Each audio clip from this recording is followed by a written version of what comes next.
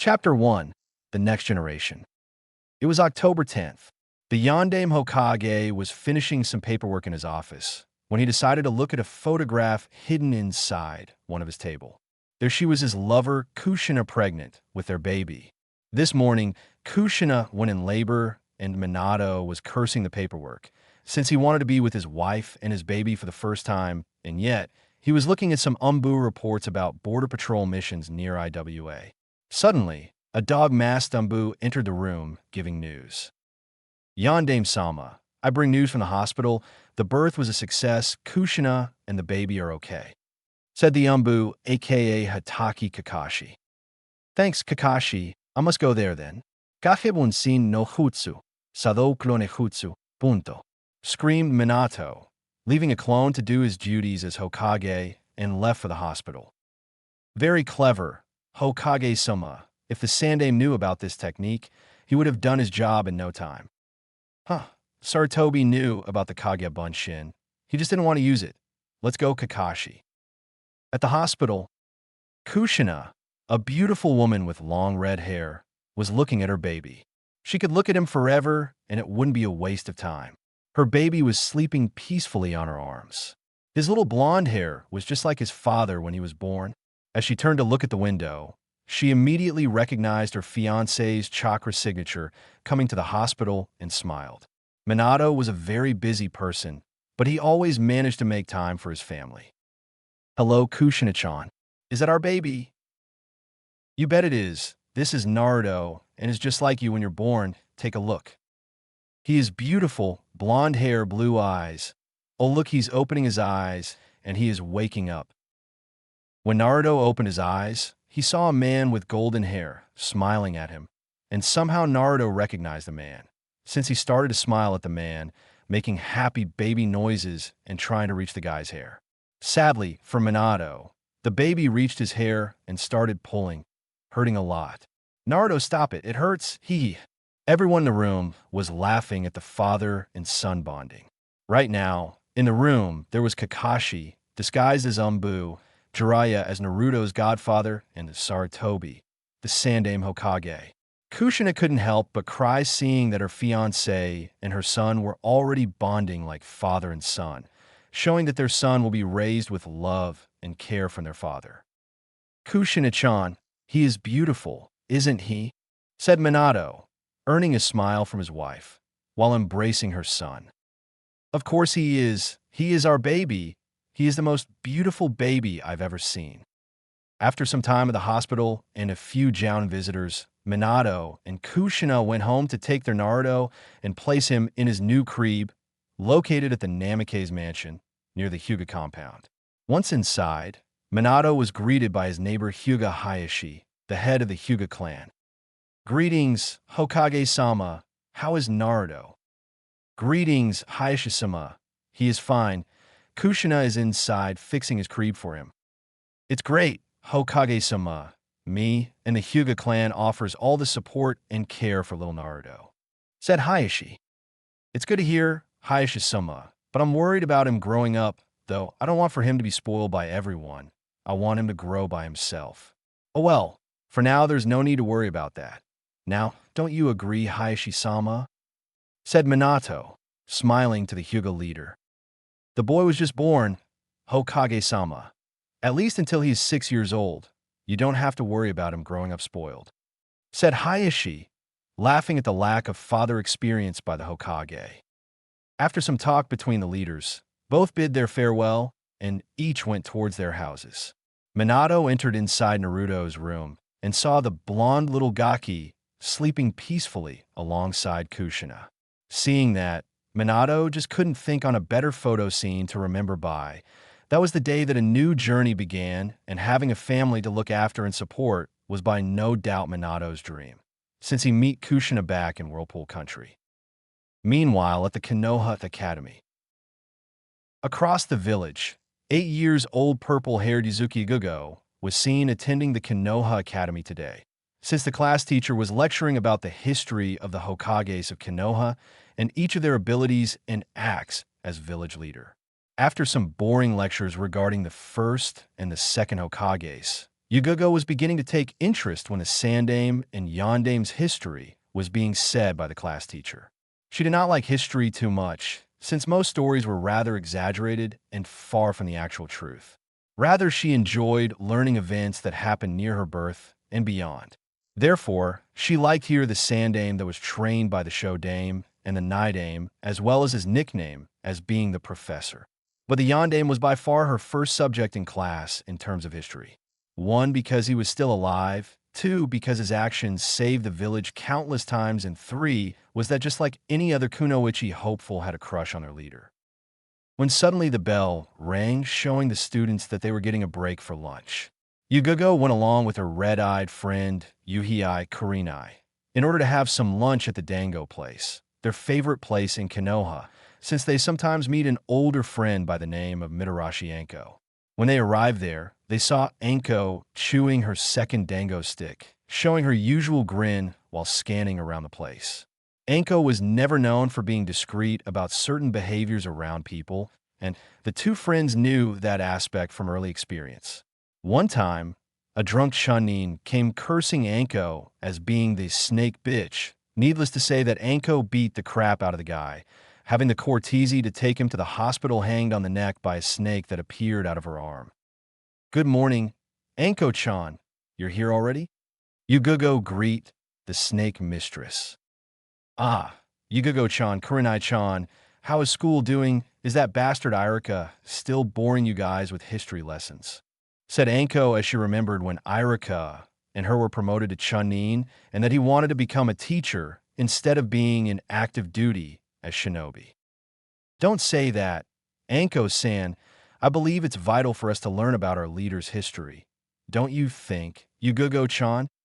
asked Kurenai, already expecting her friend to laugh at her question, just like she always did.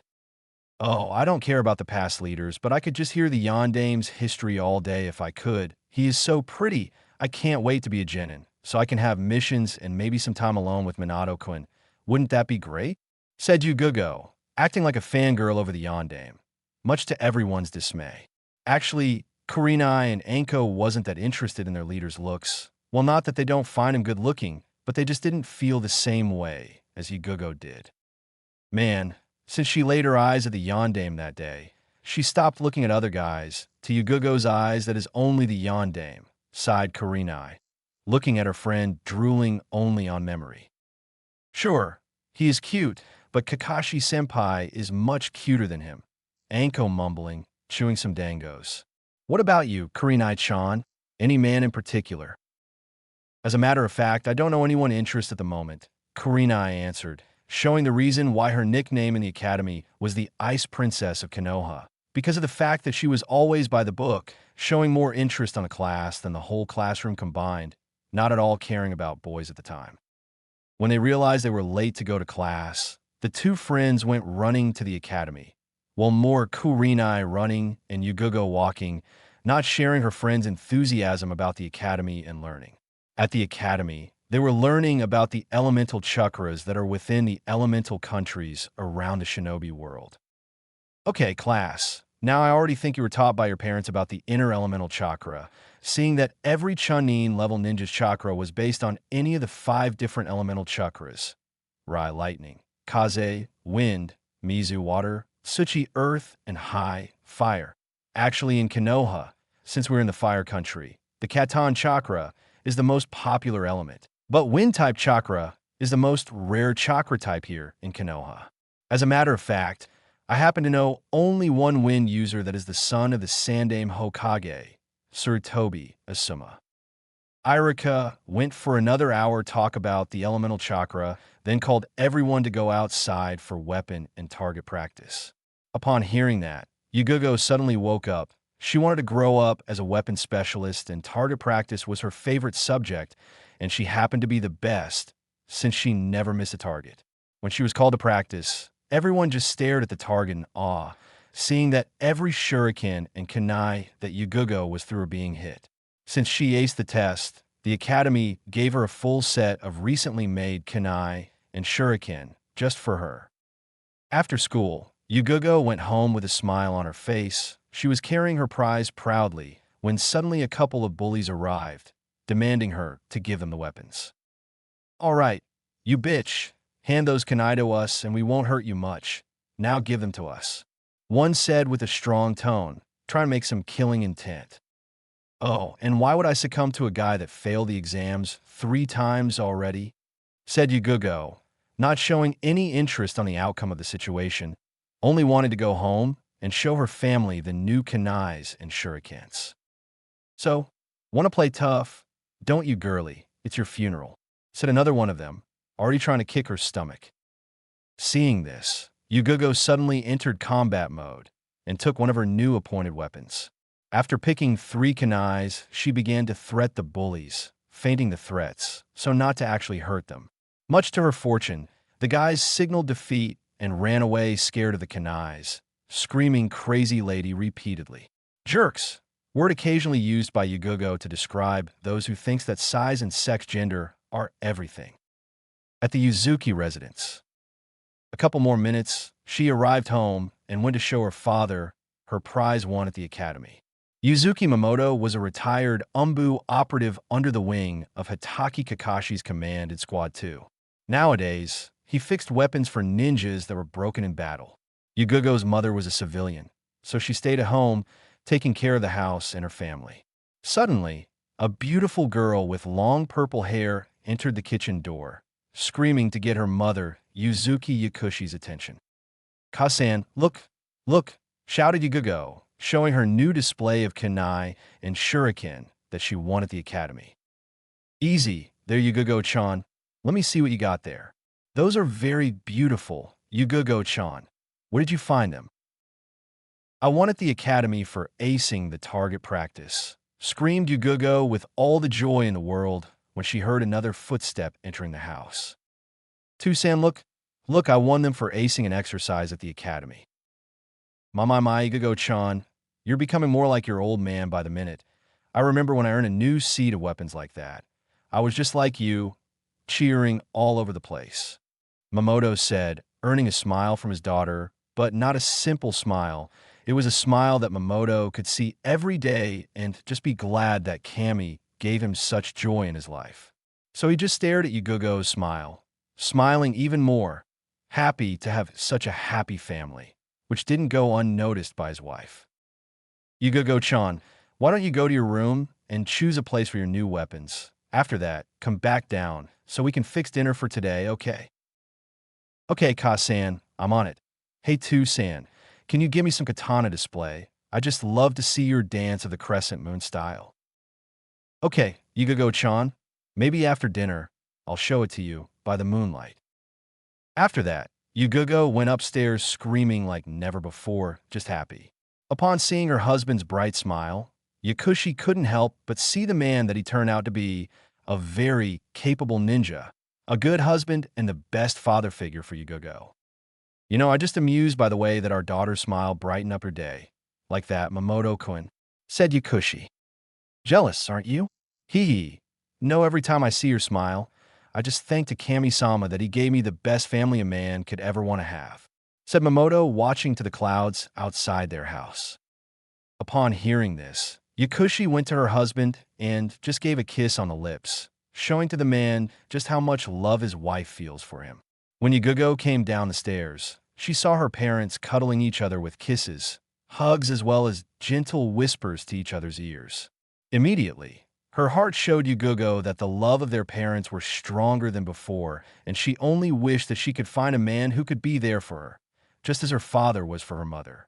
Actually, in spite of the kunoichi's way of life, every girl or woman's wish are the same. They wish to find the one true man that can hold them tight and treat them with all the love the man could muster, showing to the female thoughts of joy and happiness, finding the one to spend the rest of her life with. Yugugo, despite her crush on Namikaze Minato, the Yondaime Hokage of Konohagakure, she knew deep inside that it would never happen and wished to find the one when time comes. "Ah, Yugugo-chan, did you hear the big news?" shouted Yakushi, earning the interest of her daughter. "What is it, Ka-san?" "The Yondaime's son was born this morning. I think his name is Namikaze Naruto." "The Yondaime's son? Could he be the one?" Yugugo was caught wondering, since she was thinking on the subject of finding a man just like her mother found her father. After some time, the Yuzuki family had dinner. Mamoto showed his daughter his kinjutsu dance under the moonlight, and Yugugo just looked amazed at her father's ability. But she wasn't the only one doing that, since her mother was watching her husband as well, remembering back the time when they met the first time, seeing him performing an exhibition to the Sandame at the Umbu headquarters. Yugugo was again thinking, and she concluded what she wanted in the future. One was being a strong and capable ninja, following her father's abilities, and finding a suitable man that could show her what her father showed every day to her mother and me. Oh my God, I'm too young to be thinking about having kids. At the Namikaze household, it was approximately 9 at night, and Minato was just entering his house. He was exhausted. After dealing with an Umbu mission that went wrong, the young Hokage had to calm the fired daimyo and assure him that not all missions are successful, and Konoha ninjas were taught to deal with the outcomes of battle, should they encounter an obstacle during the mission. The daimyo sighed in anticipation for losing a precious cargo. Due to an army of bandits winning a battle against a recently promoted Chunin team and stealing the cargo, which consisted of important medicine to one of Fire Country's villages that needed assistance. Minato, for his part, was relieved that the Konoha ninjas' injuries weren't life-threatening and that they would recover in 2 or 3 days after some rest. Still, Minato didn't want to lose his shinobi's lives. He wanted to spare as many lives possible during his reign as Konoha Hokage. But he realized deep inside that his dream would be far from reachable, seeing that death was a part of a shinobi's way of life. Inside his room, his wife was deep asleep as well as their Naruto. Minato was glad that he could come home after a stressful work and find his family smiling like they didn't have problems at all. Minato took a deep look towards his son and wondered if his son would follow his father's footsteps, entering the shinobi program. He sighed, thinking about sending his son on missions, worrying about his safety and everything.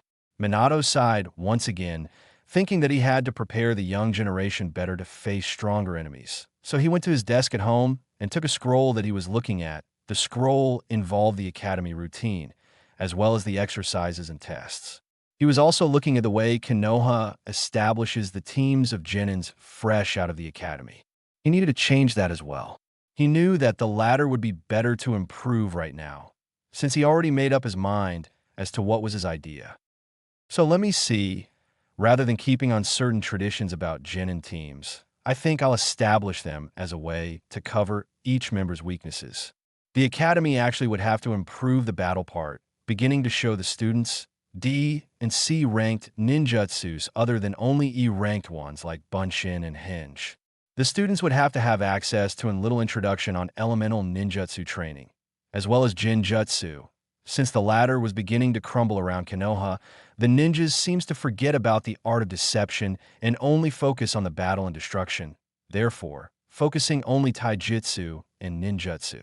Based on the number of genins, Konoha can form different kind of teams, being a demolition team, information gathering team, full front team. The options can be rather promising. A full front team would resort to taijutsu and short-distance ninjutsu of all kinds. The information gathering team would be focused on jinjutsu and espionage, leaving demolition teams for strong and long-range ninjutsus.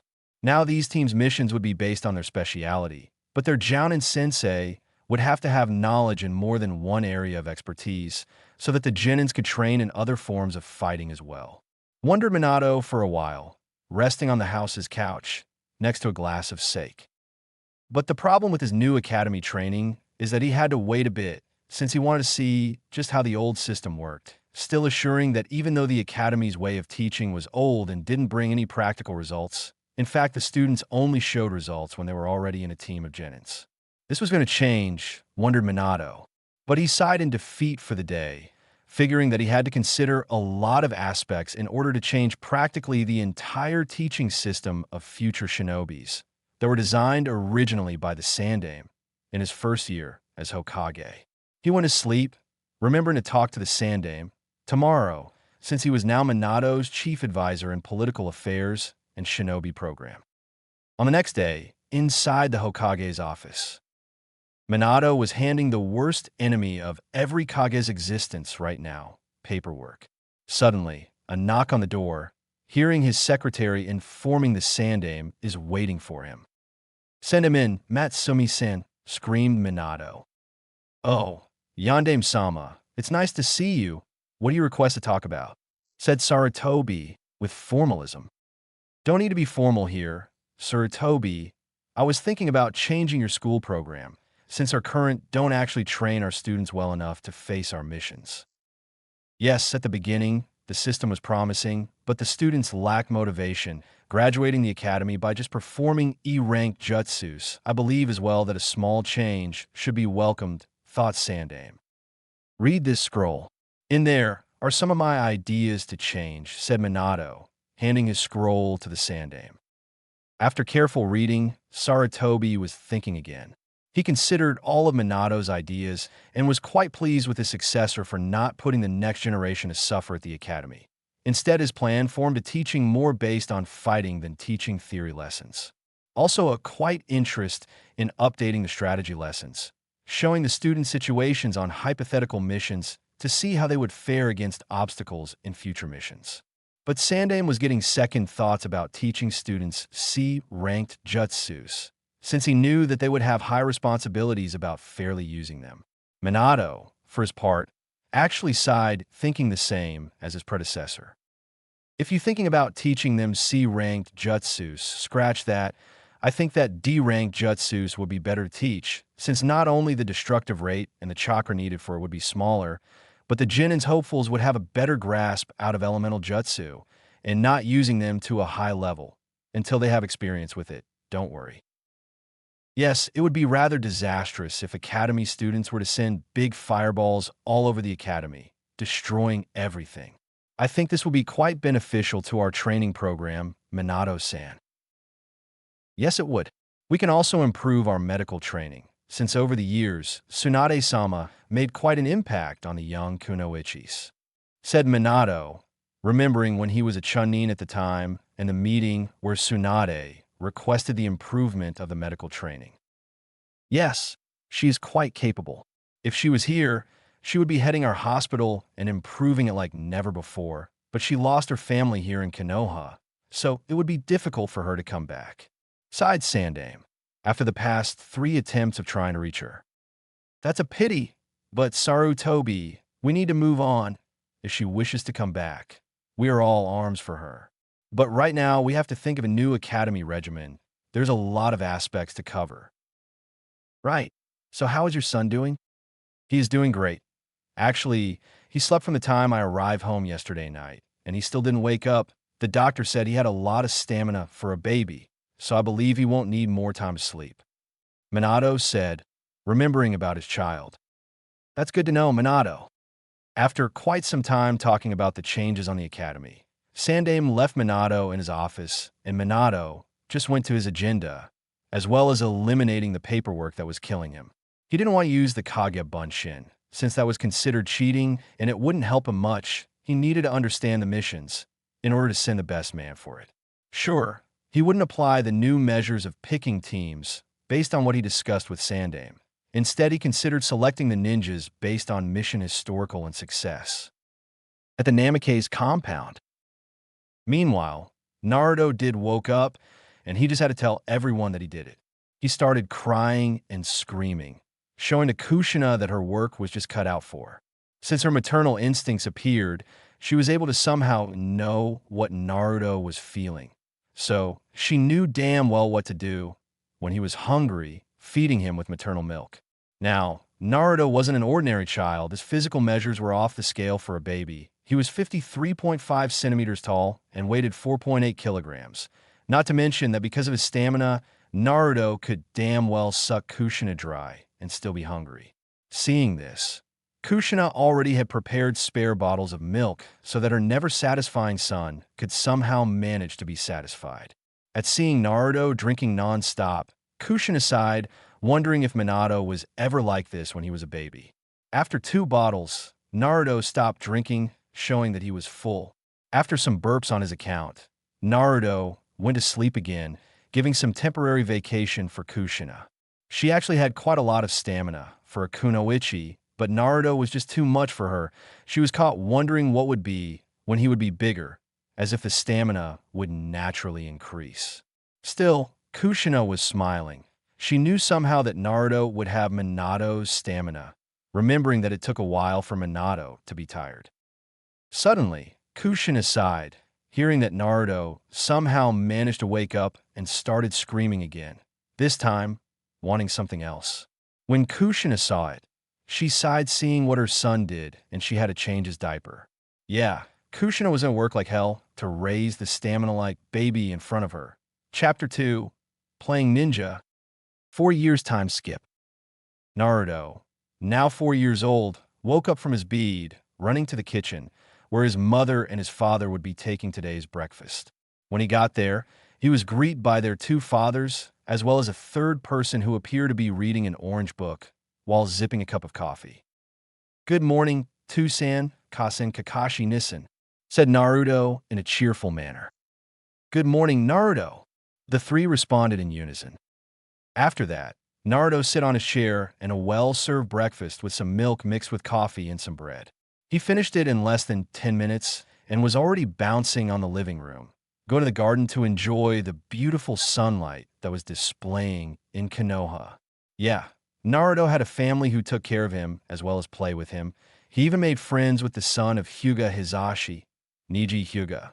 In fact, they met about 3 weeks ago, when the Hokage asked Hayashi to watch Naruto for the day, since Minato and Kushina were to travel to the Fire Daimyo's house in order to establish some connections with the Earth Daimyo for trading commerce and merchants. During this time, a Kimo ninja infiltrated the Hyuga manor, wanting to kidnap the daughter of Hyuga Hayashi, and was going to succeed had Naruto not screamed the name intruder, as well as saying loud for the guards to show, "Why are you kidnapping Hinata?" After hearing this, the entire Hyuga's guard appeared and captured the Kimo ninja, therefore rescuing Hinata from the hand of the Kimo ninja. Suddenly, both Hayashi, Hizashi, and Hizachi's son congratulated on saving the Hyuga heir as well as the Byakugan secrets. That's when Naruto and Niji met, and since they are the same age, they became friends in an instant. Actually, the boys started sparring since then, so Naruto began his ninja training with his father, seeing that he made a rival out of Hyuga Niji. Right now, Naruto was doing his morning routine, running 10 laps around the compound, as well as making 100 push-ups. After that, he trained with a little wooden dummy, the taijutsu style that his father taught him. Even though Naruto was excitedly overjoyed, you could see him concentrating on hitting the enemy, rather than start punching and kicking the dummy without any coordination whatsoever. Minato had finished his breakfast and came to see his son practicing taijutsu just like every day since the Hyuga incident. He was just amazed at the display of commitment that Naruto displayed when he trained like that. It would be impossible at his age to start losing some baby fat, but if the person were to see closely, they could see little muscles forming and knuckles forming on his hand, enduring his punches much better. Kakashi, for his chance, was smiling at his nephew. He was already a legend at ANBU as commander of Squad Number 1, and he was considering a position at Konoha's Jounin, seeing that being in Umbu showed some of Kakashi's deepest and most intense battles he fought, and he was becoming tired of doing A and S-ranked missions, mostly S-ranked missions, commonly regarded as being suicide missions. He would still apply for leaving Umbu, wait the Umbu's chief's dismissal, as well as approval of the Hokage. But seeing that he was late, he signed for his sensei, the Yondaime, who just sighed and went back inside to put on some clothes and leave to go to the Hokage Tower. "Naruto-kun, I'm leaving, okay?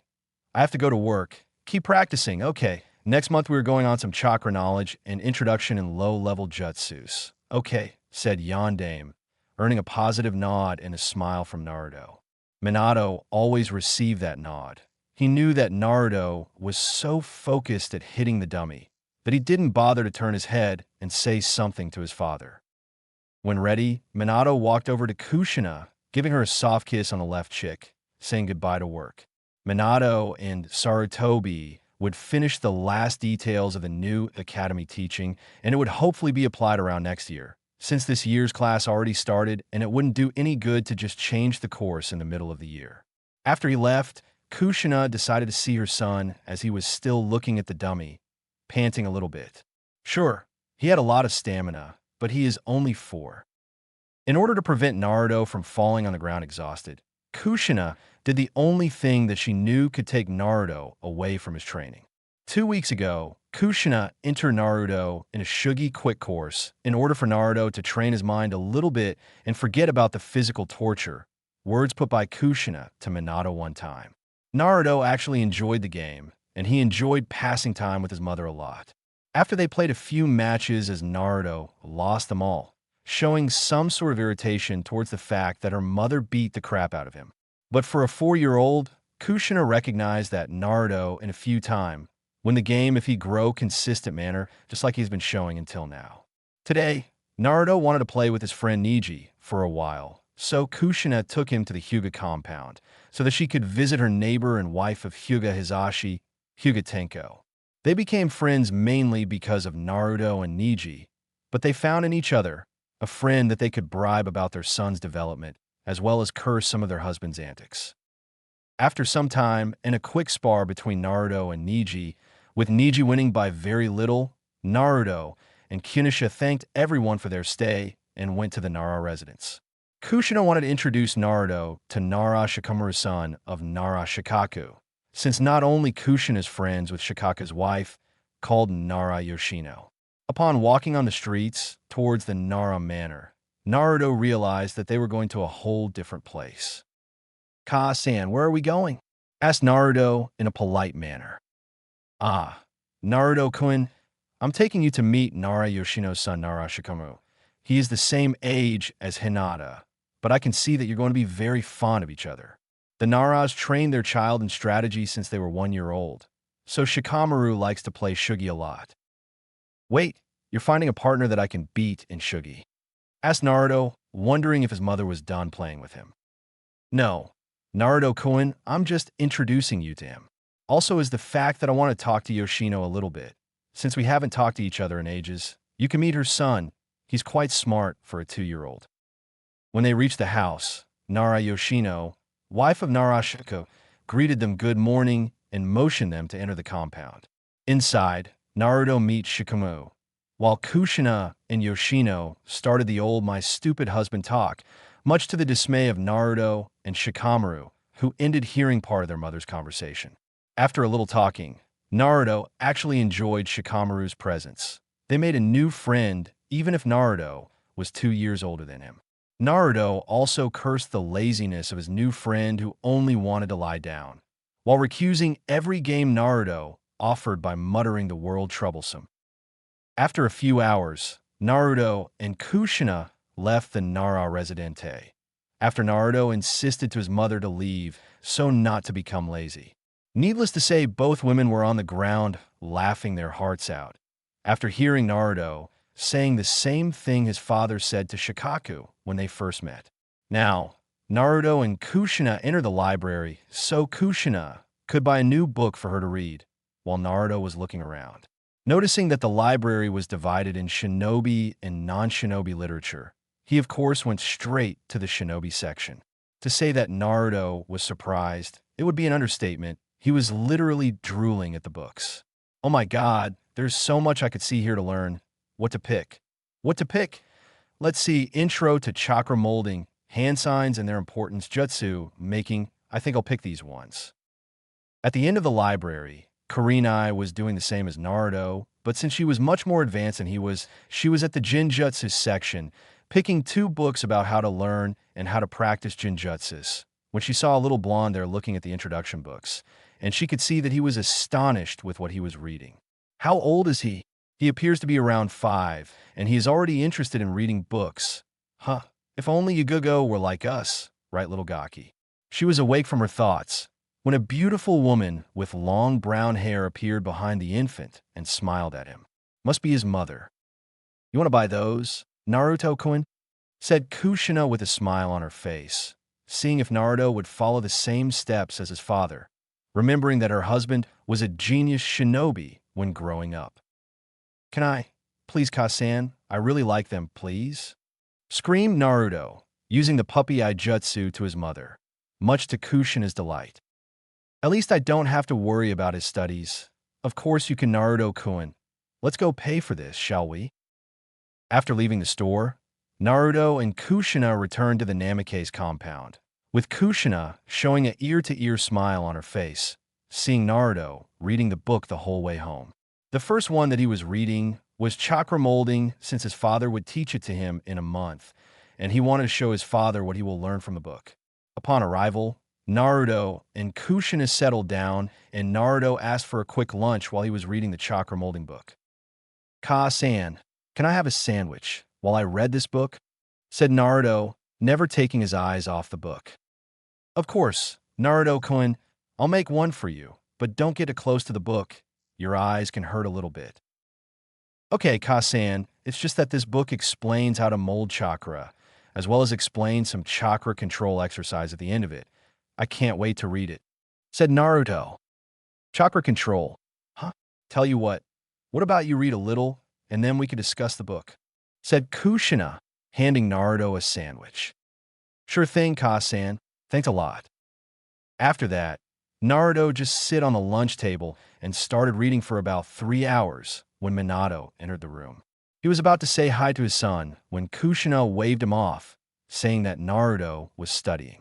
Needless to say that Minato was indeed surprised to see a 4-year-old studying about chakra molding, but he was slightly scared about it, since Naruto was only 4 and he should be outside playing, enjoying his childhood a little. Remembering the past, Minato wasn't worried about his son. The kid played a lot with Neji and Shikamaru, from what Kushina told him. Add to the fact that Naruto considers practicing taijutsu and learning what it takes to be a shinobi like playing and enjoying life. At the academy.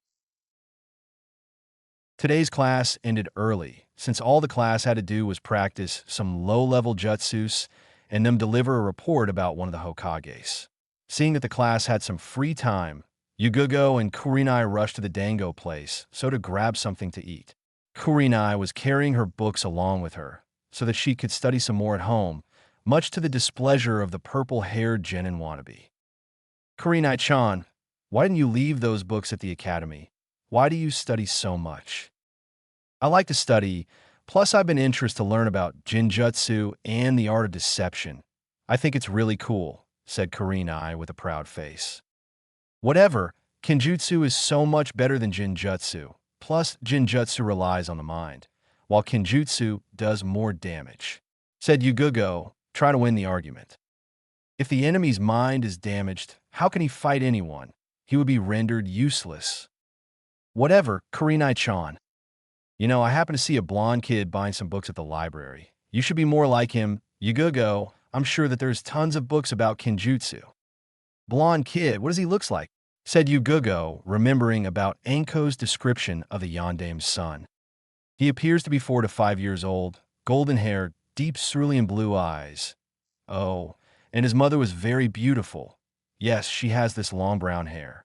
Well, I think she was his mother, since he called her that. But I was impressed with him. Nonetheless, he bought on Chakra Introduction and some other books." "Kurinai-chan, isn't that boy's name Naruto?" asked Yugugo, just waiting for the confirmation. "Now that you said it, his mother did call him Naruto-kun, but why do you ask?" "Baka, Naruto is the Yandame's son," said Yugugo, cursing her friend's density and at the same time wondering about Kurinai's news on Naruto.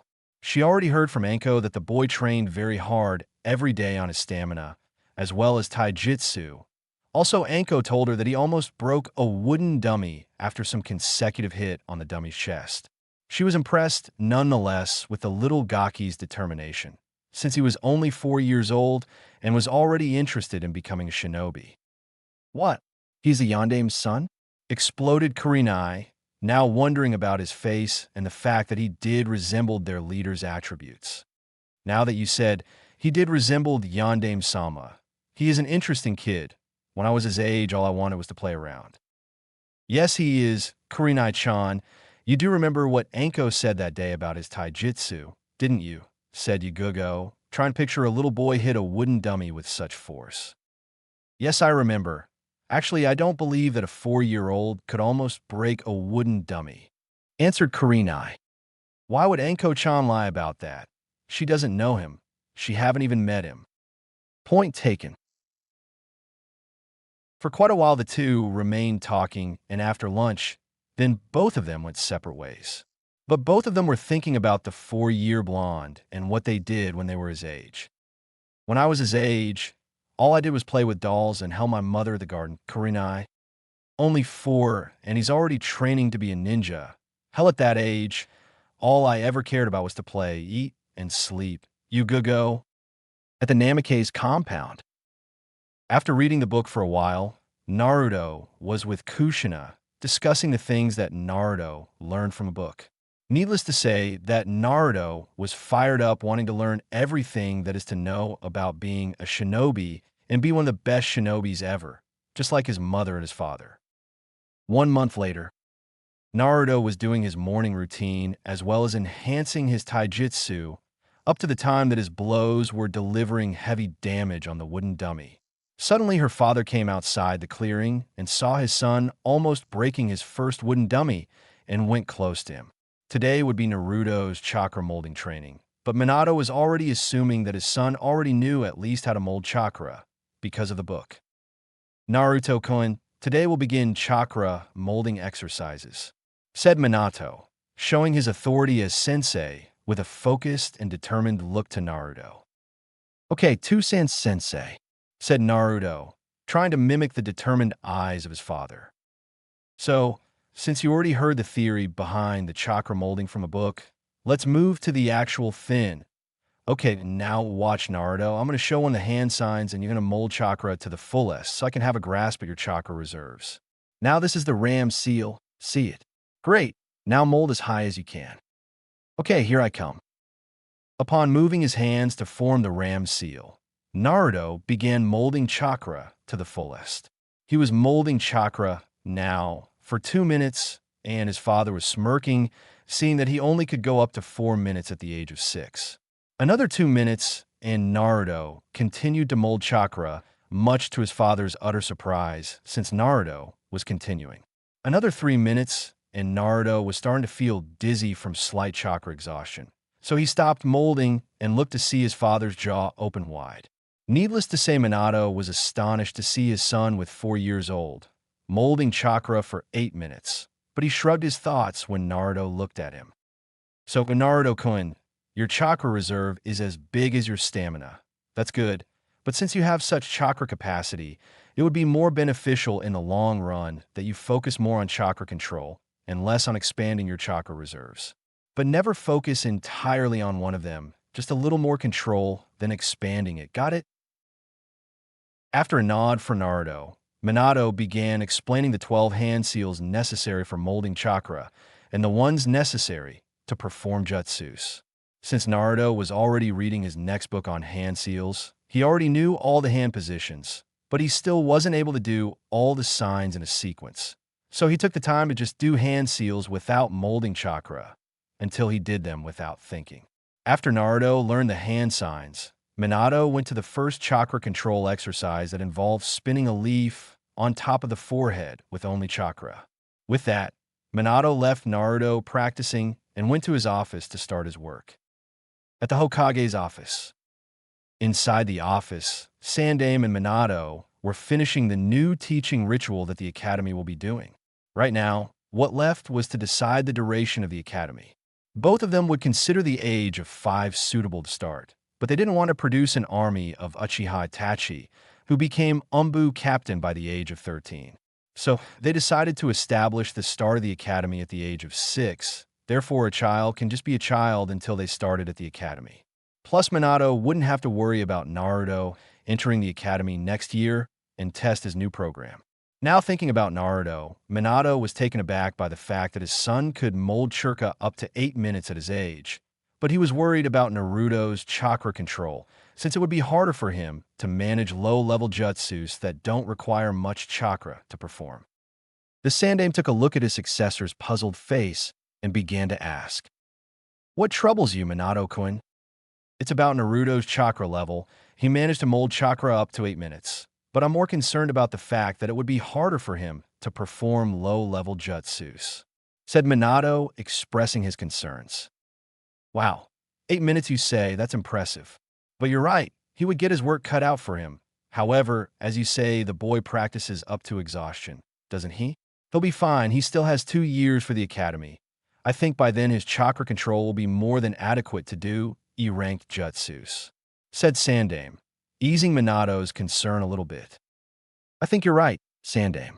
My son is smart and determined. He'll be just fine." At the Namikaze compound.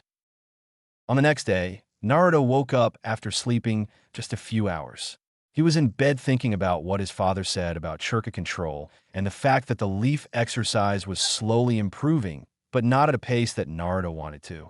He was feeling close hand now what his father said to him about the difficulty of chakra control. So he thought it would be better to read the part of his book about chakra control, so to see if he could learn some techniques that helped him for the leaf exercise. Quickly reading through the pages, he came across a meditation exercise that, when practiced daily, would improve concentration and was great for learning chakra control. Okay, in order to meditate, the practitioner must sit in a comfortable position, close his eyes, and concentrate. The place of meditation is necessary in order for the exercise to be effective, so outdoors would be perfect. When outside, close the eyes and concentrate on hearing sound you wouldn't normally focus on, like the sound of water dripping, the sound of the wind blowing, and the sound of nature," said Naruto, reading the book loudly. After reading, he got out and started to meditate, but before that he did his morning routine, improving his stamina and punishing the wooden dummy. After that, he just sit on the grass and close his eyes. Because of the energy of the taijutsu, Naruto was having trouble concentrating and closing his eyes, but because of his determination, he focused his mind on hearing the sounds that the book described. After 20 minutes, Naruto was having no luck since he couldn't hear those sounds. But with a clear mind, he managed to come up with a plan in order to hear the sounds. He began channeling chakra through his ears and was amazed at what he was listening. Apart from feeling the breeze at his face, he was able to hear it traveling in air. He was concentrating and felt really good for him. This exercise managed to calm his nerves and ease his mind to the task in hand. Okay, I learned how to meditate, but how can I learn chakra control from this? Meanwhile, Neji arrived at the Namikaze compound, reaching for his friend, who, according to Kushina, was at the garden training. Neji was quite fond of Naruto over the years. They sparred a lot and played together. Upon arriving at the garden, Neji managed to see Naruto in the middle of the garden, just sitting there with his eyes closed.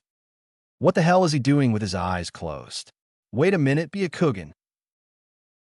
Neji was considered the Hyuga prodigy, and he was able to use the family's Kekkei Genkai at the age of 4 already. What he saw Naruto doing, he couldn't figure out. Naruto was channeling chakra through his ears and his eyes were shut. Seeing this, he decided to go up to him and ask what he was doing. When he arrived, Naruto slowly opened his eyes and let the sunlight slowly enter his corneas, hurting a little bit because of the sudden light and a presence of a certain person. "What are you doing, Naruto?" Neji started. "Oh, Neji, I was meditating a little bit," said Naruto with one hand on the back of his head and smiling. "Meditating, what for?" "You see, my father said that I have high chakra reserves, and he said that my chakra control would be harder to manage. So, seeing I was having trouble with the leaf exercise, I read on a book that meditating helped improving concentration and focus. And as I was meditating, I started channeling chakra through my ears in a way as to hear sounds that you normally wouldn't hear. And since I managed to channel chakra through a part of my body, I think my chakra control improved a lot," said Naruto, explaining his reasons to Neji. "Huh, only you to do that for chakra control. Hey, I was looking for some morning exercise. Want to help me?" said Neji, smirking and getting in a taijutsu stance. "Sure, but I believe that this time we'll see who is better, huh, Neji? Let's go." Suddenly, Neji charged at Naruto with a punch aiming Naruto's chest, but was dodged with ease by Naruto by changing the direction of the punch with his arm, as well as quickly swift to the side. turning with a wide kick to Niji's stomach. Seeing this, Niji continued the way he was heading for and rolled to the ground as to avoid the tackle. Seeing how Naruto was faring in battle, Niji tried to fight using his Kekiai Genkai like his father instructed a while ago and then charged Naruto once again. Niji suddenly saw Naruto channeling chakra to his legs and was amazed when Naruto suddenly jumped away from the tackle and appeared on Niji's side, aiming a punch at Niji's face, which was avoided by the Hyuga with his arms. "Wow, Niji, you managed to fight with the Byakugan. That's great," said Naruto, never taking his eyes of his opponent. "Yeah, but tell me how you channeled chakra through your feet like that." "Oh, I was testing something since when I channeled chakra through my ear, my hearing was better. I figured that channeling chakra through my legs, I would jump higher and get away from your blow. I guess it worked," said Naruto, showing a grin that somehow grew on him, and it became his characteristic grin. "I don't know if I should be impressed or not. For once you changed your strategy in the middle of the battle, but also you tried something you never knew it worked before." He just laughed Naruto. For a little while, they sparred some more, and Niji went home satisfied about the exercise and his rival's quick improvisation skills. For Naruto's part, he went back to his room and decided to rest a little bit before playing a little bit. Actually, he was only 4 years old and already quite advanced in terms of abilities, but Naruto also played with some toys, since he is still a child, no less, no more. 2 hours later, Naruto went downstairs to have dinner with his family and managed to see Minato and Kushina in what could be described as a couple on a movie inside. Almost every day, he was caught wondering while sitting on a chair and continued to stare at the couple having some time together. Even though this was not a very pleasant sight for him. Not that he didn't like to see his parents together, but he didn't want to intrude their moment. So he went outside and looked at the full moon at the sky, shining with all intensity and illuminating almost everything. Now, this was a sight that Naruto enjoyed as much as training. The moon always calmed him down, and the excessive energy in his body just seemed to vanish, even if it is for a second. He was so caught on the sight that he didn't hear his mother calling him to get some dinner. After the third attempt, Kushina was getting worried about his son, since he didn't come like he was used to, so she went upstairs. Meanwhile, Minato went outside for a little while, and just feel the night breeze wash away his worries. When he stepped outside, he saw his little one staring at the full moon, smiling. "She is beautiful, isn't she?" Minato asked, sitting close to his son, scaring Naruto a little bit. "Otu-san, you're here." "Yeah, it's very beautiful, especially on a day like this with no clouds to stop her from shining like the sun," said Naruto, almost hypnotized by the view on the moon. Then, father and son was looking at the moon at the same time, when Kushina came outside, screaming for her son's name, finding not only Naruto, but Minato as well looking up. "What are you two doing outside?" Kushina said, amazed at the resemblance of Naruto and Minato with just the height and the clothes that were different. "We're appreciating the full moon, Kasan. Sit with us, take a look for yourself," said Naruto. "Okay, but it was all that Kushina said before she looked at the moon and understood what Naruto and Minato were so amazed at. It was really beautiful. Kushina was right now thinking two things. I never paid attention to the moon like that. It's so beautiful, but I would have never known that a 4-year stamina freak like Naruto could meditate as well as stare at the moon like this. Kushina then stopped looking at the moon and looked at her son. He was showing the most sincere smile she has ever seen him showing. It appeared that Naruto was in love with the full moon. Kushina looked at his son's eyes and became terrified for him. Those eyes, how can he show those eyes at his age? It's the eyes from someone passionate, someone thoughtful, someone relaxed, someone peaceful. Kushina was afraid of seeing her son at the moment. She felt like he was growing faster than ever before. She was fearing that his childhood would end sooner than normally expected. I better talk to Minato about loosening up his training a little bit so that he could at least be a kid for once. "Okay, dinner's on the table. Let's go, you two," said Kushina, getting up. "Okay, let's go, Naruto-kun. I'm hungry, and I know you are as well," said Minato, carrying his son inside on top of his shoulder, listening his son cheer for his father, and smiled. After served, the Namakazes were eating when Naruto shoved the question that made Minato and Kushina drop their chopsticks on the floor and Minato choking the food. "So, just what were you doing here in the kitchen just a little while ago?" said Naruto, mentally laughing his ass off, seeing the looks that his parents were displaying. What are you talking about, Naruto-kun?" Kushina tried to cover from their son. "When I came downstairs, I saw you two just close to each other, hugging and stuff. It was before I went outside and saw the moon." "Oh, that? I was just hugging your mother. Naruto-kun, why are you asking?" said Minato, not wasting time trying to lie to his son. "No reason, just curious, I guess," said Naruto, dismissing the subject. After a while, they finished dinner and Naruto tried to help his mom by taking the plates and handing to her. Kushina smiled at his son, saying that he didn't need to help, but he insisted and she smiled again. Such a gentleman. When Naruto finished everything, he went upstairs towards his room, while Kushina found the perfect time to talk to Minato. "Minato-kun, can we talk about something?" "Sure thing, Kushina-chan, what is it?" "It's about Naruto-kun. I don't know. I think he is growing too fast. If he continue this way, he won't have a happy childhood, and I'm afraid of that. Can't you loosen up a bit on his training, or just let him play with his toys like a normal boy? I've never seen a boy just stare at the moon like he did." "Minato-kun, I could see his eyes. It wasn't a kid, it was something else I don't know," said Kushina, showing her concerns to Minato, much to Minato's concern. "Kushina-chan, I don't know if he's growing too fast like you said. I mean, Shikaka's kid keeps looking at clouds all the time. As for his training, I'm not forcing anything. It's he who keeps wanting to train all the time. Don't worry, Kushina-kun, I saw his eyes as well that time, and I can see that he's growing up, but that's unavoidable. The boy loves the full moon. This is good for him, to learn about passion and beautiful views.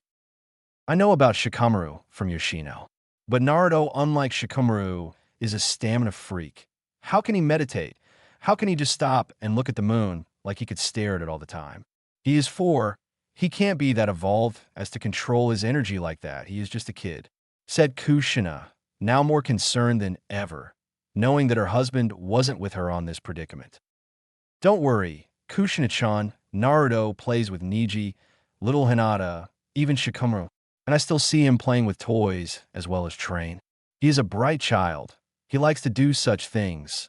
Then leave him be. I don't want to impose something on his life, and I'm not saying that I won't be harsh on him if he does something bad. All I'm saying is that I'll let him do what he believes is best for him.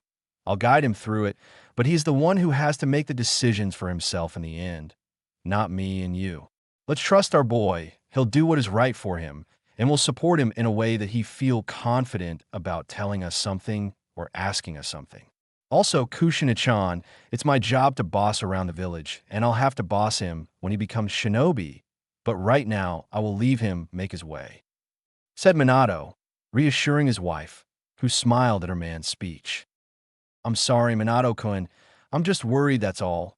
All in due time, right?" "Right." "So, Minato-kun, are you going to hug me again or not? We're not finished, you know," said Kushina, with a devious look at her husband, asking him to follow to the bedroom. Needless to say that the Hokage was smiling the next day. Chapter 3, Scary Times. 2 years past, time skip. It has been 2 years, and Yugugo was finishing her breakfast at her home along with her parents. Now, Yugugo is already a genin, since she graduated the previous year, and on her team was Yuhi Kurenai and Gunma, a brunette guy with a bandana covering his head, as well as a sun bond between his teeth. Yugugo was one of the top genins of her graduation class, and her team already performed close to 20 C-ranked missions, a number not common in year career. The team's sensei, Aoba, pretty much lets his students carry on the mission and only intervene when needed. Instead, he focused on making the genins practice very hard, making them one of the top teams in pretty much everything. Yugugo is a close combat fighter, since learning her dad's kenjutsu style, as well as learned only close to mid-range style jutsus. Gunma is the strongest of the team in terms of ninjutsu, with the 2-element chakra, Katon/Raiden, He is the mid-range fighter of the team and backup for Yugugo since his taijutsu is average. And last but not least, Kurenai is the long-range fighter, using her Jinjutsu to assist the other two, rendering the enemy useless in battle. Yes, Team 2 is one of Konoha's proudest teams and certainly will bright in the future. Today, Team 2 would have a C-rank mission. Well, it would be a D-ranked, but due to the importance to the one being protected. But Yugugo still didn't know what would be the mission, since her sensei told them to arrive at the Hokage Tower for instructions, and she was excited as hell, since she loved to test her skills against the enemies. After Yugugo left her house, she decided to sprint to the Hokage's tower by jumping through rooftops until she arrived in front of the Hokage Tower, only to find Kurenai already there, much to her dismay. "Oh hey-oh, Kurenai-chan, you're here early. I thought I would be the first to arrive," said Yugugo. "Oh hey-oh, Yugugo-chan, since I live near here, I arrived early. So how are you?" "Fine. So any guess about our mission? Do we have to take out some bandits? Maybe some low-level chunins that are harassing a village," said Yugugo, already picturing she slicing her sword on the enemy winning the battle. "I hope not. I would rather a calm mission today. It seemed like every mission we were in involved fights and stuff. I would be glad if this one would be a calm one." "You're no fun, Kure-chan. Oh, well, I guess we have to wait until Aoba-sensei and Gima-san to arrive, won't we?" said Yugugo, sitting on a bench nearby. After 10 minutes, the rest of Team 2 arrived, and they went up to the Hokage's office in order to receive their next mission. Inside the Hokage's office, Team 2, presenting for mission, Hokage-sama, saluted Aoba to Minato. "Oh, hello there. How are you all guys doing?" said Minato, proud of looking at one of the best Genin teams in Konoha. "Fine, sir. Understand Hokage-sama has a mission for Team 2? "Yes, it will be a C-ranked mission. Normally would be a D-ranked one, but due to the importance of this mission, I'm trusting upon your team. Oba-san, it will be a C," said Minato. While Yugugo was fuming inside, she thought that the D-ranked ones would be over by now and be only C and low-level B1s, but she thought better than to charge at her once crush of a man for judging his judgment. "Well, the mission will be to protect my son Namikaze Naruto during the duration of a trip me and my wife would be doing along with the Hyuga delegates to Kyumo in order to improve our diplomatic relations with them, as well as maybe celebrate a deal for commerce between the villages. So Team 2 will be with my son at least during 1 week that the travel would entail," said Minato, already seeing the wide eyes of the Genins, especially the purple Genin with the katana, since she was with her jaws down to her chest in utter surprise. "Okay, Hokage-sama, don't worry. Your son will be safe from enemies. Team 2, we are to arrive at the Namikaze compound in 2 hours, dismissed," said Aoba to his team. "Aoba-sensei," said everyone of the team, and then left the office. "Aoba-san, I'm sure you understand the importance of this mission, don't you? I'm asking this because my son had already suffered his first kidnapping attempt 2 weeks ago," said Minato, much to Aoba's shock, since he didn't know that Naruto was kidnapped. "Hokage-sama, if you don't mind, I wish to hear about what happened so that my team can be better prepared for what to come." "Very well." Flashback on. The nightfall was already appearing, and Minato was doing the last paperwork of the day and went home. During the way back, Minato could sense 3 figures watching him close and stiff. Who would be stupid to try to kill a Kage unless they wanted to go to war? Minato thought about it and decided to pay no mind as he was approaching the compound. Inside, the house was empty. Immediately, the yondaime became the yellow flash and began to inspect the house for what could happen, and his instinct for fuming like crazy. Upon approaching a couch, he saw that Kushina was on the ground, near a few glass pieces from a broken window that where the enemy broke in and attacked his wife. Minato was passing through all the possibilities inside his mind as to what happened here, when the thought of Naruto being the enemy's objective practically punched him in the face for not realizing this. Suddenly, Minato called for his student and confidant who happened to be inside the village doing some patrol around the streets via intercom. "Sensei, what happened here?" said the dog Mastambu. "Kakashi, my son was kidnapped. Quickly summon Paku, and let's find him. We have to reach the enemies, hurry," said Minato, already panicking for his son's life. Right away, Kuchios no Jutsu, summoning Jutsu, said Kakashi, summoning a little puppy with a leaf headband. "Kakashi, what do you want?" "Paku, Naruto-kun was kidnapped. We need to find the kidnappers. They must be close."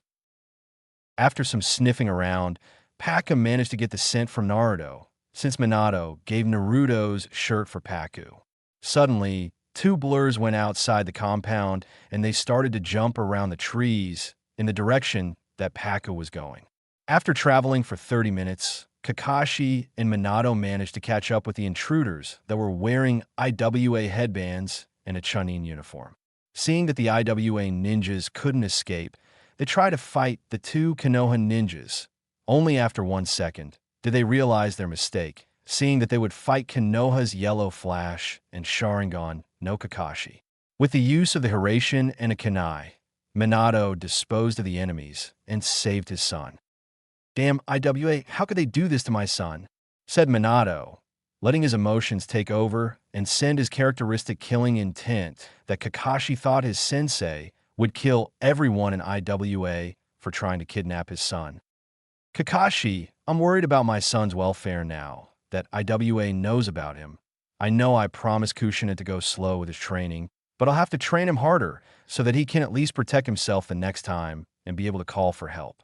Also, I'm going to give him one of my Hiraishin Kunais so that he can call me when needed." "Are you sure, Sensei?" "Naruto is just 6 years old. He may call you to every little trouble he is. Are you sure he's only calling you in dangerous situations?" asked Kakashi, knowing what a regular 6-year-old boy could do. "My son knows better than that, Kakashi.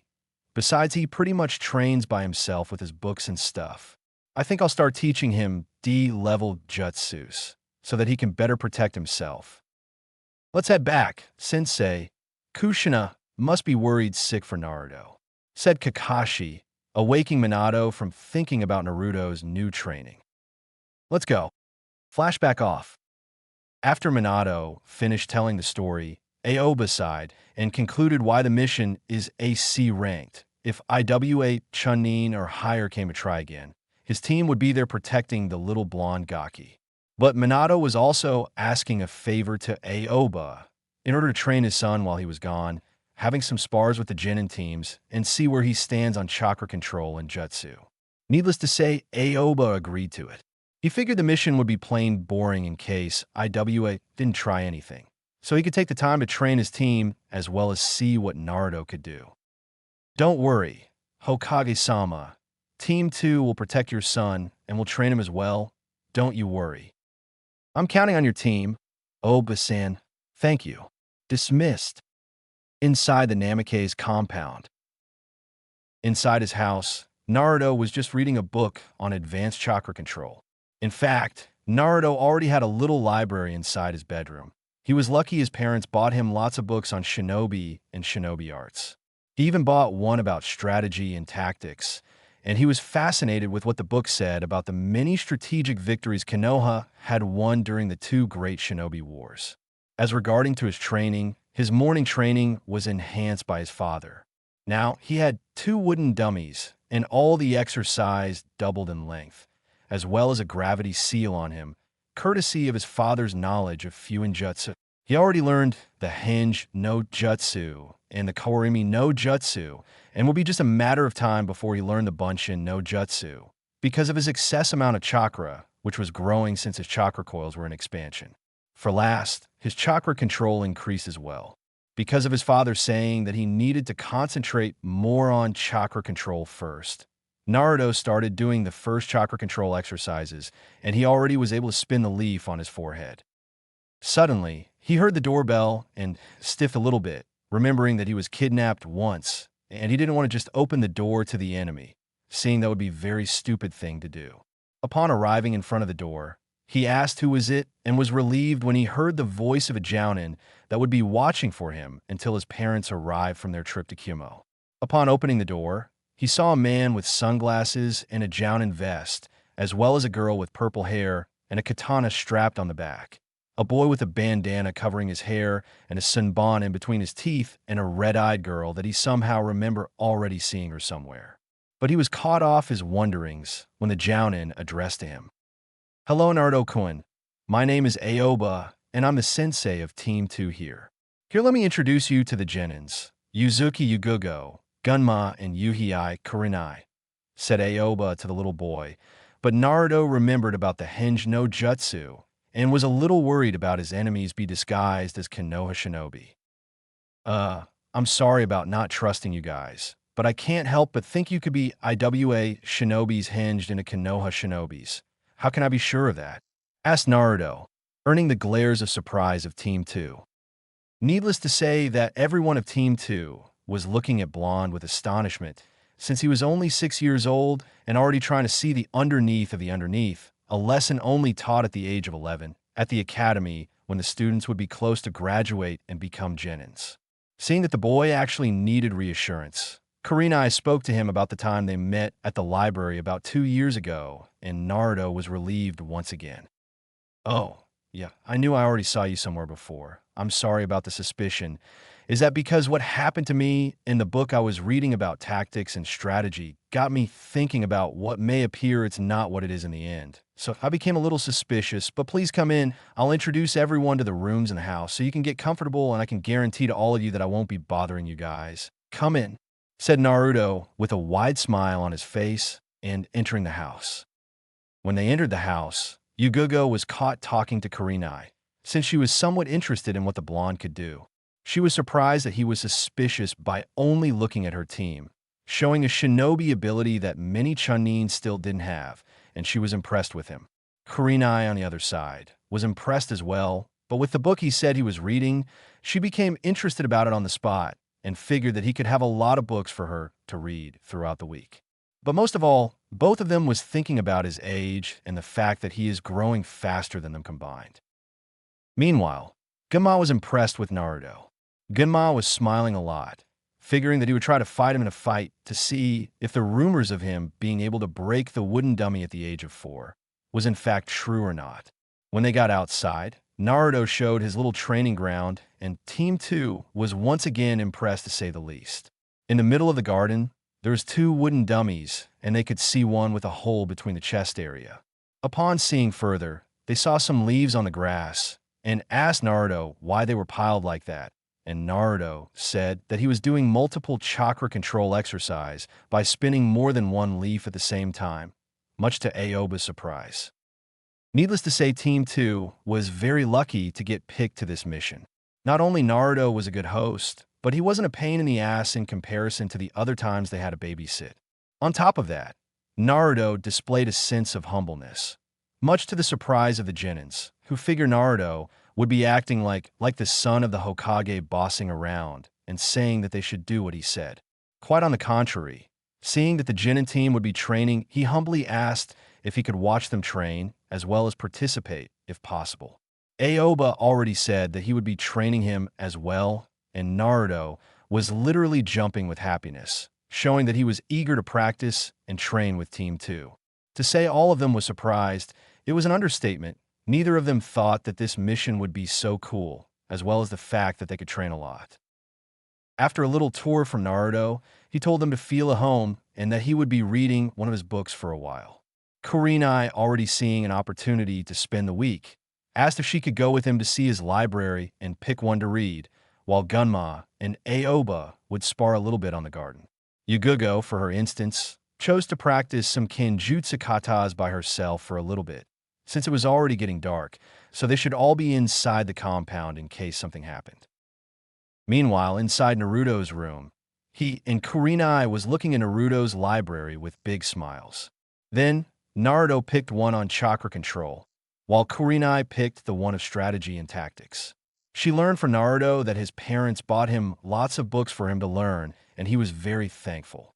Kurenai, for instance, said Naruto was a very interested kid, seeing that his level of literature was very advanced for his age, and she didn't think twice about saying to him about it, resulting in a blushed Naruto and an amused Kurenai, thinking how cute the little blonde was when he was embarrassed like that. A few hours later, Everyone was having dinner together, eating what Naruto's mother left for them inside the freezer. They talked about all sorts of things. Well, actually, Naruto was letting his curiosity all out and started asking about the many missions that Team 2 accomplished together, as well as each of the team's abilities. Needless to say, Naruto's eyes would wide every time Yugogo and Gunma described their fights, while Kurenai was misleading the enemy. Naruto wasn't too happy to know about the first missions as Genins called the infamous D by the new appointed Genins, seeing that they didn't involve any ninja skills or knowledge whatsoever. Seeing that the team would show Naruto the wrong idea about the D-rank missions, Aoba decided to intervene, saying that these missions existed in order to improve teamwork among the Genins and that Konoha was well known throughout the shinobi land because of the three-man cell like the legendary Sannin and the Ino Shikacho trio.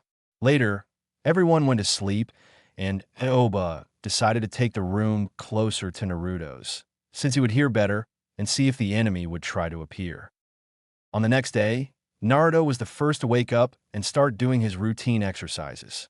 He learned from his father the theory behind the gravity seal, and now he knows that in order for the seal to activate, one have to channel chakra through it and the contrary for deactivating. Upon activated, Naruto felt his weight increase and felt his knees bend a little bit in order to get used to the extra weight. He only used it to train alone, but when he was sparring with Niji, he needed all the strength and speed he could get because the Hyuga prodigy was always all out when they practiced. Once completed 30 laps around the compound with the seal on, he started practicing some advanced taijutsu moves on the dummy still with the gravity seal on. According to Naruto, this exercise was invigorating, and even though at the end of the training he was sweating like a pig, he felt like he had no care in the world, just exhaust himself to the fullest. Upon entering the compound, so to have some breakfast, he saw that Aoba, Yugogo, Kurenai, and Gima were getting up, and all of them looked at the sweating blonde, wondering just how stamina this boy has. Out of them, Aoba was generally the first to wake up, and all of them thought that their sensei didn't sleep at all. But seeing Naruto, Team 2 believed that the boy was actually a stamina freak, just like his mother called Naruto once to Minato, upon seeing a 4-year-old training himself to exhaustion and then continue after a 30-minute break. Now, another thing that only Kurenai and Yugogo saw was that Naruto was pretty buff for a 6-year-old kid. They had to focus very hard in order to see a little baby fat around the kid's body. "Oh man, that's good workout. I can tell you, it's invigorating," said Naruto, panting a little bit and showing a big smile, letting them know that training to him is like playing with toys or doing stuff kids should be doing at that age. "Wow, Naruto, your father told me you worked pretty hard, but I never thought you would be this hard as to wear a gravity seal on you while training. Tell me, what do you do for, as you say, morning routine?" asked Aoba, seeing the fiery spirit and determination on the Hokage's son. "I start with 30 laps around the compound, following with 100 push-ups, 100 sit-ups, then 2 hours practicing taijutsu on the 2 training dummies as a way of fighting against 2 opponents. Oh, and all this with a gravity seal, which by the way increased my body weight up to 20, explained Naruto, only beginning his day. After that, I take breakfast and I read a book on chakra control, Introduction to Jutsus and Strategy and Tactics. I also play Shugi with my Kasan, and I practice Jutsu and chakra control all afternoon." While Naruto was explaining his training, Team 2's eyes were wide and their jaws were down to their chest. Needless to say, they were impressed on the blonde's determination to be as strong as his father.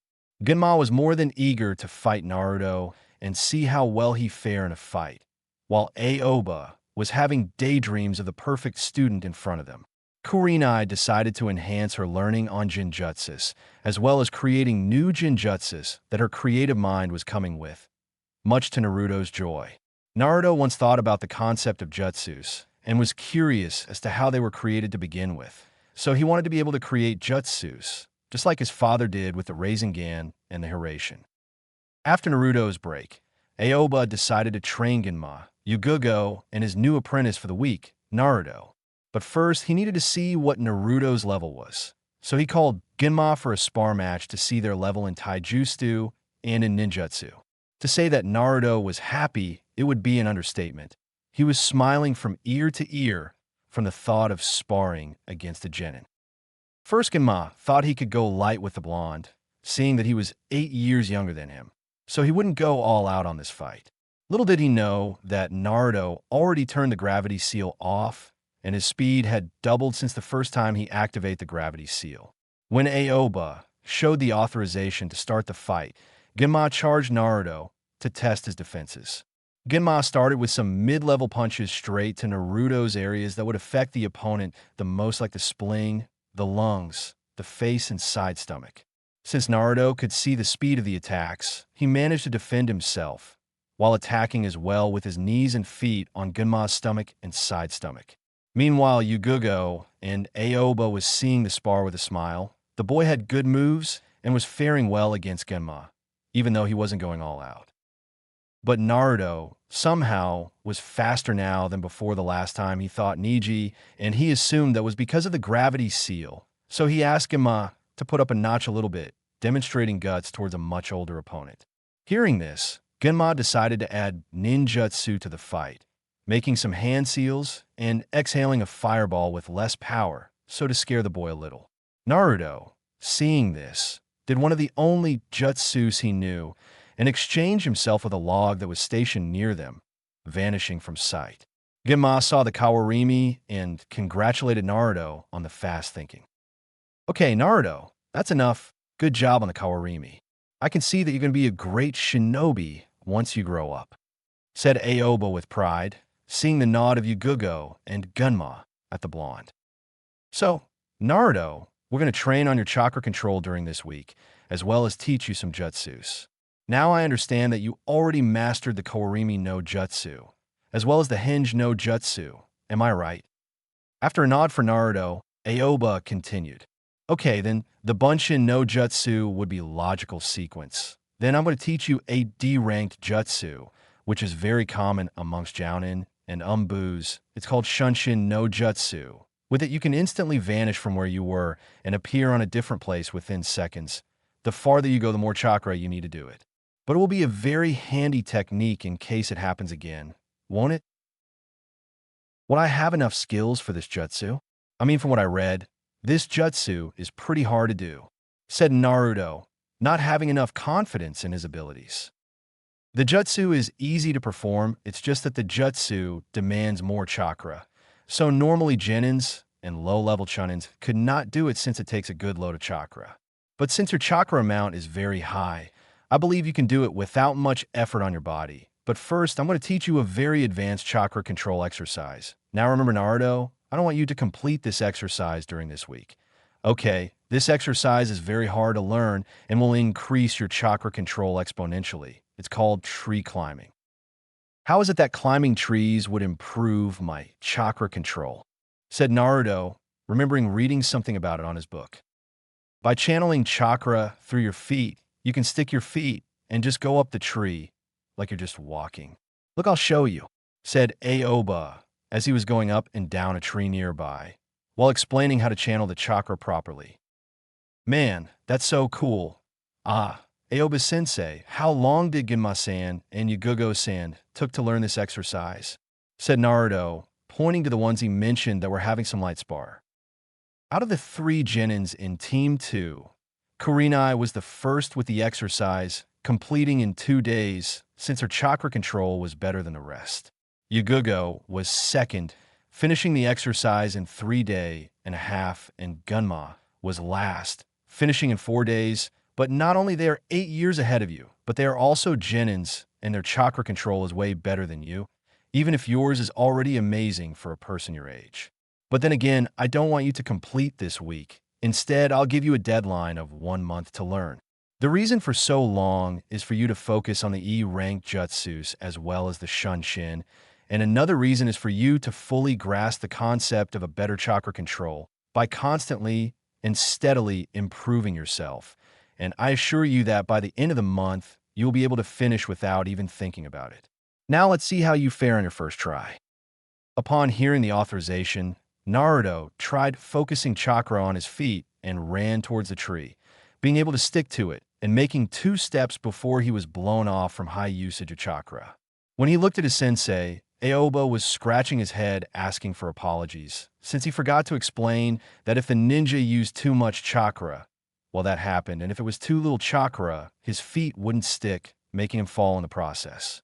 Needless to say, Naruto was slightly annoyed about being blown up because of his sensei's lack of information about the exercise. Man, that hurt. Oi, Aoba sensei, a little more advice would be nice. Over here? Shouted Naruto at his teacher. Soru, Naruto-kun.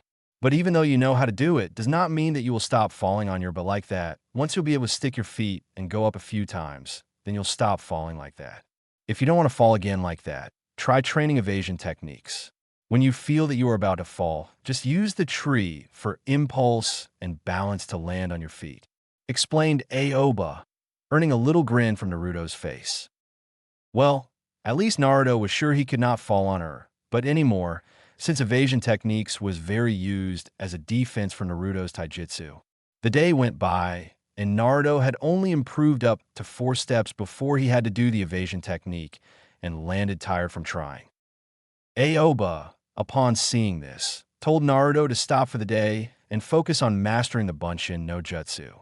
Because of Naruto's abnormal chakra capacity and difficulty to use the little chakra needed for the jutsu. When he performed the jutsu, the clone appeared lying on the floor all dead and without consistency. When Aoba asked him to do it again, the same result happened. Upon seeing this, Aoba sighed and crossed his head. He has never seen anything like this. He actually tried to think of something to help the young prodigy, but he couldn't think of anything. He was already admitting defeat and therefore saying that Naruto's chakra control need to improve first, when all of a sudden Yugugo decided to help. Aoba sensei, what about the Kage Bunshin no Jutsu, Shadow Clone Jutsu? Said Yugugo, smiling to the blonde and seeing that Aoba was dumbfounded for the fact that one of his genins just mentioned a B-ranked kenjutsu that happened to be sealed inside the Forbidden Scroll. Yugugo, how do you know the Kage Bunshin? It's supposed to be a forbidden technique. Turned Aoba, actually thinking about his genin's idea for Naruto. My dad mentioned once to me, but he said that it consumes lots of chakra, but Naruto-kun may be able to do it. And this technique was sealed inside the Forbidden Scroll just because of the chakra consumption, not because it's dangerous. Yugugo explained and smiled upon seeing the big smile and eagerness that Naruto was displaying once he heard it from the Purple Head Genin. Wow, thank you Yugugo-san. Aoba sensei, please let me try once. If it really consumes my chakra like you say it does, then I'll never do it again until I complete the tree training exercise. Negotiated Naruto. Huh. Okay, Naruto. I'll teach you, but you'll have to focus on your chakra control even though you can make the Kage Bunshin, got it? Chakra control, it's a good ally in battles, but it's also the worst enemy if you don't learn how to control it and waste a lot of chakra in the process. Okay, now, the Kage Bunshin is the same principle as the Bunshin, but there are 2 differences. First is that you have to use much more chakra, and second is that you don't have to focus on an image of yourself, but rather focus on your entire body, since a Kage Bunshin has everything you has from organs to chakra coils. The technique only needs this seal that I'm showing you with my hands. Now try it. Naruto then focused the way he focused on the Bunshin, but now, without feeling the need to contain a little bit. He did the necessary seal and screamed Kage Bunshin no Jutsu, Shadow Clone Jutsu. What appeared after the cloud of smoke, much to the utter surprise of everyone counting Aoba, Kunai, Gema, and Yugugo, for Kage Bunshins appeared and started a little chorus, singing I did it multiple times. Not only Naruto managed a B-rank jutsu, but he also was jumping in a crazy way, as if he still had tons of energy to stand, jump, and do stuff. Needless to say that Naruto managed to do the technique without suffering strain on his body. Aoba was the first one who managed to speak. Okay, Naruto, keep it down please, my ears are killing me. Now, since you managed to do this technique, you already have a clone technique at your arsenal. Let's rest for today. Gema, let's see first if you manage the Katan House Senka no Jutsu, Fire Style, Phoenix Flower Jutsu, and the Katan Gyaku no Jutsu, Fire Style, Grand Fireball Jutsu. Hi, Aoba-sensei, screamed Ginma as he was doing the hand seals needed for the Gakakyu no Jutsu and spilled a huge fireball of his mouth up to the air. Good job. Now the next one, instructed Aoba. Katon Hausenka no Jutsu, screamed Gunma again as he did the necessary hand seals, spilling small fireballs in different directions. Good work, Gunma-san. Now let's head inside the compound for dinner. Just as Aoba was about to touch the door, something was amiss. For instance, the door was in front of him, but his hands passed straight by, giving the impression of an illusion. Seeing that, Aoba remembered about the snicker member of his team who was falling in love with Jinjutsus. Kai, said Aoba, dispelling the Jinjutsu Kurenai casted on the door, as well as looking at the face of the female illusionist in front of him, smirking as she mastered yet a new Jinjutsu technique. See, sensei, I mastered the Kokoi no Jutsu, illusion technique, false surroundings, said Kurenai, smiling like crazy. So I saw. Good job, Kurenai. Now, let's head inside. I guess everyone is hungry, especially Naruto, said Aoba, hearing Naruto's stomach manifesting and Naruto putting his hand behind his head in embarrassment, making Team 2 take a little rise out of the blonde. Hee hee. Sorry about that. I guess the Kage Bunshin just quadruplicate my hunger. Now my mom will be worried. She usually sighs seeing what I eat by myself. Imagine 4 times, I bet she would crumble to the floor, said Naruto, scratching his head. Don't worry about that. Naruto-kun, I bet your Kasan would be worried at first, but seeing that you are the Yondame's son and a stamina freak, she will just add 2 and 2 together, said Aoba, grinning a bit. After some time, they all went to sleep. 2 hours later, a blonde was seen on the compound's main living room, just staring outside at his preferred sight of his life, the full moon. No matter what trouble Naruto was in, the full moon always managed to calm him enough as to clear his mind off of things. Since the day of the kidnapping occurred until his dad came to the rescue along with his surrogate brother, Naruto was through a lot of thoughts. Why they wanted me?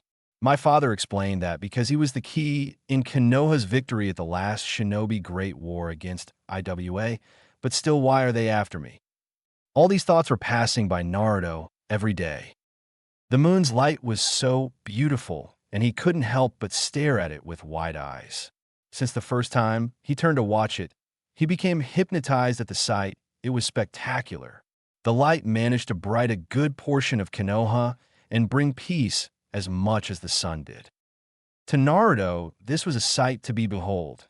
Actually, every day that the moon is like this, Naruto just couldn't sleep and get past such beautiful sight. He remembered his father comparing him to wolves, since like them Naruto became hypnotized by it. Meanwhile, Yugugo was struggling on her bead. She just couldn't sleep at all. Seeing Naruto so advanced at such an early age triggered a sense of competition with the boy. Funny, a 14-year-old Kunoichi competing with a 6-year-old Genin wannabe. But she did. It was the second day of the mission, slowly turning the third day, and she could see Naruto managing a technique that she tried at first when her father taught her, only to fail miserably because of the fact that her chakra reserve weren't as big as Naruto or any Chunin/Jounin for that matter. After some struggle, she sighed and went out of bed. As she put some clothes, she went downstairs to see if she could grab a glass of water or some milk to help her sleep. Upon reaching the kitchen, she noticed the moonlight bright the living room and was surprised to see her competition just staring at the full moon. Who the hell is this kid? Why can't he act like he's supposed to act? Like a child? Play toys or something? He trains himself to exhaustion all the time. He looks at the full moon instead of sleeping. Who are you, Namake's Naruto? While she was caught in wonders, Naruto heard noise coming from the kitchen and turned to see Yugugo looking at him lost in thoughts. Seeing this, he couldn't help but sigh, remembering she had the same look as his mother had when she first saw him staring at it. You know, Yugugo-san, you have the same look as my Kasan had when she first saw me staring at the full moon like I was doing before you came in, said Naruto as he watched Yugugo come back for her wonderings, and he gave a genuine smile at her. Sorry Naruto-kun, I was just caught in wonderings about something. Why aren't you sleeping? You'll need to restore your energy for tomorrow's training, asked Yugugo, right now looking at his eyes and once again flabbergasted. His eyes were different than the one she was familiarized with. This set was different from the one she saw on the Yandame's eyes and Naruto's eyes before. This one were brighter than the old ones. It was even more beautiful than before, brighter than ever. Sorry for waking you, Yugugo-san, but every full moon I come here to watch it. It's the best sight ever, and I can't stop looking at it. My father once compared me to wolves, since out of the animals, wolves are the ones who enjoy the full moon. Every time I look at it, I forget everything that's bad in my life, and I can't help but feel secure when looking at it, said Naruto, not once taking his eyes off the full moon. It's okay, Naruto-kun, I was the one that couldn't sleep anyway. Naruto-kun, I can't help but feel threatened about you, said Yugugo, thinking of the right words to describe the reason of her being out of bed. Threatened? Did I do something to you, Yugugo-san? I don't recall hurting you, and if I somehow did, I'm very sorry about it, said Naruto, now worried, taking his eyes off the moon and looking at the purple-haired genin with worry. What? No, it's not that, Naruto-kun. It's just that you're just 6 years old and you're so much ahead for your age that I couldn't help but want to compete with you. Idiot, stupid. Yugugo was hitting her head inside. She didn't want to put it this way to a 6-year-old infant. She didn't want it for him to think she was insane. A rivalry with me, Yugugo-san? But you're much stronger than I am. I watch your kenjutsu, and believe me, I don't want to get hit by such strikes, said Naruto. Thank you, Naruto-kun, but if you as 6-year-old were able to do a technique that I couldn't do with 14, that means you are pretty strong yourself. I'm sorry, but I can't help but want to compete with you. You're the first one that I thought about measuring my ninja abilities with. Rivalry is very good for ninjas to grow stronger and better, Yugugo-san, but what about Gema-san? He is pretty capable, said Naruto, trying to calm Yugugo, but to no avail, since he saw her nod her head in a negative manner. Genma is very strong and a capable ninja as well, but he is my age. The Katon Jutsus that you saw him doing was his first high-level ninjutsus. You managed a B-ranked ninjutsu with just 6 years old. Please don't take me the wrong way, Naruto-kun, but I want to be considered your rival, if it's okay with you, said Yugugo. Do you really want this, Yugugo-san? I mean, I would be glad to be your rival, but are you really sure you want to? Asked Naruto. Yes, I do. In fact, we can train together. Why do you say, Naruto-kun, with my kenjutsu/ninjutsu against your taijutsu/ninutsu, it would be beneficial for both of us. I would get stronger and you would get faster. Let's try at least for this week. Why do you say? Yugugo said, almost sounding like begging for training from a 6-year-old boy. Okay, Yugugo-san, said Naruto, giving up, trying to understand why the hell does she want to train with a 6-year-old boy. On the third day, Naruto went out of bed and dressed up his training gear. He thought about Yugugo's moves, and he was dead frightened.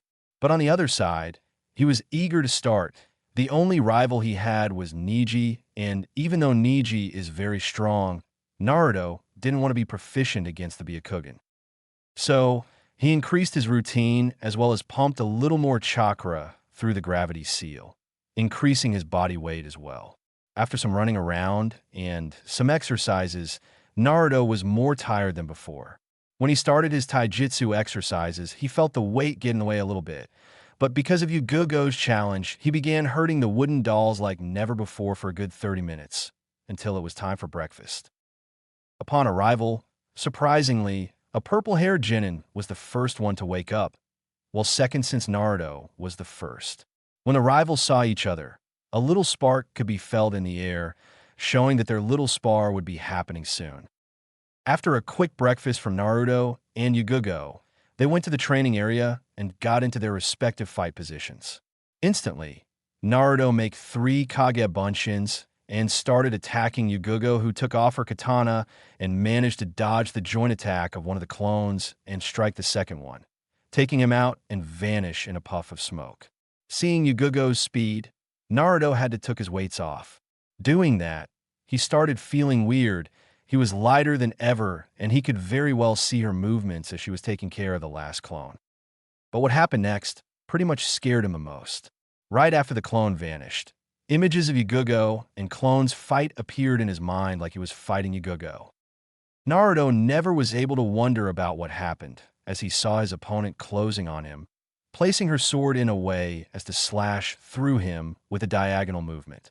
He was caught off his thoughts and got out of the way of the slash just as it was coming, surprising Yugugo. Since they were close, Naruto started attacking Yugugo with the same mercy as he had with the wooden dolls. Yugugo, as she was trying to block Naruto's punches with the sword's holder, was excited as hell. Naruto was fighting well against her. Yes, I knew he would be strong. I knew it. Come on, Naruto-kun. Let's continue this fight. Aoba was the first to arrive to the scene and was surprised to see Naruto and Yugugo equally trading blows. Naruto was punching hard and Yugugo defended with her holster. Yugugo was slicing her sword and Naruto was dodging and evading.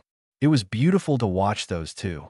Then he was able to see Naruto doing seals faster than before, just as Yugugo was about to hurt him, cutting a log instead. Yugugo saw the log cut in half and smiled frantically. Naruto was the first fight she ever had, and he would be even better with time, as will she. When she turned to see Naruto a few meters behind, she grinned and bowed to him. I was right about you, Naruto-kun. You are strong, better than I took you to be. We have to do this again. I was able to train close-range Kenjutsu with you, and your speed increased as well. Just like I told you, Yugugo said, feeling better about herself by the minute. You're right, Yugugo-san. This was much fun. I really enjoyed it. This fight showed me just how much I need to train harder. Even though something tells me you're much stronger than that, said Naruto. Just a little bit more, actually.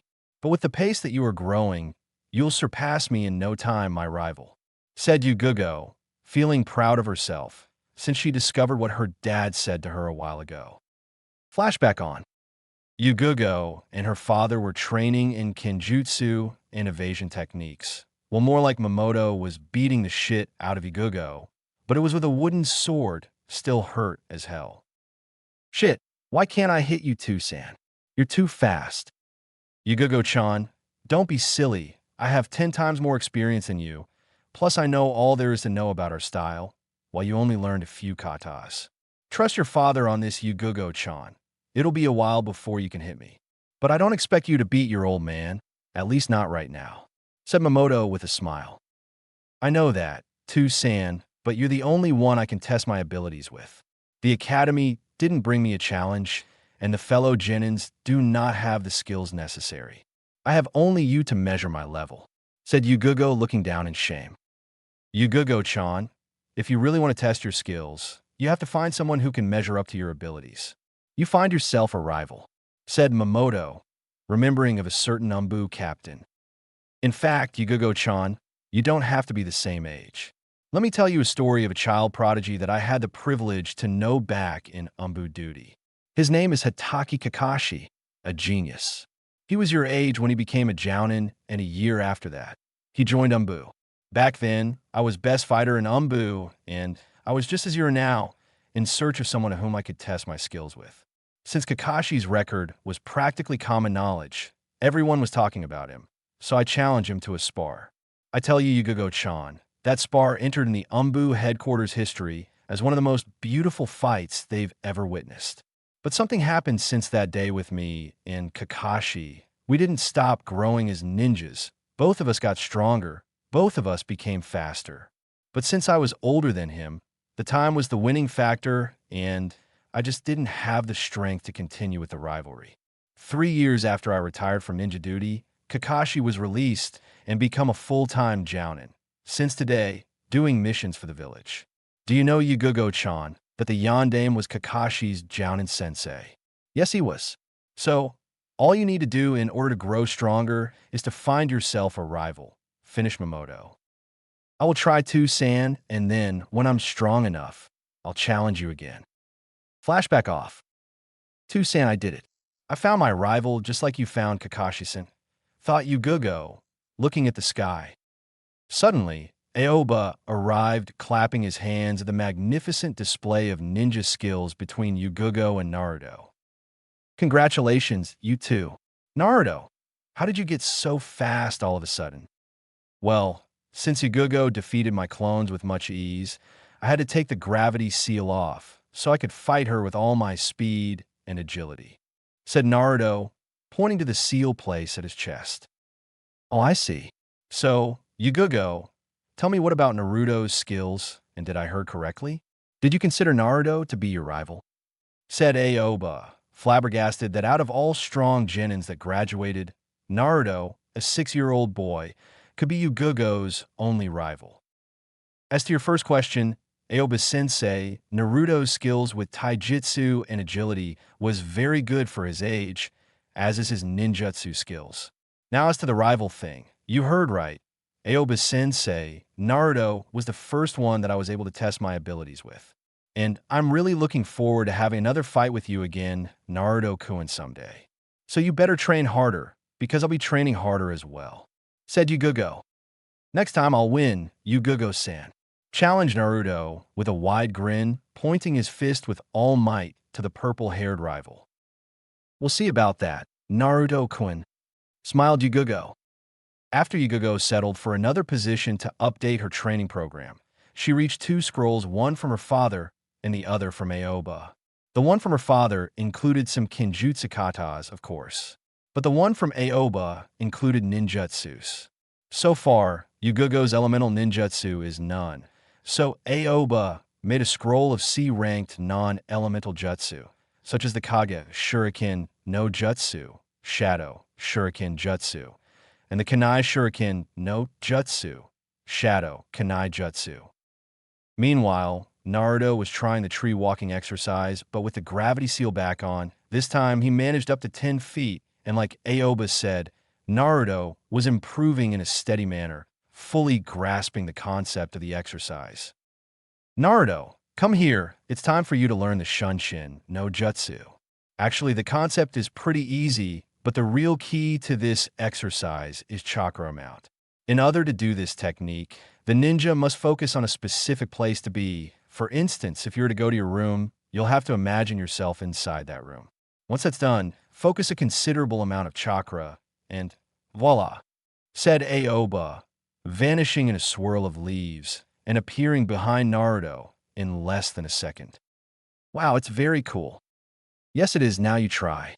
For the first time, try imagining yourself in front of the same tree you practice tree walking. Imagine yourself staring at it. For the jutsu to work, all of the place's surroundings and your sight position must be put into consideration. For instance, if you want to go in front of the tree, you have to imagine yourself looking at the tree as well. Now, try, explained Aoba. In order to do the technique, Naruto closed his eyes so he can imagine what it would be like standing in front of the tree, as his sensei told. At first, it was difficult since he never thought of looking at the tree before, so he would play a creative game and just figure that out. Once done, he started to focus almost the same amount of chakra needed for 4 shadow clones, and suddenly a swirl of leaves appeared below him, and he vanished, only to appear with his face smashed through the tree with great intensity, almost breaking his nose because of the impact. Very good, Naruto, but tell me you didn't imagine yourself smashing your face at the tree. Now, did you? Said Aoba, trying his best not to laugh at the picture. What? Do you think I take pleasure in hurting myself? Have you gone mental? Exploded Naruto. Sorry, he. Now, try to stare at the tree from a certain distance. Then try it again. You almost nailed it, if it wasn't for the fact that you almost broke your nose. Laughed Aoba. I'll show him what to laugh about. Just you wait, Aoba Sensei, mumbled Naruto before staring the tree and trying again. On the second try, Naruto appeared only centimeters from the tree, almost hitting his nose again, but he already showed improvement nonetheless. At his 5th try, he managed to do the technique and appear a good distance from the tree, staring at her, just like he pictured in his head. Good work, Naruto-kun. Now, from today until the last day of this week, we'll be practicing the Shunshin no Jutsu until you master it. You'll be appearing in almost every place of the house. Now, apart from that, we are focusing on increasing your stamina and your chakra control. Now I know your stamina is very high for a person your age, but that doesn't mean you shouldn't train stamina. But Aoba-sensei, what about my morning routine? Don't they count as stamina training? Yes, they do, but we'll practice other exercises that can improve that area as well. Like, for example, expand your chakra amount by the constant usage of it, and when you restore it the other day, your chakra level would increase. Explained Aoba. Now, let's do the Shunshin again. With that, Naruto practiced the Shunshin until the end of the third day, until Naruto had to be carried to his room by Gunma because of a little chakra exhaustion and a little dizziness from doing the Shunshin so many times. So, Team 2 was alone for the first time, and they had dinner without Naruto this time. Aoba-sensei, aren't you pushing Naruto too hard? He is just 6, and he had his first chakra exhaustion too early in his life, asked Kurenai, a little worried about the little boy. I know I am, Kurenai-san, but I'm under orders from the Yondaime to better prepare him so he can take care of himself when another kidnapping attempt is to be made. I sometimes wonder if Naruto ever intended to have a normal life. All I see of him is either studying or training. Of course, it's good to do all that. It's more important for a boy to be just a boy.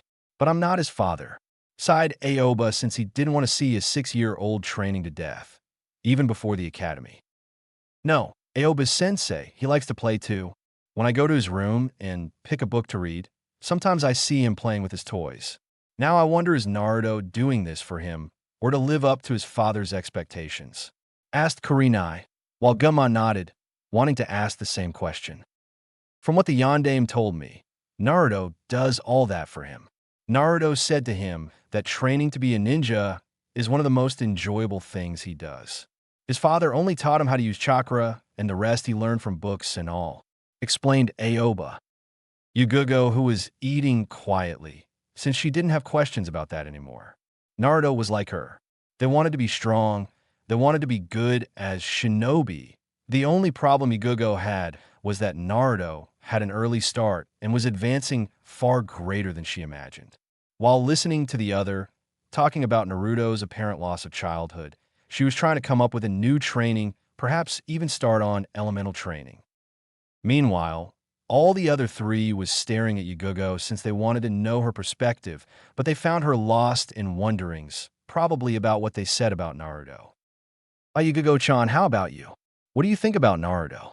Asked Kurenai to her friend, waking her up from her trance. Oh, you said something, Kurenai-chan? I asked, what do you think about Naruto's death training at an early age? Asked Kurenai again, a little enraged. Oh, well, I wouldn't worry about it so much, Kurenai-chan. The boy likes to train, big deal. There are lots of shinobi that started their careers sooner. Hatake Kakashi, a friend of my father, became Chunin when he was Naruto's age. Itachi Uchiha as well, said Yugugo, getting back to her dinner. The conversation went on and ended with Yugugo showing her defeat and going to her bedroom, so everybody followed suit and went to their rooms. On the next day, Naruto woke up and looked at the clock a little surprised. It was already 12 p.m. He remembered Aoba-sensei saying to him about chakra exhaustion and how the person had rest to reinstate his chakra level, but Naruto never sensed that before. After he did the last out of 10 Shunshins, he literally collapsed on the ground, not even remembering how he ended up sleeping on his bed. When he looked outside, he saw Team 2 already training, so he activated the gravity seal, grabbed his training clothes, and went downstairs. Upon reaching the garden, he was greeted by Team 2 who were training. Gunma and Yugugo were sparing while Aoba and Kurenai were as well. As Naruto turned his eyes on his rival's fight, he noticed that she was somehow holding back more than with him, and so he knew why she thought of him as her rival instead of Gunma. As he was running to meet his sensei, Aoba ended the fight and asked Naruto to relax today in order to completely restore the chakra capacity up to the standard level. With that, Naruto's chakra and stamina would grow as his body was healing from all the training he made so far. But Naruto wasn't entirely happy about that. Well, actually, he wasn't happy at all. He wanted to train, but then he remembered not ever having a day off from his training and relax a little bit. Okay, then, Oba-sensei, it has been some time since I stopped to meditate some time, By doing this, I rest while I practice a little bit of chakra control. If you need me, I'll be near that tree," said Naruto, pointing to a tall tree on the other side of the training ground. "Okay, Naruto," said Aoba. With that, Naruto reached the designated tree and just seated in meditative position as well as closing his eyes, so as to clear his mind first. Meanwhile, Yugugo and Gunma was taking a break and catching their breath. But Yugugo was watching Naruto close his eyes in that weird position and became confused beyond level. Now that's a first. A person like Naruto meditating. I wonder how can he possess such stamina and just sit there doing nothing at all. I would be with cramps by just sitting there for 10 minutes, and he was already going up to 30 minutes. As usual, full of surprises, thought Yugugo, while grinning towards her rival. Aoba, even while sparring with Kurenai, managed to see that Yugugo was looking at Naruto with a confused look on her face, and he laughed a bit. Motioning for Kurenai to stop the attack for a while, turned to Yugugo. "What's the matter, Yugugo? Wonder what Naruto is doing." "Actually, yes. I was wondering how the hell a stamina freak such as Naruto could stand being on that weird position for such a time," said Yugugo, never taking her eyes off Naruto. "You see, Yugugo, the yandame told me that Naruto, at the beginning of his training exercise, did meditation a lot. Actually, he quite liked it. By doing that, Naruto managed to focus chakra through any part of his body. But according for what I was told, Naruto, for the most part, focused chakra through his ears." "Why the ears, Aoba-sensei?" asked Kurenai, demonstrating quite interest on Naruto's meditation exercise. Suddenly, when Aoba was about to answer Kurenai's question, Naruto beat him to it, screaming the answer, because even though he was far from Team 2, with this exercise, he could actually hear a needle fall. "The reason why I focus the chakra through my ear is to train my hearing senses, as well as listen to little noises that nature make that normally no one would identify," said Naruto, still with his eyes closed, smirking since he heard the entire conversation. "Huh, that's one good way to make excuses for eavesdrop," Naruto-kun laughed Yugugo. Sorry about that, Yugugo-san. I can assure you that hearing your conversation about me wasn't my intention, but since you're talking about me, I guess that wouldn't be a problem now, wouldn't it?" asked Naruto mischievously, much to Yugugo's contempt, knowing a new feature from a rival. He was a smart ass. "Okay, Naruto-kun, let's head inside. But first, I want to talk to you about something. It's regarding your future as a ninja," said Aoba, earning everyone's attention, including Naruto, since he was in fact with his enhanced hearing. "My future as a ninja? What does that mean, Aoba-sensei?" asked Naruto, now lifting from his sitting position and started walking towards the sun glass jounin. "I figured it was nice to share with you some of the experience you'll be acquiring as your life progresses. So let's head inside for lunch, and all of us can have a little inside conversation." "Okay." "Oh, that reminded me, Kurenai-san. I was thinking about buying a new book for my collection. The ones I have, I already read. Well, at least the ones I'm able to learn anyway. Maybe after lunch, we can go to a library that opened near here," asked Naruto with a goofy smile, showing just how much his father rubbed on him. Now, this caught everyone's attention. Did Naruto ask me on a date? Kurenai/Naruto, you dog you, Ginma/now, that I didn't see it coming, Naruto-kun, you never cease to amaze me. Yugugo/quite direct, don't you think, Naruto-kun, Aoba? Now, after noticing everybody staring at him with questioning looks, Naruto pounded his head, thinking he said something really stupid, but then he thought against it, remembering his words and wondering why the hell they were staring at him for. Is there something on my face for you all to look at me like that?" Naruto asked, blushing a little bit because of the attention. "Oh, it's nothing, Naruto-kun, but tell me why you invited me in the first place?" asked Kurenai, still not believing that a little kid just sort of asked her out. "Well, since you seem to like reading so much, I figured that if I asked Yugugo-san, she wouldn't like to go and Ginma wouldn't either," said Naruto in defense. "Oh, and wouldn't I enjoy it, Naruto-kun?" said Yugugo, trying to tease Naruto a little bit, since she wanted to see him blush again. "Oh, It's nothing, Yugo-san. I just figured that since you didn't bother to take a look at any of the books, I figured that you were more for practical stuff instead of theoretical stuff, said Naruto, blushing again, much to Yugo's amusement, finding a new hobby for her, making Naruto blush. That's enough, Yugo. Stop teasing Naruto. Kurenai, if you don't want to go with Naruto, I'll go with him, while you guys can rest a little bit, said Aoba, in defense of Naruto. Spoil sport, mumbled Yugo, much to Kurenai's amusement. She never said that she wouldn't go.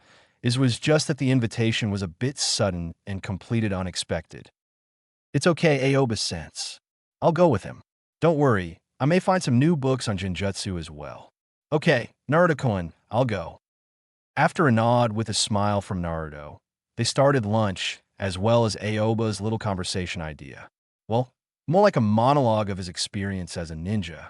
Aoba was telling them that since he was raised a little before the last war ended, so the circumstances were different from today, but he told them anyway.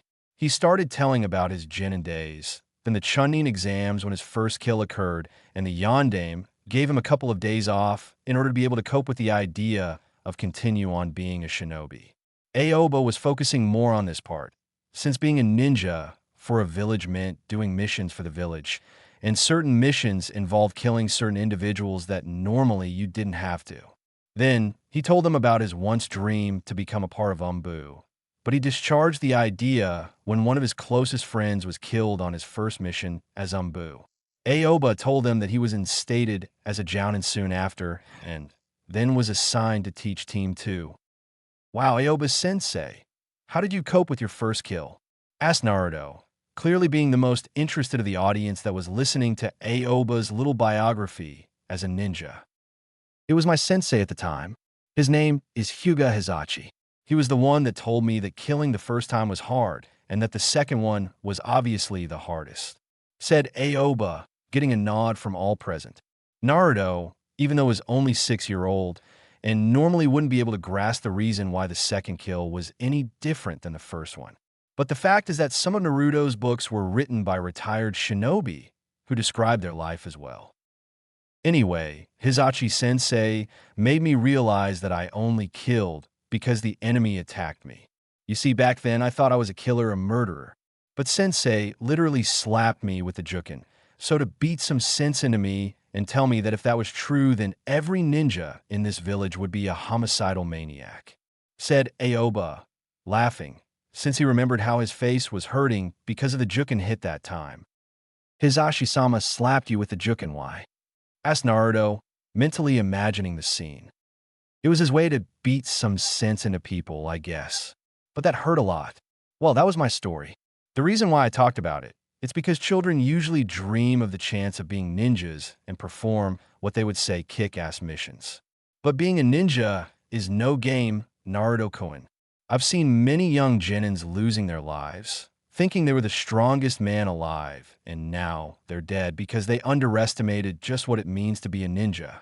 Now, I'm not telling you that a ninja has to be emotionless in battle. It's actually one of the shinobi rules. Always control your emotions when in a mission. I just want to let you know this before going through with it. Aoba-sensei, I know about all of this. Well, I don't know actually. But some of the books I read were histories from retired shinobis and their lives as ninjas. The one I enjoyed the most was from a man named Jiraiya. Yeah, according to the book, he was the dead last of his genin class and ended up being on the legendary Sannin along with a woman named Tsunade and a snake-like man named Orochimaru, said Naruto, much to Aoba's smirk, learning that Naruto was telling about his father's sensei.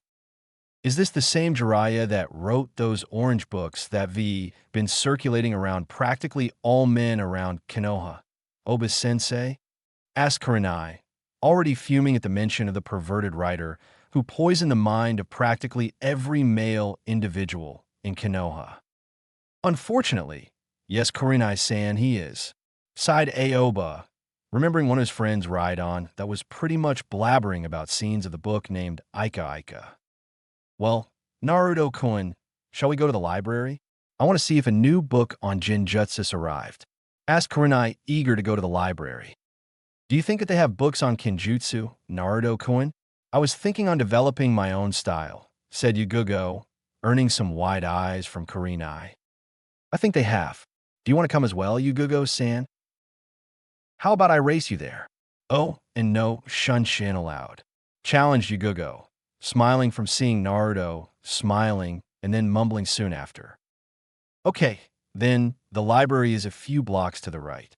Kurenai-san, want to race too? It will be fun, said Naruto, smiling. After receiving a nod, Naruto released his gravity seal, and the three of them rushed out of the house and jumped to the first rooftop available.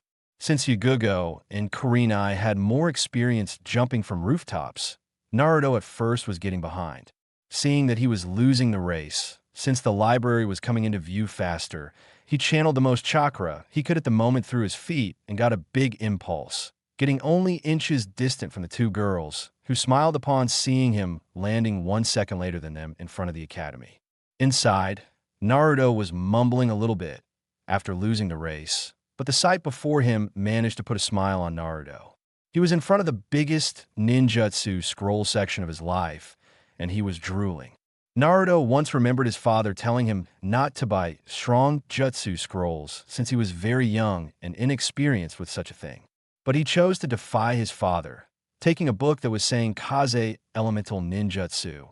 Upon grabbing the book, something strange happened and a little gust of wind flew to Naruto's face.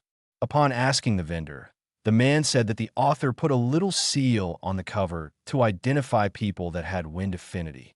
At first, Naruto didn't understand, but bought the book, excited about having a wind affinity, whatever that meant. Kurenai couldn't find her book, but Yugugo bought 2 books written by Konoha's Kenjutsu master back at the time of the Shodaime and the Nidaime's era. For someone who didn't like to read books, she was giggling like a little schoolgirl, running though all the possibilities of her creating a new Kenjutsu style that was based on her father's Kenjutsu. Even though she had to learn all her dad's katas, she was sure that she wanted to create her own, just like her dad did with his. As soon as they arrived at the compound, Naruto rushed to his room to some quiet reading, as well as satisfy his never-ending curiosity to grasp the entire book, but since his father warned him about ninjutsu at such an early age, he considered taking it slow, just like the tree-walking exercise. The book gave a little introduction on the author, as well as some knowledge about Kaze ninjutsu. Meanwhile, Yugugo was beginning to grasp the reason why Naruto and Kurenai were so eager to read new books. This one had some images of well-known Kenjutsu styles, as well as a wide description of the moves and katas. Kurenai, on the other hand, was fuming in anger. She didn't find any book she liked, and she didn't have what to do. So she went up to Naruto's room to see if he had a book she could read that didn't involve things she already mastered. "Excuse me, Naruto-kun, may I come in?" asked Kurenai, after knocking on the door to let Naruto know she was there. "Of course, Kurenai-san. What can I do for you?" "I was wondering if you could borrow a book for me to read. I really need something to keep my mind on, and mine I already finished," said Kurenai, with a bit of sadness running through her voice as well as her face. "Well, I have you pretty much already nailed at the academy. But since I will be so caught up with the book I bought today, you can read the one I was reading about tactics and strategy. Here, take it. It's a very good book. He traps you, and once you begin to read it, you'll be eager to read more. The stories are written so to catch the reader's interest from the beginning," said Naruto, smiling a bit from his own memories, never letting go of such book for a while. "Gee, thanks. I'll read right away," said Kurenai, sitting close to a table inside Naruto's bedroom, much to Naruto's surprise, since she was sitting in his room to read the book instead of going to the living room like other times. The 4th day went by pretty quick, and everyone went asleep. On the next day, since Naruto was with his chakra and energy restored, he woke up early and proceeded to his exercises on the training ground. After that, he started his new taijutsu training. This time, Naruto summoned 2 shadow clones to work as sparring partners, instead of relying on the wooden dummies. Upon asking from the 2 to fight him, each of them went to identical stances, since they were all the same person, and the 2 clones went to attack Naruto at the same time. Seeing this, Naruto shunshined out of the way and appeared on the clone's back to strike forward with a swift kick, but was blocked by the first clone when the second clone came charging Naruto, aiming a punch at his face, only for Naruto to perform a kawarimi and appear a log instead. On this time, Naruto, with a roundhouse kick, managed to hit the first clone, making him vanish in a puff of smoke, leaving only one clone to handle. Suddenly, the clone channeled chakra through his feet and appeared in front of Naruto really fast, shortening Naruto's time of response by quickly blocking his face from a very strong punch that would seriously hurt him. After some blows exchanged between the Narutos, the real one was able to feel the adrenaline inside his body, and he was feeling better than before. When the clone tried to kick the real one, Naruto ducked and did a low lick hitting the clone's legs, winning the battle. Wow. That was awesome, but maybe tomorrow I could try to take on 3 clones. Meanwhile, Aoba was seeing the whole thing proudly of little Gaki's progress. As he was lost in wonderings, he never saw Naruto managing to go up to half the tree before having to evade and land on his feet in safety. Being on time with his routine, Naruto shunshined inside the living room and appeared inside out of the blue, scaring Kurenai, who was holding a side dish. "Naruto-kun, don't do that. You almost gave me a heart attack," said Kurenai, catching her breath a little bit. "Sorry there, Kurenai-san. I was just practicing the shunshin," said Naruto, scratching his hair, grinning a little bit. "Oh, I see you're almost mastering the shunshin, Naruto. Good for you. That training of yours with the Kage Bunshin was a very good idea. With that, you can see your movements being performed in front of you and learn how to counterattack your own style. Very ingenious," said Aoba, overestimating Naruto, since the little blonde didn't think about that at all. "Well, actually, Aoba-sensei, I never thought it like that. The reason why I did was to put some movements on my taijutsu partner, because the training dummies just don't do it for me anymore. But I'll think about what you said, Aoba-sensei," said Naruto, earning laugh from the other genins and an apologetic look by Aoba. Their afternoon went on with Yugugo and Gunma sparring against Aoba and Kurenai in order for them to improve teamwork and learn how to work effectively with the partner. Meanwhile, Naruto was training in speed by focusing chakra through his feet. He was running laps around the compound a couple of times, as well as doing a couple of dashes to left and to the right. After 20 laps, he was getting tired and a little dizzy, so he stopped to meditate some time. At night, Naruto started to read his book on Kaze, wind, ninjutsu. While going through the pages, he was literally imagining the words that he was reading in his mind and imagining him performing such techniques. He mumbled something about having to grasp at least water walking level chakra control in order to start doing chakra elemental manipulation, but he could learn what to do in theory, so he only had to practice what he learned when his control was to be good enough. Since Naruto discovered about his natural wind affinity, he decided that when he finished the tree walking exercise, he would jump right on the water walking exercise. Upon looking at the clock, he realized it was getting late, so he went to bed, not knowing that his worst fears would come barging on his door one more time. Close to Konoha's border. Close to one of Konoha's border, for IWA Chunins and IWA Jounin were setting up camp. They were on a mission. The mission was to kidnap the Yellow Flash at all costs. Since the first mission went in disaster and the Hokage didn't want to start another war, because of this, IWA were putting all their efforts into this mission. They couldn't afford to go to another war against Konoha's Yellow Flash, since nowadays Konoha got themselves new legends like Sharingan no Kakashi, as well as an Umbu captain by the name of Itachi. Uchiha Itachi, even though supposed to be an Umbu, his name spread wide across the ninja nations and got himself a considerable reputation. His team is famous since they were successful in every mission they encountered so far.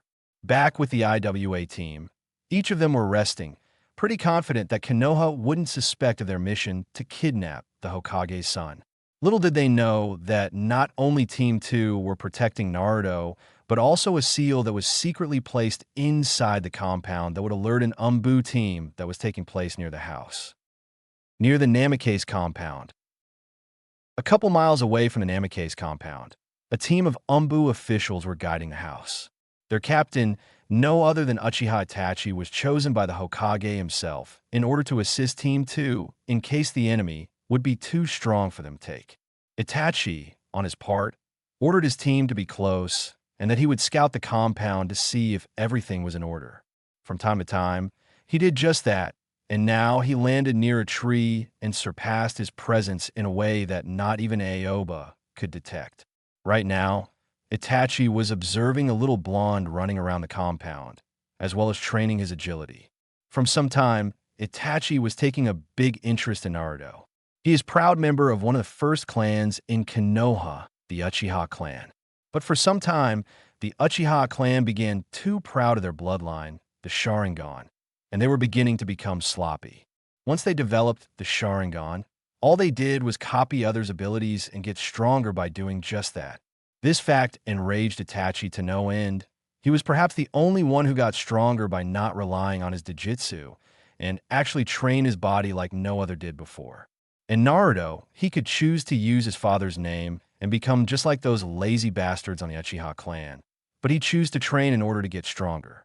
That's why Itachi got interest in Naruto, and he would wait to fight him in a battle to see who is the strongest. Inside the compound, Team 2 had already wake up and saw Naruto just finishing his tree walking exercise. This time, Naruto managed up to 3/4 of tree, and he was damn proud of his accomplishment. He vowed to quick the steps a little bit and surpassed his sensei's advice on the exercise, but the real motive of grasping the exercise step by step was to feel the chakra on each step on the tree, and Naruto was doing just that. Right now, Naruto summoned 3 Kage Bunshins and started a taijutsu match with them. This time, Naruto got bruised considerably, so Kurenai did a little curative on him. "Slow down, Naruto.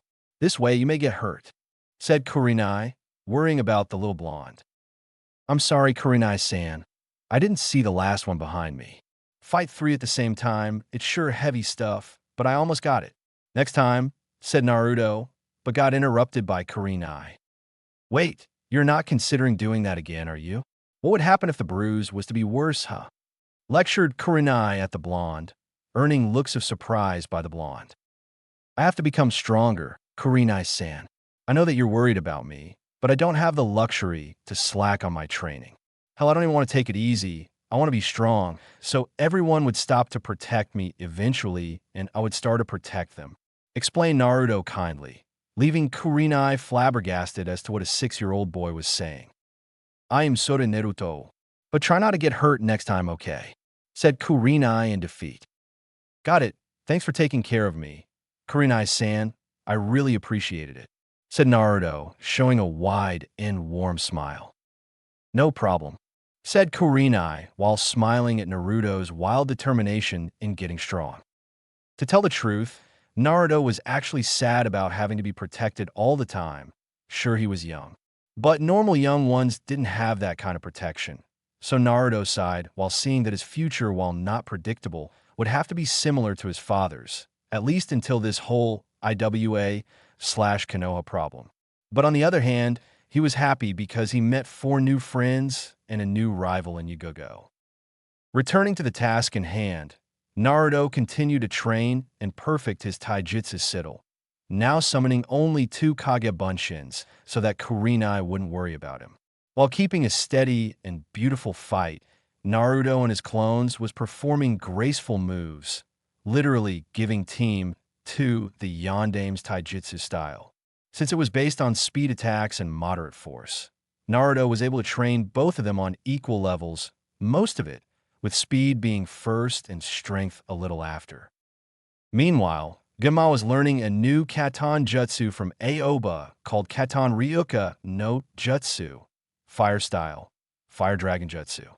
Yugogo, for her part, was meditating like Naruto and Aoba suggested, but being who she is, she just couldn't just sit still for 5 minutes before jumping like a mad person and start slicing the air with her katana, much to the dismay of everyone around.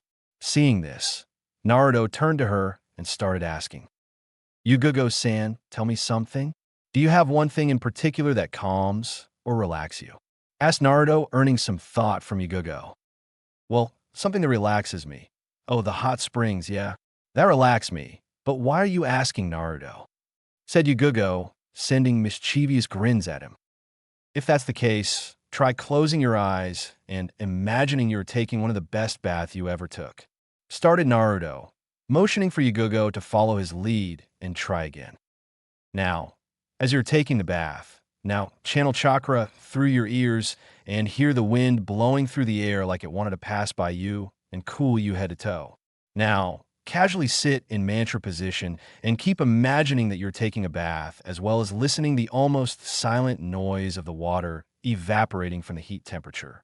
Said Naruto in a most calming voice that managed to calm Mato Guy when he is screaming about fire of youth, calming Yugugo up to the point where she sit down and displayed a smile that could only be seen when she was in fact taking a bath. As Naruto managed to calm Yugugo down, he resumed to his tree walking exercise a little bit and got up steady 3/4 of the tree, just like before, but easier. After that, all of them went inside to have some lunch. 3 hours later, the sun was almost setting down, and Naruto was just training some of his agility to end the day. Seeing the blonde outside, Team 2 could only sigh inside, since they pretty much were exhausted just by seeing Naruto practice. But none of them was prepared to hear the sound of a giant boulder coming down and almost smash Naruto pretty good. Upon seeing the shadow of the boulder, the blonde jumped away of the course, saving himself from it. But from out of the blue, a team of IWA shinobis appeared and smiled towards their objective. Since Naruto was alone on the garden, the IWA shinobi had a big advantage by blocking all the entrances of the house, so that Team 2 couldn't stop them. "Why are you after me? What did I do to alter you?" screamed Naruto, showing a little bit of fear since the IWA shinobis were laughing at his face while approaching to him in a threatening manner. "It's not you, kid. It's because of your father and what he did to us," said on the Chunins. "It was war. My father wouldn't do that if it wasn't. And it's not like each of you would kill him if an opportunity appeared," asked Naruto, remembering about a book that he read on the last Shinobi War and the legend of his father in IWA. Nevertheless, he killed many shinobis, and such thing will get punishment, and since he's too strong, we'll get his son instead, said another Chunin while trying to strike Naruto with a kick at the stomach that he slightly dodged thanks to his evasive training. But since the Chunin surely wouldn't stop attacking, he turned and punched Naruto on the face, sending him flying and landing on the ground with blood coming out of his mouth. Naruto stood up and wiped the blood of his face proudly and determined. He had to thank the guy who punched him and awoke him of his fright. After that, he grinned and made the hand seal, while screaming Kage Bunshin no Jutsu. After that, 5 Narutos appeared and surprised all of the IWA shinobis for good. But Naruto knew that even though the numbers were on his side, the skill just wasn't so. He did the only thing he could do and managed to save his ass. Seeing that the Kage Bunshins were vanishing like nothing, Naruto did the other technique he learned and vanished from sight. "Where's that brat? Where did he go?" screamed in anger one of the Chunin. "I don't know. He just disappeared. Is this a Jinjutsu?" "No, it can't be. He is only 6. That's just not possible." Inside the compound, Team 2 were scared of what could have happened to the blonde. They just couldn't let Naruto alone with those foes, but they locked all the access points to the garden, and they couldn't go help him. Instantly, they felt useless. The blonde kid rubbed them a lot, and they were beginning to get desperate when they heard Naruto scream the Kage Bunshin, and they were frightened. "Aoba-sensei, we have to save him. He can't fight 4 Chunins alone. Even 1 Chunin would be almost impossible for him," said Gama to Aoba. "I know that, Gunma. Believe me, if it were anything we could do, we would have done in an instant, but they blocked all the entrances. We are trapped," sighed Aoba. Suddenly, they felt a little gust of wind on their backs and turned to see a miracle just appearing. Naruto was there with them with his usual grin, but he didn't know that he just used Futon Chakra while doing the Shunshin. Actually, Aoba was the first to notice that and were literally flabbergasted, but lost the thoughts when Yugugo and Kurenai went to see if he was okay. "Naruto-kun, are you okay? Are you hurt?" said both ladies in unison, causing Naruto to blush a little bit, even though they were in a hell of a situation. I'm okay, you guys. Don't worry, I used Kagabunshin to get them occupied, so I could do the Shunshin and got out of the way, appearing here. Said Naruto. Very clever of you, Naruto. Now, how many Kagebunshins you made? Aoba asked, since he still heard fight on the backyard. Only 5, but I believe that they were already out when I shined out of there. Why? Because I can hear sounds of people fighting outside, said Aoba, earning the surprised look from everyone, including Naruto, even though he was the one that created the clones. Suddenly, the wall of mud vanished, opening the passageways to the garden, revealing 3 Umbus standing and 4 Chunins on the ground unconscious. Seeing that everyone was looking at them, the Umbu captain came inside and assured Team 2 that the ninjas were taken care of. How are you, Naruto-kun? You were very smart, using Shunshin to get out of the way. It actually made our job easier by dispatching those fools, said the Umbu captain, also known as Uchiha Itachi. It was nothing, Nissen. If Aoba-sensei didn't teach me the technique, it would be hard as hell to escape. Thank you very much, Aoba-sensei, said Naruto. Naruto-kun, do you know him? And why did you call him an Ai-san? Asked Kurenai. I know him. He came and taught me how to improve my taijutsu once. He is very nice and strong too. I want to be just like him and Kakashi and Ai-san when I grow up. And the reason I call him Ai-san is that I consider him and Kakashi like they were my big brothers, said Naruto, smiling at the Umbu captain. I expect big things from you, Naruto-kun. Keep up the good work. Now, my team will be taking the enemies up to a Biki for questioning. See you, Naruto-kun, said Itachi before vanishing out of sight. Once everyone was relieved of the situation, but Aoba still looked at Naruto with not believing eyes. If he respected the boy before, he now admired him. How the hell that he learned elemental manipulation? On the next day at the Hokage's office. On the next day, Minato arrived back from Kyoto, and they were pleased because of a little agreement he arranged with a now-allied country. But Minato was worried as hell for his son, and as it seemed by the report handed by Aoba and Itachi, IWA did try to kidnap Naruto again. Luckily, Naruto managed to escape, doing 2 jutsus that only he was able to do at such an age. Kagebunshin no Jutsu and Shunshin no Jutsu were not difficult jutsus to make, but what they lack in performing. These jutsus compensate with the amount of chakra needed for them. But what startled Minato was what Aoba's report said at the end. When Naruto shined inside the compound, Aoba could sense futon chakra embedded in the technique, and he swore that Naruto made a futon Shunshin no Jutsu, wind style, body flicker jutsu, a technique used by ninjas in Suna. But when he asked Aoba of any evidence of how Naruto even heard of elemental manipulation, he shrugged and said that he didn't see any material that could teach him that. How, Naruto? Just tell me, how can you manage to surpass my expectation all the time? I guess now he's more than ready for my new system at the academy. Huh. Chapter 4, New Attire. 2 weeks after the IWA failure, Naruto got the tree walking chakra exercise, and now he was studying about the water walking exercise that the futon book was telling about. Since Aoba was no longer teaching him, he needed some pointers about the water walking exercise. Even though the fact that the book said that once the tree walking exercise was done, the water walking wouldn't be harder, only with a different concept.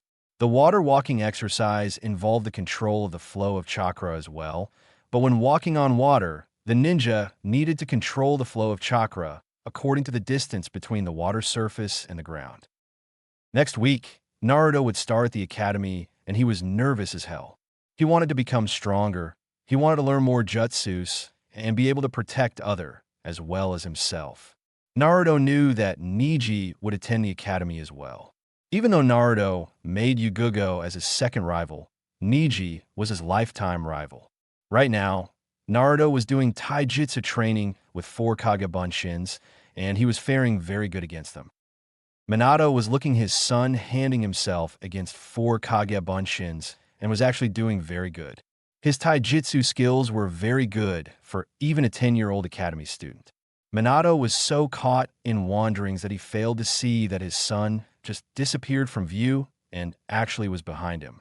When Minato realized this, he looked at his back and was flabbergasted. He sensed the usage of futon chakra and now was sure that Aoba wasn't hallucinating. Minato was so proud of his son that he grabs his son and lifted him as he was laughing along with the Namikaze prodigy.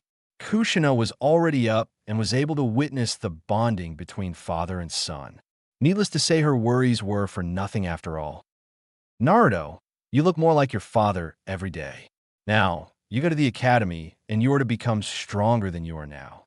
I'll pray for your success, Naruto-kun, and I hope to see you accomplish great things as a shinobi, thought Kushina as she was smiling at his son. Naruto-kun, why don't you get upstairs and get ready for breakfast, okay? Said Kushina to her son. Sure thing, Kasan. I did a lot of exercises today. I think I'll take a little shower and then visit Niji. How is that? Asked Naruto. Okay, Naruto-kun. Just don't spar too much with him, okay? Last time, both of you needed some wound treatment. Hee, it's just how we play together. Don't worry, Kasan, I won't spar with him. Too much, bye, said Naruto as he shined away in a little typhoon up to his room, leaving Minato laughing at his son's antics, and Kushina fuming from seeing her husband laugh at her. Don't worry, Kushina-chan. He'll be just fine.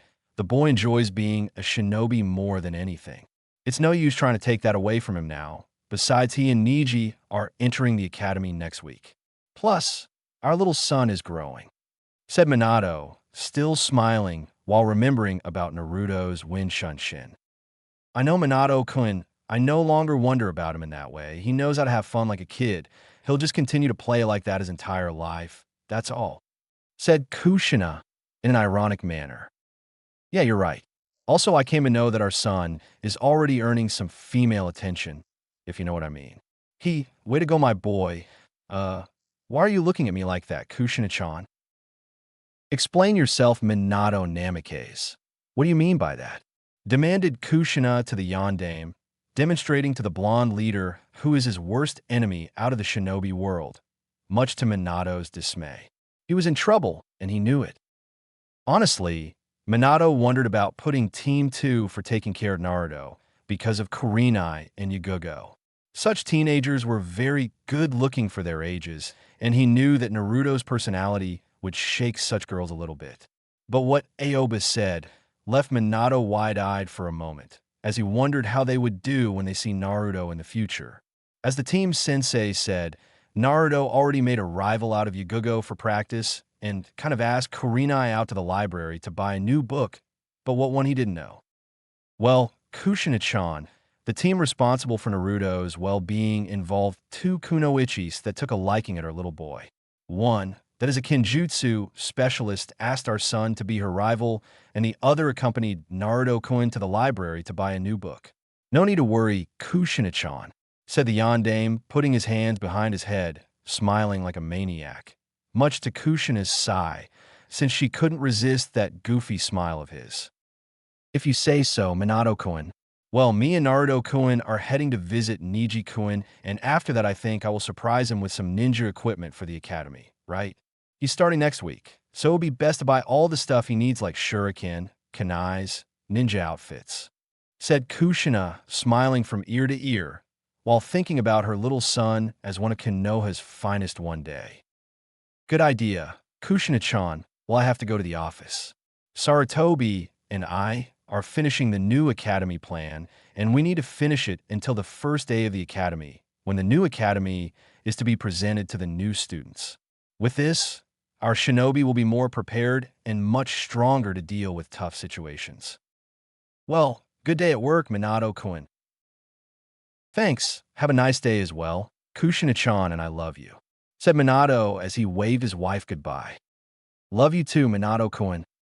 Just as Minato got out of the compound, Naruto got downstairs and set for breakfast with Kushina keeping him company while he ate the equivalent to a little battalion in order to replace the energy lost, which, by the way, Kushina wondered if her son would ever be exhausted one day. Because of the gravity seal still on, Naruto got accustomed with the new weight and was moving normally. Actually, with the tree walking exercise, Naruto learned a great deal of chakra control as well. so he managed to get used to walking with extra weight by channeling chakra through his legs for better moving and without much restriction. After breakfast, Naruto and Kushina went outside, and both looked at the sun radiating Konoha like never before. It was a very hot day that even though Konoha is situated at the fire country, the temperature was higher than normal, attracting all the Konoha citizens to the lakes around town, so to refresh. At the Hyuga compound, when Naruto and Kushina arrived at the gate, the Hyuga guards bowed and allowed them entrance, since not only they were the Hokage's family, but the Namikaze family was really close to the Hyuga main family, as well as the fact that Naruto and Kushina have a bond with Hyuga Tenko and Neji. Once inside, the Namikaze waited patiently at the main garden until Hizashi and Neji appeared to greet them. Hizashi told Kushina that Tenko was at the living room having some tea, so Kushina went inside to chat with her friend and have a little talk to catch up. Meanwhile, Naruto and Neji were eyeing each other with the regular intent of a little spar, but because of the last time they fought, Hizashi prohibited them to fight for a little while, serving as a little punishment from Kushina and Tenko, much to the infants' dismay, since when they fought each other, they improved. Neji, since the last time, was training with his father in advanced instances of the Hyuga style of fighting and got a lot stronger as a result. Because of the fact that neither Naruto or Neji could fight, both of them decided to talk about the upcoming academy and the fact that Naruto overheard his father saying that they were to be a part of the new academy. But since Minato didn't talk in details, Naruto didn't have more to say about it. So Naruto, I believe that you're entering the academy, isn't it? Good, because I intend to enter as well, and I want to see just how you improved since the last time you and I fought. I'll have you know that I've been training with father in the advanced ways of the Jukin, said Neji, earning a fire inside Naruto, since he was desperate for a spar between them, but sighed, thinking that they could fight like crazy once at the academy. Yeah, Neji, I'm entering as well, and believe me, I've been training as well. Let's wait until the academy arrives, then we can test our strength against each other. Hee hee, I can't wait. Grinned Naruto, remembering the last time they fought. Hizashi, long since hearing the conversation with his son and the Hokage's son, could only laugh at such a rivalry that was built and hoped that these two would be the ones that guided the next ninja generation to success, if they don't get themselves killed when fighting at the academy, that is. Hizashi was looking at the blonde with the Byakugan, and he was amazed to see that the blonde's chakra coils were more improved than it's supposed to be for someone his age, but something he saw near the chest area just confirmed the fact that the Yondaime was indeed a madman, since there was placed a gravity seal, which the Hyuga could only figure that since Naruto was so at ease by walking around that the infant was already used to using it. Yes, these two will be very strong indeed. So tell me, Naruto, why do you want to become a ninja? I already asked Nae that, since it's important to follow the family tradition, but it's more important to follow your instincts and know what you want to do in life. Asked Hizashi, showing the infants that the shinobi world is nothing sort of game to be played. Well, Hizashi-sama, I would like to be a ninja in order to protect other as well as myself. You see, ever since the first IWA attempt of kidnapping, I found that if I was strong enough, I wouldn't need to be protected anymore, and I believe helping others is what I intend to do once I become a shinobi. After all shinobi missions are requested by people who need help, isn't it? Said Naruto, with a hand behind his head and smiling. Very well, good answer, Naruto. It's important to know what you want to be in life. It's important to plan ahead, and remember, children, the shinobi world is no fun and games. Once the mission gets out of hand, it's up to the shinobi to use his skills in a way to run damage control, if need be. There will be times when you guys have to kill in the name of the village, or at least defend yourselves from powerful ninjas out there. Naruto, since you are the Yondaime's son, watch out for IWA shinobi. Once you're outside the village, they won't hesitate to capture you. Neji, in your case, Kyumo is for you like IWA is for Naruto. So when your time comes and you need to get out of the village on missions, be extra careful, okay? Take this advice to the heart. Aye, said the two infants in unison, earning a smile from the Hyuga elder. After some time talking, Kushina bid her friend goodbye, since she wanted to surprise Naruto by buying him shinobi gear for the academy that would be starting in 1 week. Tenko smiled at her friend and bid her farewell. Once outside, Kushina called for Naruto so that they can go back to the Namikaze compound. But little did Naruto know that his mother had something in storage for him. At the Yuzuki residence, in the garden, a purple-haired kunoichi was practicing some kinjutsu katas while her father just watched in amazement as his daughter was faster and stronger by the minute. He smiled, remembering when Yugugo came home 2 weeks ago telling them about her team's mission protecting Naruto as well as training alongside him. Back then, Yugugo came rushing at him with a smile that could be seen all over Konoha as she was describing her newest rival, which, by the way, was the 6-year-old Hokage's son, who not only managed to gather her interest out of all her genin peers, but also seemed to fare pretty well in taijutsu/kenjutsu spar with Yugugo. Yuzuki Momoto never would have thought that the Yandame's son could be advanced like his daughter described his skills. He was flabbergasted upon hearing that Naruto had immense chakra reserves and was able to do the Kage Bunshin as well as the Shunshin, being the latter added with Futon chakra, according to his daughter's sensei, Aoba. But a thought appeared in Momoto's head, and he remembered that his daughter had a crush on the current Hokage, and he wished that her crush wouldn't end up being the Hokage's son. Wishing that his daughter, if in fact wanted to be with Naruto, that at least they got to know each other better and develop their lives. Momoto thought again and concluded that his daughter was never a fangirl to begin with, and he knew that she would take her rivalry with the Gaki seriously, as well as their certain friendship. Yugugo, for her part, was getting used to using the gravity seal that Naruto put on her a week ago. As she was delivering some heavy blows while cutting the air, she remembered the day that Naruto explained the use of gravity seal, and that she requested if it was possible that he could put on her. Flashback on. 1 week after the IWA attempt, Naruto was walking towards the library to see if something new had arrived. Suddenly, a purple-haired kunoichi appeared out of nowhere, screaming his name. "Naruto-kun, wait up!" screamed Yugugo as she appeared in front of him. "Yugugo-san, how do you do? Where's the fire?" asked Naruto. "I'm fine, Naruto-kun. Listen, I would like to ask you a question about your gravity seal. How does it work? Can I use it, or it's something Hokage-sama invented for you to use?" asked Yugugo, remembering about their fight when he released his gravity seal and suffered a huge burst of speed. Well, the gravity seal works by increasing the gravity force on your body, naturally increasing your body weight. With it, moving tends to be difficult since the gravity force is much stronger. The way you can move with the gravity seal is by pumping chakra through your legs as you move them. This exercise helps to expand your chakra reserves as well as your control over it. After the seal is rested on you, all you have to do to activate is channel chakra through it and use the word Kai, and it's the same to deactivate. You can put more than one seal on your body as you're getting used to. Apart from the fact that it's quite dangerous because the heavy movement tends to hurt your body muscles. Everyone can use it, why? Well, I was hoping if you could put one on me. It's not fair that you use this, and I, your rival, don't, said Yugugo, earning some muttering from Naruto, saying that she is 8 years older than him and already a genin, and she is the one that uses the word fair in a sentence. But luckily to him, she didn't listen. "Sure, but I see you understand the risks. Once I put one of the gravity seal on you, it will be hell to get used to. Are you okay with it?" said Naruto, earning a nod and a smile from her rival. "Okay, so where do you want the gravity seal to go?" asked Naruto, blushing a little bit, since it was on his chest, and he wouldn't dare to ask her if she wanted it on her chest, but somehow he knew that his rival would have some teasing because of it. "Wherever you like it, Naruto-kun," said Yugugo, earning a red Tamadu blush out of her rival, much to her amusement, seeing that she adored to tease Naruto. "Teasing's apart, I want on my left arm."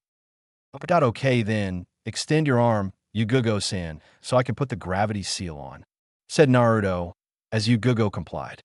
At extending her arms, Naruto placed a paper tag with a drawing that indicated the gravity seal and made the necessary hand seals to make it go active on her, making her fall on the ground because of it. Now Yugugo was speechless and hurt. Her face was flat out on the ground, and she forced herself up with brute strength, but was having problems doing so only to look that Naruto was looking at her seriously. Yugugo-sen, in order to move with the gravity seal active, you have to use chakra, not brute strength. The gravity seal increases your body weight up to 20 pounds per seal. So if you think about it, you would weigh 20 pounds more with each seal. At hearing this, Yugugo mumbling something about cursing the little Gaki and wondering how the hell could he take this and be normally. She focused on using chakra on her body as she was getting up a little easily, but since her chakra levels were lower than Naruto, she was almost panting because of it, having to deactivate the gravity seal. Quite a training, isn't it, Yugugo-san? Laughed Naruto as he remembered himself slamming his face on the ground after his father introduced him to the seal. Flashback off. As a result of getting used to the gravity seal, her chakra levels improved greatly, and she could almost scream in joy as she would be now learning ninjutsu with Aoba-sensei. Even though Yugugo's chakra levels were high for a kunoichi, she couldn't rely on ninjutsu to fight in battle, resorting to the use of E-ranked jutsus and her father's kenjutsu style. It seemed my father's advice at getting a rival did indeed help me a lot. I have to remember thanking Naruto-kun for the gravity seal. It was sure hell getting used to, but once you get accustomed, it pretty much feels that the seal is non-existent. Thought Yugugo as she was progressing through the katas. With Naruto and Kushina. Now outside the Hyuga compound, Naruto and Kushina were walking through the crowded streets of Konoha, apparently going nowhere. Well, for Naruto's part, he didn't know where they were going, but Kushina very well knew, and she was going to surprise Naruto by going to ninja store that she and Minato were when they were Chunin some time ago. Naruto was becoming suspicious of his mother's behavior, since she was trying to hide a smile on her face for no apparent reason. Kushina was never good with deception skills, but even though Naruto was quite smart for his age, he lacked the experience to understand face expressions and compare them with emotions.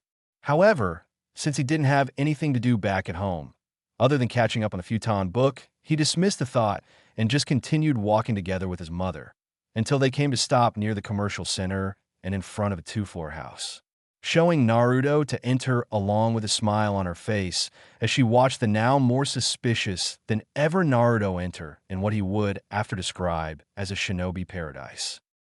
As he entered the store, his mouth opened and his jaw hit the ground 1 second later. Shelves and shelves of ninja attire, kunais, shurikens, senbons, holsters, kodachis, katanas, wakizachis, bow staffs. Right now, Naruto cursed not having the Byakugan blood limit, since he couldn't look at all the ninja equipment at once, which resulted in Naruto turning his head left and right several times, trying to grasp the wide display of ninja attire the same way a child would look at a toy store. Kushina, upon seeing Naruto's expression, smiled even more if possible, since the woman was already smiling when she entered the door. She was happy to see how much Naruto seemed to enjoy just being inside the store, as did his father once Kushina introduced him to the owner of the store. Surprise, Naruto-kun, we're here to buy some ninja equipments as well as some clothes to aid you in battle. Now since kunais, shurikens, and the holsters are pretty much the same, except for the holster's color, go ahead and pick some clothes that you would like to wear, but tell me what color would you like the holster and how many of them? Ka-san, I don't know what to say. Thank you so much for this. I wasn't expecting it all, said Naruto as he hugged his mother tight in appreciation. You're most welcome, Naruto-kun, but eventually you would need to come here to buy clothes and all. I just wanted to surprise you, and by seeing the looks on your face, I think I managed to do that, didn't I? Now, what's going to be? Said Kushina, smiling, while seeing Naruto was still trying to show gratitude to her. Black holster, and I would like 2 of them. Thanks, Mom. I'll go to see some clothes now, said Naruto as he went to the shinobi wear section and begun to look around, already picturing a very cool outfit for him. While Kushina was ordering the usual, that being a set of kunai, a set of shuriken, and the 2 black holsters. For Naruto's part, he was first choosing his paints. Naruto wasn't fond of much details concerning clothes. He wanted it to plain and simple, a color that would not attract attention but also didn't scream experienced shinobi.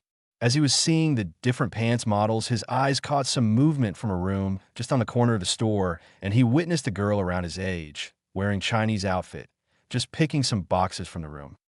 After that, he just returned to the outfit choosing and managed to come in contact with black cargo paints that were similar with the ones Umbu used on missions. After that, t-shirts and fishnet shirts.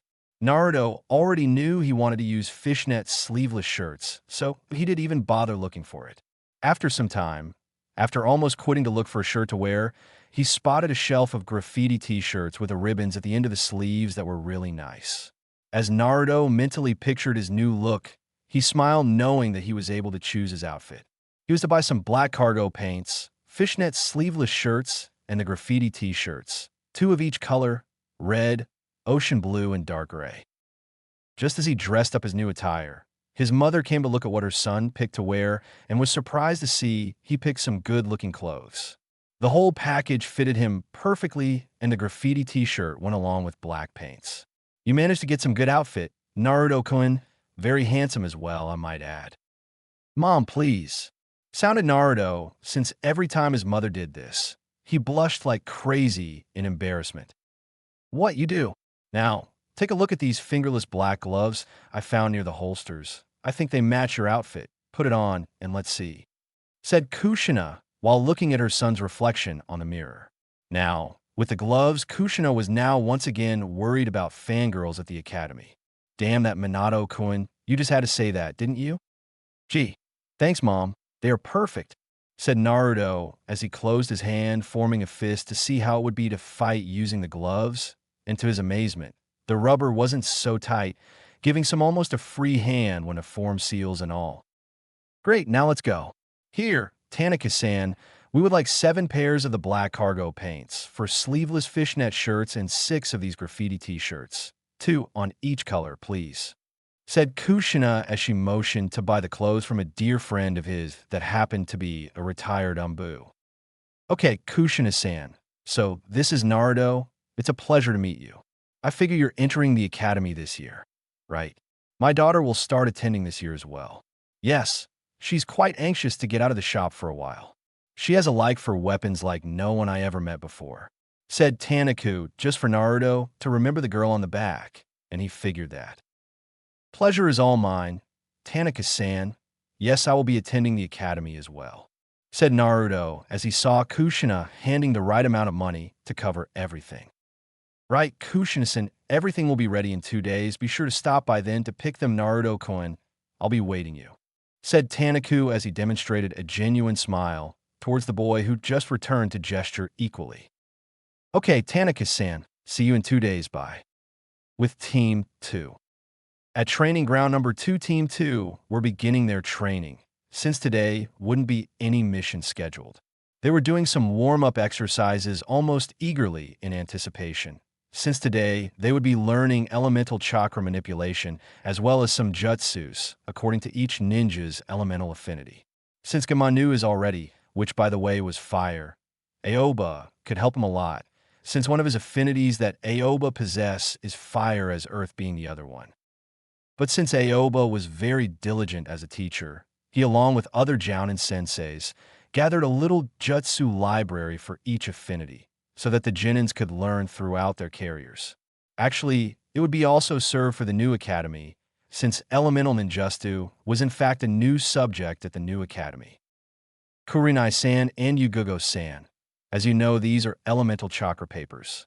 So go ahead, channel Chirka through them, and let's see in what element are each of you aligned with, said Aoba as he handed the chakra papers. He decided to speak once again. Remember, if the papers burns, it's katan, if it crumble, right-un, if the paper splits in half, futon, if it's wet, swaiton, and if it turns to dust, doton. As Sensei Aoba instructed, Yugugo and Kurinai channeled chakra through the papers. With that, Yugugo's chakra paper soaked wet, and Kurinai turned to ashes, meaning swaiton for Yugugo and katan for Kurinai. Ah, I see you got swaiton, Yugugo-san. Actually, it's perfect for your style of fighting, since you can fight in great speeds. The basics of swaiton ninjutsu is having the force of a strong current from the bottom and calm from the surface. As your fluidity in moving progresses, so will be your swaiton ninjutsu. But unfortunately, I don't have most knowledge on swaiton ninjutsu, making it difficult for me to teach you. But take this. This scroll would give you everything to know about Suidan Jutsu and how to attain it. Now about the list of jutsus at the last page of the scroll. Do not try does labeled as be ranked jutsus only until you become Chunin, said Aoba as he tossed a big-sized scroll with practically all that is to know about Suidan Jutsus. Now, Kurenai-san, since her element is fire, I believe a more direct approach from me will be sufficient for ninjutsu training, seeing the fact that you wanted a specialized in jinjutsu usage. So, I would be teaching 4 katan jutsus that I believe that will serve you quite well, now to fully use elemental chakra in battle. Kurenai, for her part, was a little bit sad about hearing from Aoba that resorting only to jinjutsu in battle isn't enough, but she dismissed the thought when he clarified, saying that it wasn't a problem with jinjutsu. Aoba explained that if a ninja resorts to one specific ability in battle, the enemy can overpower him easily.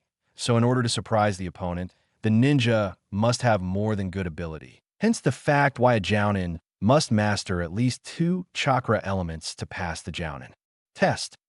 Now, Yugugo, since you have Suidan affinity, here is a scroll that explains everything you need to know about Suidan ninjutsu.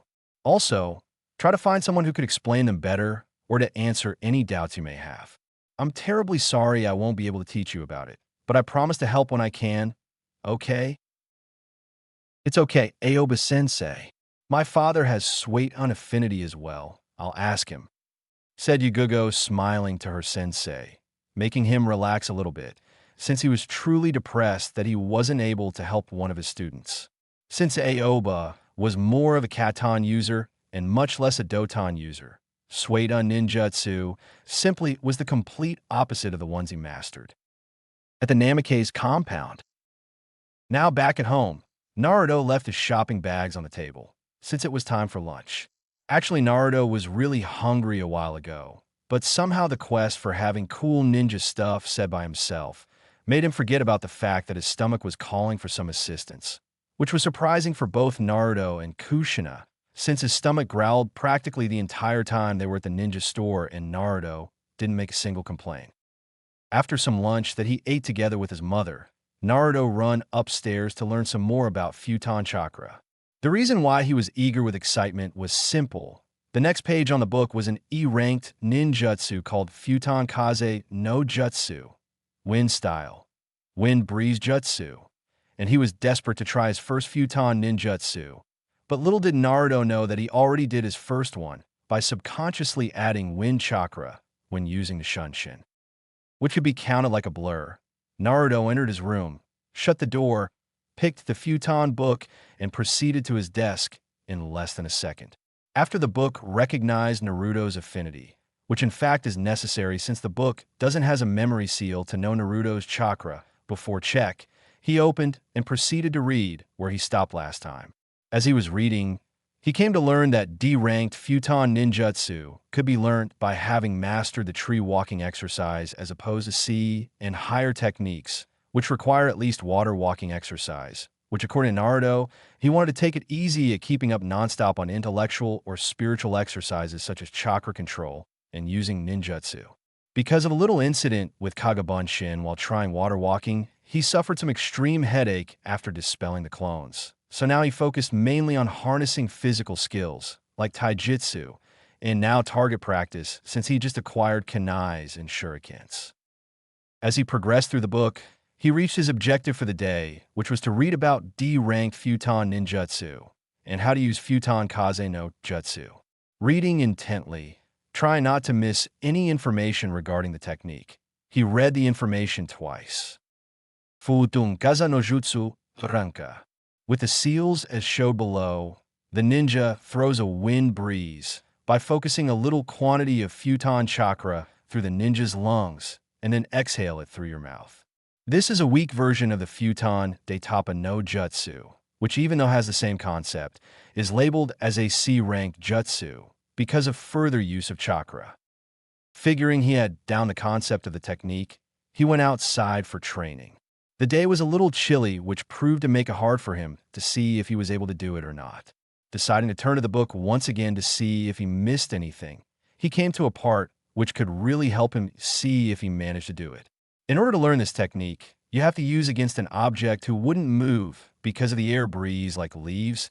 Use instead a little piece of rock which by your wind breeze could move it. Finding a rock as described on the book, he closed his eyes and started doing the meditation part in a way so that Futon chakra starts running through his tenketsus. After 10 minutes of it, he began to feel Futon chakra travel inside his body like he was traveling through the air, certainly relaxing every part of his body in the process. Actually, this new meditation exercise of Naruto, which was described in the book, made his body relax in a way that Naruto could swear that he was lighter than normal. His body was so light that he thought that if he jumped, he would just float back on the ground. Now, waking up from his meditation, and with Futon chakra running through his body, Naruto remembered the hand signs as he progressed through them, molding his chakra for the technique. For his first try, he didn't even felt any breeze coming from his mouth, and only after a while did he realize that he not gathering enough chakra through his lungs, which showed him that even though the book stated that such technique could be learned from having tree walking level of chakra control, it wouldn't be impossible to do it, just difficult. As determined as he was, and the fact that he had nothing else to do, he tried again and again. At the third try, he was able to feel the breeze through his throat. Now, happy and even more determined, he did once again the hand seals for this time, making the rock move, but only slightly. Now fuming with rage for not getting the rock to move further, he decided to have a different approach, pumping more chakra through his lungs and see what happened. After he did it, when he opened his mouth, actually of a little wind breeze, Naruto's was more like a gust of wind, throwing the little rock far away, as well as yank a little tree from the ground that his mother had just planted a while ago. Seeing this, he was frightened to death. Somehow Kushina developed a passion for gardening, and he began buying book after book about it, trying to learn how to plant and create a beautiful garden. Now remembering his mother's reaction when Minato accidentally stepped one of her plants, and Naruto was now terrified, but also happy. Happy because somehow if the book was right, Naruto just made the Futon de Tapa no jutsu. Wind style, great breakthrough jutsu. Since Naruto read a lot, his intellect was further developed, and he now was using his thinking only to conclude that the more chakra needed for the technique, the less chakra control he needed for it, being that a theory to him, since he did his supposedly first Futon ninjutsu, and a C level no less. Nevertheless, Naruto was terrified, but he decided not to tell anyone, since it would be him on Kushina's target. With Minato, all she did was chase him with throwing kunais at him, but since Minato was way faster than Naruto, he feared that he wouldn't be able to dodge the kunai and will be certain death for him. But he figured that being his mother, she wouldn't go to such a state. Or would she? Thinking nothing of it, he turned to see the living room as he heard Minato's voice announcing his arrival. Instantly, he shined in a little tornado and appeared in front of his father, trying to scare him or catch him off guard.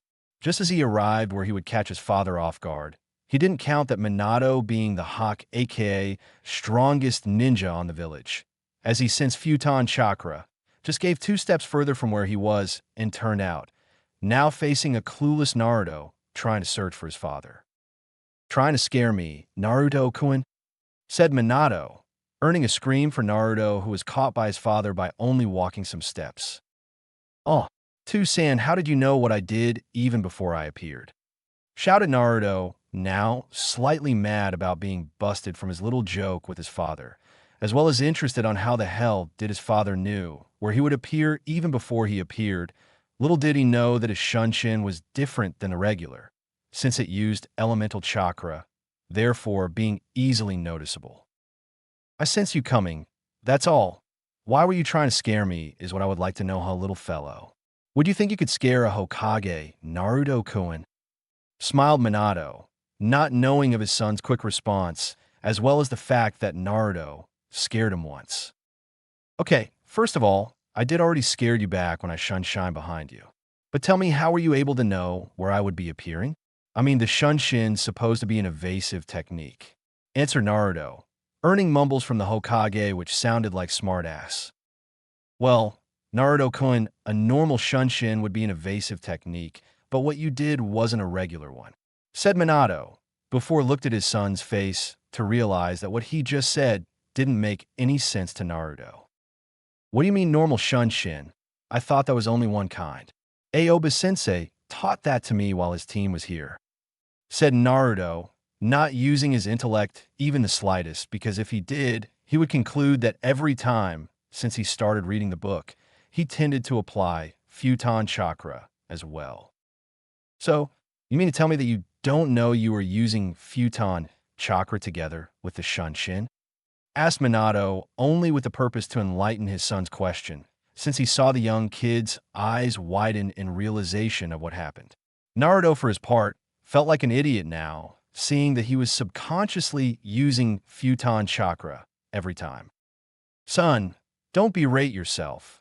Already using elemental manipulation at your age is an astonishing feat, and it seemed that by your display of shunshin that your element in wind. But tell me, son, how did you know about even using futon chakra, let alone actually make futon ninjutsus? Asked Minato, now more perplexed at the fact that his son could already use futon chakra with 6 years old. Naruto, for his part, remembered his father berating him for training high-level ninjutsu before going to the academy, and he didn't want for his father to know about his book about futon jutsu. But now he had to tell and await the consequences. When you and Mom were away, I went to the library and found a book about futon ninjutsu written by a famous jounin back in Suna. The book had a seal that checked to see if the person who's holding the book has futon as an element, and when I picked it up from the library, the book checked me and opened. I've been reading it ever since, said Naruto with his head down, awaiting the punishment, which surprisingly enough, never came. Instead, Minato just landed his hand on top of Naruto's head and began to harass his hair while smiling. What? Were you expecting punishment for disobeying my orders, Naruto-kun? Don't be really. I laid that order in order to prevent any serious danger involving using high-level ninjutsu and the effect on the person's chakra supply. But since you were precocious either by understanding the concept behind futon ninjutsu, as well as tree-walking chakra level control mastered, but I'm sure that the book said to have at least water-walking exercise chakra control. Be proud of yourself, Naruto-kun. You are growing, and soon you'll be a great shinobi.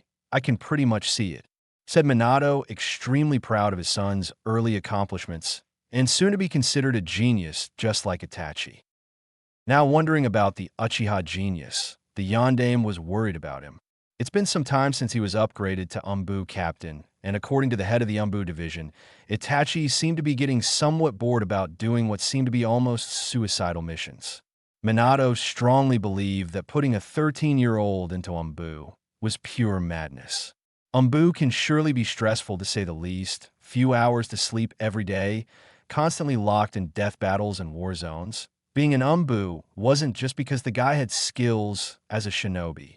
Experience on the battlefield was vital for an Umbu to survive while serving as an Umbu.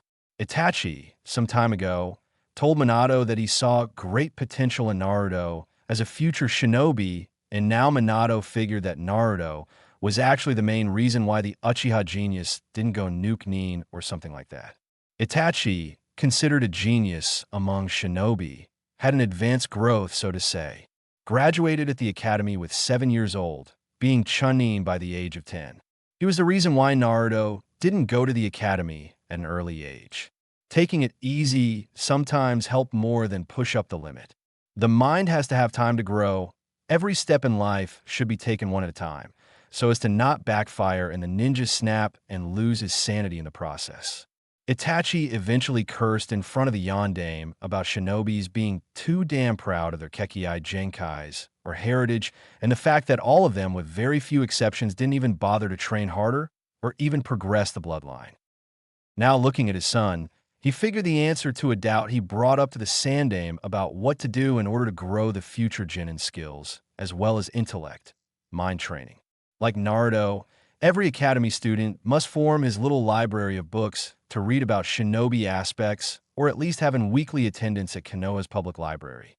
Sometimes, the search for information can overcome some doubts, as well as harness the ninja's way of thinking, So, to get out of a tough situation or come up with a strategy to complete the mission. For Naruto's part, he was watching his father as he was lost in thoughts about something he couldn't put his mind on. Atu-san, what? Oh, sorry about that. Tell me, Naruto-kun, how much of Futon chakra usage you know, and more importantly, is Futon Shunshin the only technique you know how to do? Asked Minato, awaiting the answer only to confirm the last piece of the puzzle that was to come up with a new academy. Actually, I didn't know I made Futon Shunshin, but I also have a second technique I learned from the book. Well, actually, I didn't quite get it. You see, the technique called Futon Kaze no Jutsu is 8D ranked one. But because my control is not up to water walking level, I couldn't do it completely. But as I read the book, it said that such technique is a weaker version of the Futon de Tapa no Jutsu, with the difference being more chakra. So after a few 20 times I tried that first one, I grew tired of it and just used a lot of chakra, actually doing the latter. But there's one problem, Tusan, and I think that cousin would not be as thrilled as you are right now, said Naruto, now being frightened again. What is it? Wait, it didn't mean you. You said you used the Futon de Top at the garden. No, Naruto-kun. That technique could dismantle any tree from the garden. Wait a minute, said Minato as he went to the garden, only to see the entire landscape from the right corner leveled in place where Kushina's first plant gone. Well, second being first the one that he stepped in. Naruto-kun, your mother's going to be so pissed at you, and the fact is I'm too scared of her too, said Minato, stopping dead on his tracks, as his shinobi senses were shouting like mad people running away from a bijou, and instantly he knew this feeling. It was the same time he stepped on top of the first plant Kushina grew, and now his son was in deep trouble. What could be described as hilarious from some people, for Naruto and Minato, was a scene for Shinigami himself in a bad day. When Naruto and Minato turned, their eyes meet with Kushina's red blood eyes fuming with rage at not only seeing the entire landscape leveled, but also her plant gone. Without hesitation and utterly furious, Kushina picked a kunai and started to chase the Namikaze duo in extreme rage, much to the blonde's despair. Naruto-kun, deactivate your gravity, seal this instant, and run for your life, screamed Minato as he, along with his son, was sprinting around the now level garden with Kushina chasing them with a kunai in hand and screaming for blood. Meanwhile, at the Hyuga household, Hyuga Hizashi and Hyuga Niji were sparring when suddenly they felt a major killing intent coming from the Namikaze residence. Tusan, did you feel it? It's coming for Naruto-san's house. Do you think they're in danger? Should we help them? Asked Niji before seeing that his father was trying hard not to fall down laughing like a maniac. After a little struggle, he gave up and held his stomach, laughing his ass off at what he spotted with his Byakugan. Niji-kun, do me a favor, try to use your Byakugan a little further, and you will understand why I'm like this, ha, said Hizashi, almost not able to even talk because of all the laughter and the sudden loss of air while laughing. As Niji activated further the Byakugan, he came to a scene of Naruto and the Hokage running away from what seemed to be a possessed Kushina, holding a kunai in a threatening manner towards the two. Upon seeing this, he could only do one thing: laugh just like his father did, because of the funny situation of seeing the Hokage running away scared from a bloodthirsty wife, a kunai on her hand. Back at the Namikaze compound, after some 30 laps around the Namikaze compound, a tired Kushina just went inside, having given up from getting angry at the blondes, since she came to realize that while they used the garden as training, a lot of damage could be done. So she figured that she would open a garden store or buy a little land just for gardening. For Naruto and Minato's part, they whispered in relief, seeing that their supposed killer had given up and just went inside.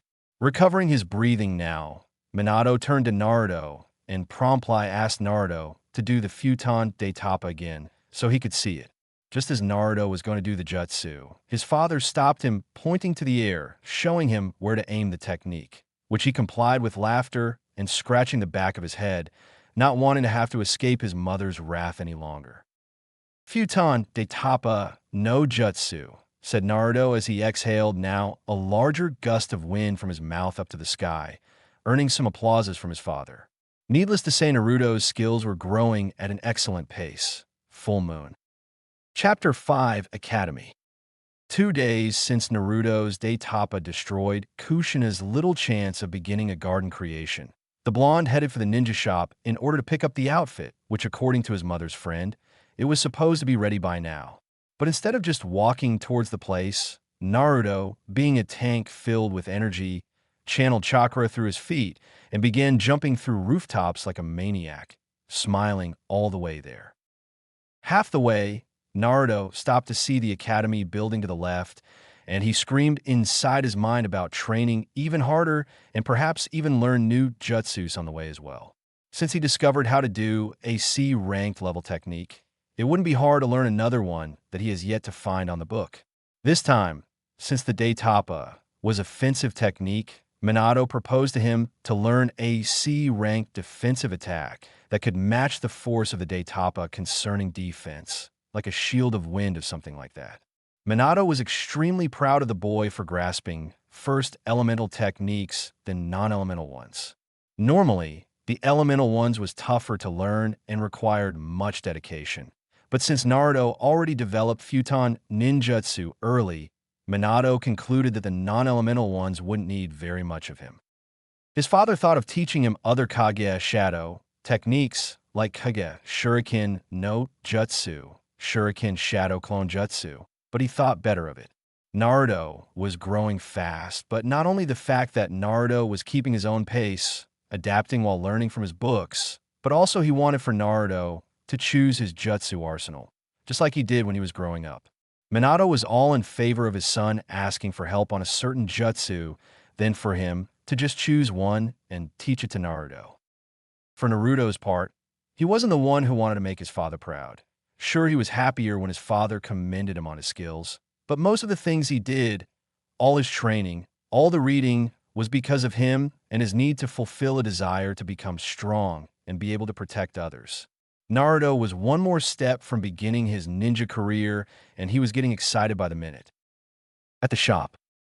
As he arrived at the shop, he arrived only to see the girl he remembered from 2 days ago with the kung fu-style outfit, reading something behind the counter. Upon close inspection, Naruto managed to see what she was reading, and it turned out to be a book about famous weapons across the shinobi world. Not wanting to disturb her at the moment, he figured that if he would check around the store a little bit, the girl would notice a customer and attend him. So he turned to see some shinobi weapons that were on display on the left side of the shop. The weapons were divided in swords, knives, bow staffs, and kunai/shurikens. As he took a wakizachi, the sound of the little sword coming out of the holster got the girl's attention, and she immediately dropped the book. "Hello there, customer-san. What are you interested in?" Approached Tintin, as well as mentally study the boy who seemed to be around her age, but slightly taller than her, as well as the fact that the way he was holding the sword showed her that the Gaki didn't have any sword skills at all. "Hi there. I'm sorry. I was just admiring this sword here. But why I came exactly is to pick up some clothes I bought 2 days ago. I'm sorry, but I haven't asked about your name. I'm sorry. My name is Namikaze Naruto. Nice to meet you," said Naruto as he put the sword back to its place on the shelf, as well as give the girl a ticket needed to withdraw the clothes he purchased. "It's okay. Nice to meet you. My name is Makoto Tenti. Wait right here. Your clothes are ready. I'll go get it for you." "Okay. Thanks a lot," thanked Naruto as he watched Tenti climb up some set of stairs in order to get Naruto's packages. After she came back with a sack, Naruto was unpicked them up when Tenti stopped him, saying that there were another package, since it was a whole wardrobe worth of new clothes and one sack just wouldn't do. After she came with the last one, he wondered how the hell could he carry the two of them, since both of them were very heavy to carry and he didn't like to focus chakra on his arms to lift the goddamn thing together. He figured that if he did that, he would suffer from chakra exhaustion at half the way to his house. "If you want to, I can help you carry the bags up to your house. You know, 2 people can carry it better than 1 inch," said Tenti, offering help for Naruto, not at all realizing that she just gave him an excellent idea. While he didn't want to become a burden for her, he acknowledged the idea of 2 people being better than 1 to carry. "Thanks, Teni-san, but it's no problem. I just need 2 new pair of hands to carry them," Kagebunshin no Jutsu. Screamed Naruto, making the hand seal necessary for the clone to appear and pick one of the sacks while the real Naruto went to pick up the other one, leaving a perplexed Tenti. "Thanks for the clothes. See you around." "Okay," said the two Narutos in unison, earning a simple huff from Tenti as she processed the information on the fact Naruto had created a clone of himself, which appeared to have a life on his own, quite different than the regular Bunshin, which was basically an illusion. Okay, see you." After walking away from the store, the Naruto duo jumped up to the rooftops and started heading to his house, so to drop the stuff and find a defensive futon jutsu to balance the odds when fighting. With Yugugo. Yugugo was traveling through rooftops as well, heading for the training ground that her team met every day. She was remembering about her Suiton affinity and the scroll's teachings. While she understood the concept of water manipulation, she was having hard times applying the theory to practice. She even asked her father for some guidelines in achieving the water manipulation, but what he said pretty much confused her even more. Flashback on.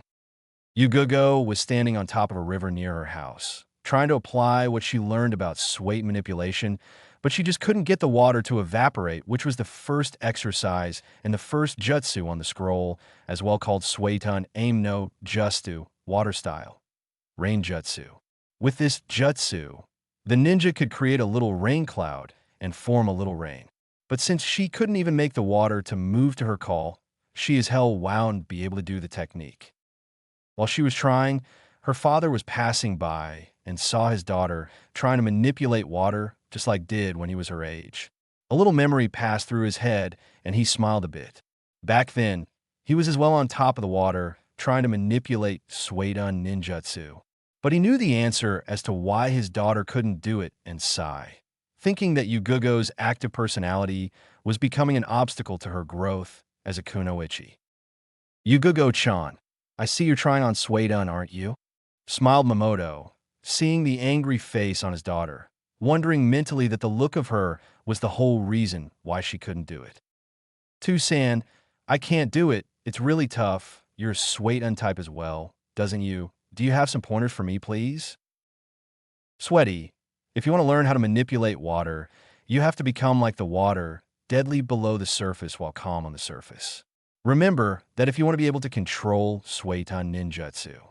Anyway, your mother called. It's dinner time, come," said Minato as he turned and headed for the house, leaving a thoughtful Yugugo, remembering Aoba saying the same thing. Flashback off. Yugugo was pounding on what her father meant when he said it, but even though she understood what she had to do, she didn't know how to do. Deadly below the surface, calm on the surface. What does that mean? As she was jumping through rooftops, her eyes caught two people looking exactly the same, carrying each one a bag or something like that. Upon close inspection, she recognized the duo as being Naruto and what could be one of his clones. Seeing that she was early, she decided to grate the little blonde and see what is he up to.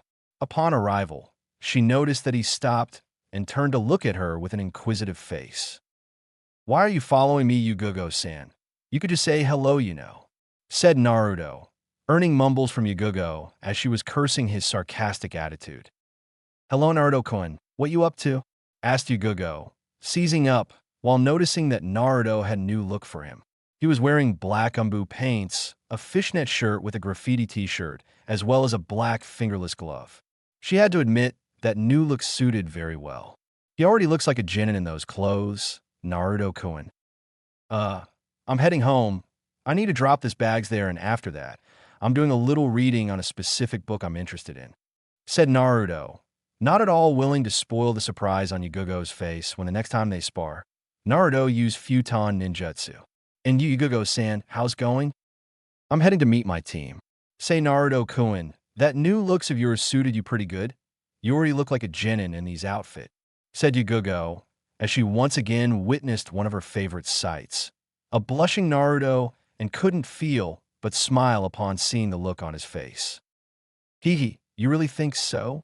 asked Naruto, not managing to control the amount of red on his face from hearing a compliment from Yugugo. "Of course.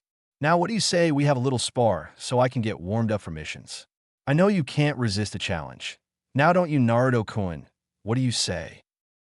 Just name the place, Yugogo-san. Oh, I've been meaning to ask you. How is the gravity seal coming along? Answer Naruto, as he remembered that she was using one and didn't seem to have trouble moving around. I've already adapted to it. Follow me. We're going to that training ground right there. Say, Naruto-kun, could you put one more after a spar? I want to get stronger, and this seal of yours really does the trick. How many do you have right now? Said Yugogo, as both of them were already heading for the training ground. I have 4 on me, but the 4th one proved to be a bit of a challenge. It's hard to move without channeling chakra, but I'll manage some time during this week. It's just a matter of time. So, I see you're training a lot, aren't you? Already wanting another one. I told you this thing is addictive, didn't I? Hee hee. Smile Naruto, towards Yugogo much to her amusement, because of her rival's attitude. At the training ground. Say, Yugogo-san, weights on or off? Asked Naruto as he places his bag near a tree, while his Kage Bunshin did the same before dispelling. Off. I want to test my speed and strength against you, and it wouldn't be fair on you if you had 4 gravity seals while I had only 1 on my body. Now, would it? Now it wouldn't. Deactivate, said Naruto as he stumbled a bit, seeing that he wasn't used to being light like he was now, and it took him a little time to get used to it. Since Yugogo was in the same situation as Naruto, she got used to the feeling as well, and Yugogo felt her muscles relax like they were like a while back. Seeing as they both were ready, Yugogo took her sword and got in position for a fight, only to see Naruto taking 2 kunais and setting each one on each hands in a similar position as his taijutsu style, earning a smirk from Yugogo, since now she wasn't the only one who would do the cuttings and slashes. Oh, you noticed it, aren't you? It's just a theory I want to test. I read it in a book that kunai could be used together with the taijutsu style, and since blocking your sword with my arms is nonsense, I plan to use both kunais together, but there is more to it than just kunais, and you just have to see for yourself, said Naruto as he got into his taijutsu stance with his kunais in hand. I'm eager for this, Naruto-kun. Let's finish the talk and fight, shall we?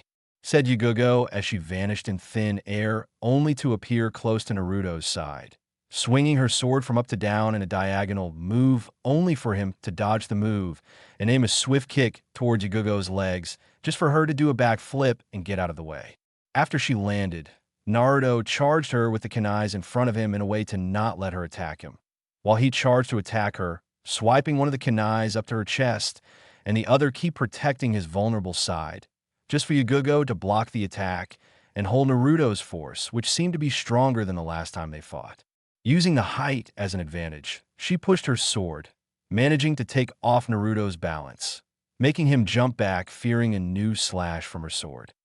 Using the advantage, Yugogo turned to charge Naruto again with her sword, but this time with a vertical cut aiming his head, but what she saw him do, just her wide-eyed. Naruto moved the 2 kunais in defensive position on top of his head, but the kunais were surrounded by some strange energy around them, which managed to defend the attack and held it in place. Upon contact, Yugogo instantly felt that the kunais were stronger than a while ago, when they almost broke. Utilizing Yugogo's lost in thoughts, Naruto saw an opening and used a frontal kick, kicking her stomach, sending her quite some distance. As Yugogo got up, she took a look at Naruto's kunais and saw that she wasn't seeing things. His kunais were indeed glowing with some strange white energy. After, she witnessed Naruto doing some hand seals and prepared for the worst. Naruto was full of surprise, and she was done underestimating him. She got ready to receive whatever jutsu he was throwing at him.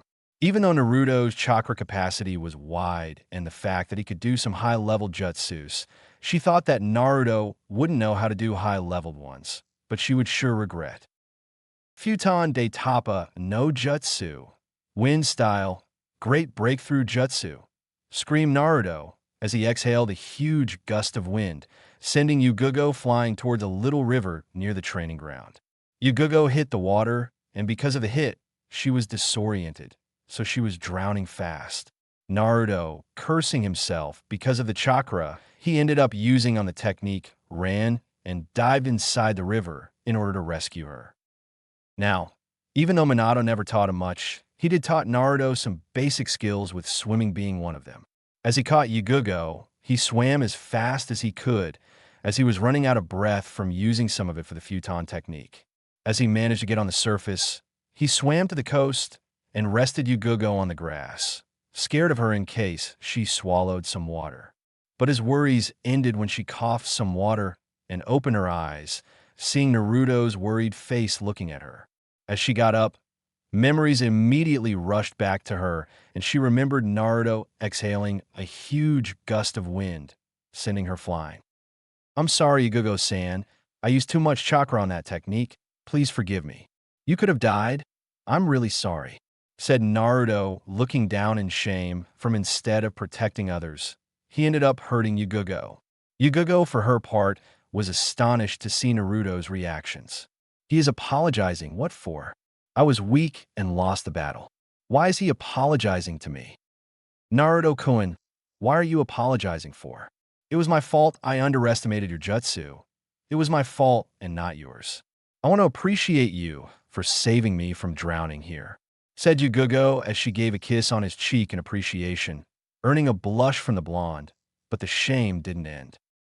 "But I wanted to become strong to protect others, and I ended up hurting you," said Naruto, but got interrupted by Yugugo, who nodded her head. "You did nothing wrong. You here? You are becoming strong, Naruto-kun. I'm sure as hell to never underestimate your growth.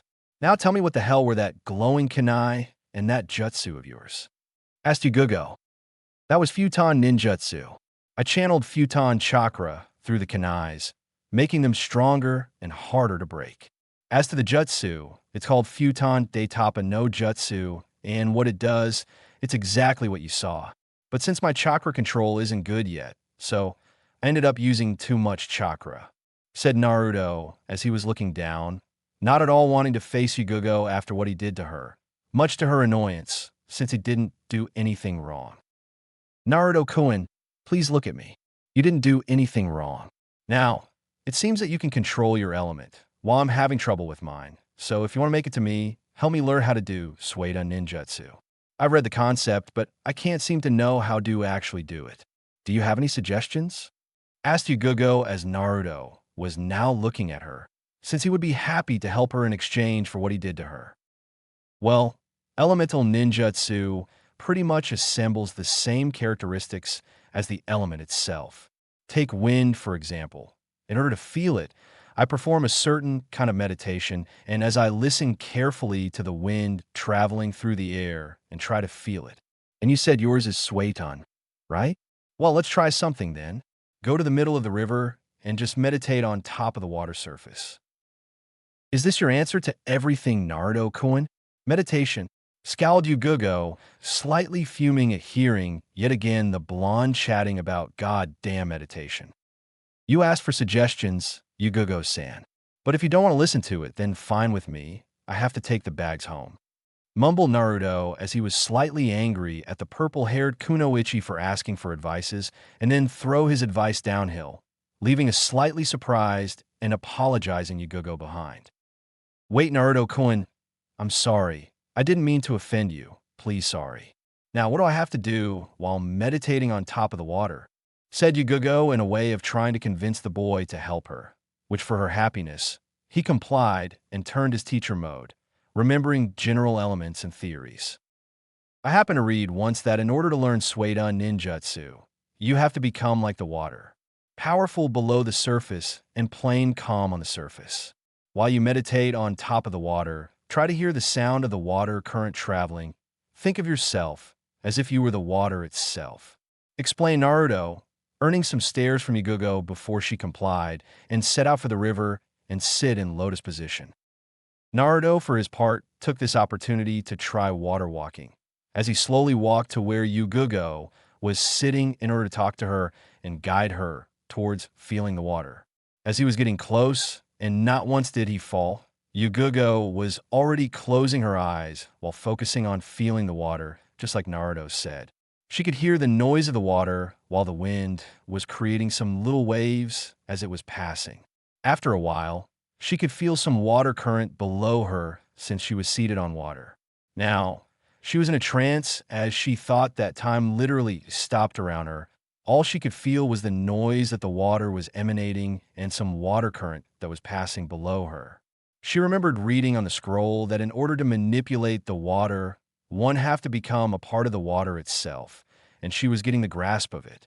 Now trying to manipulate the water, she did what the scroll said and focused chakra towards the water only to smile upon hearing a little typhoon being created around her. As she opened her eyes, she saw Naruto standing there clapping his hands, commending her for her skills. It seemed that my suggestion worked after all, Yugogo-san. Don't you agree?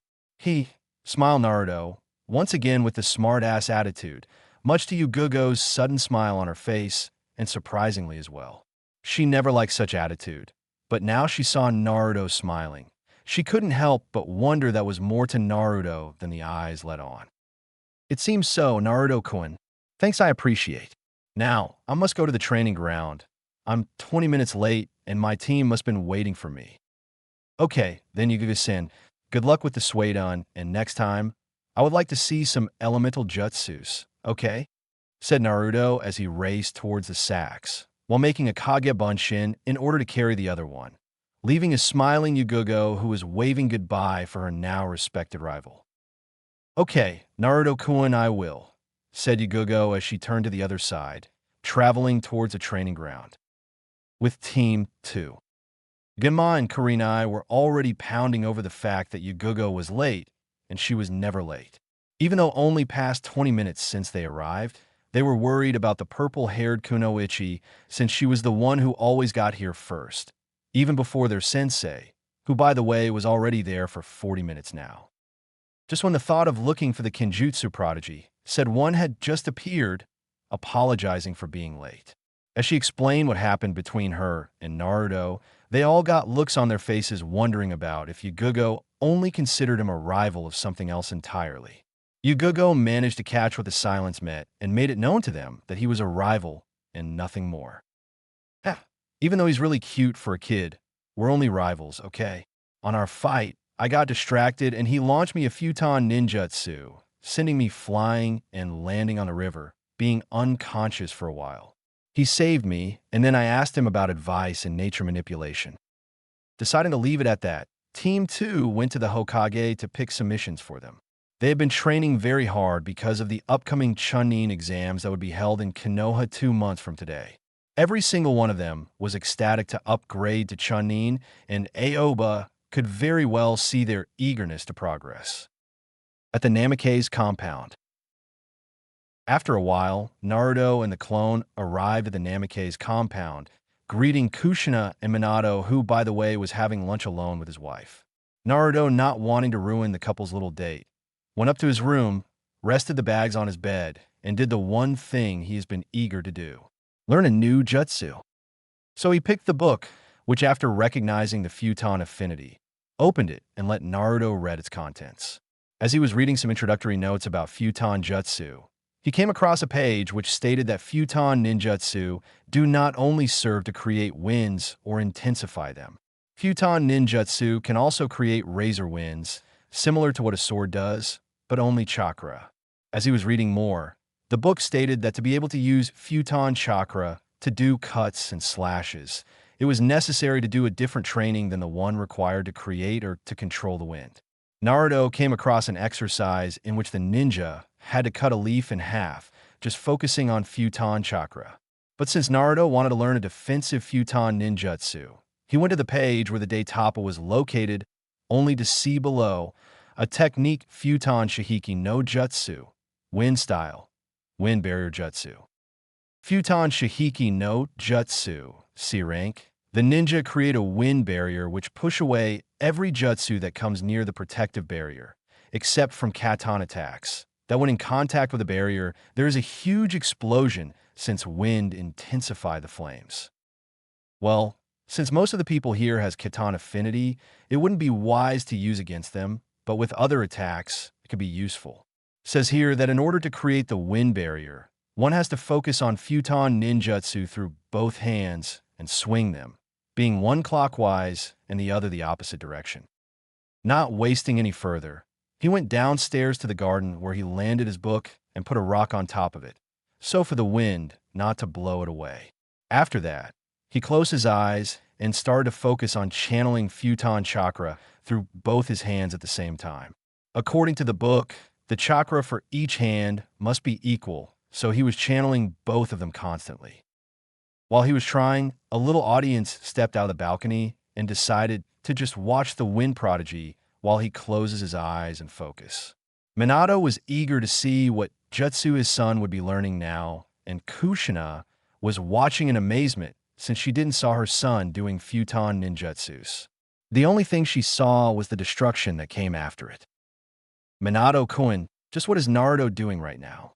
Is it Futon ninjutsu? How could he learn something so complex? Asked Kushina.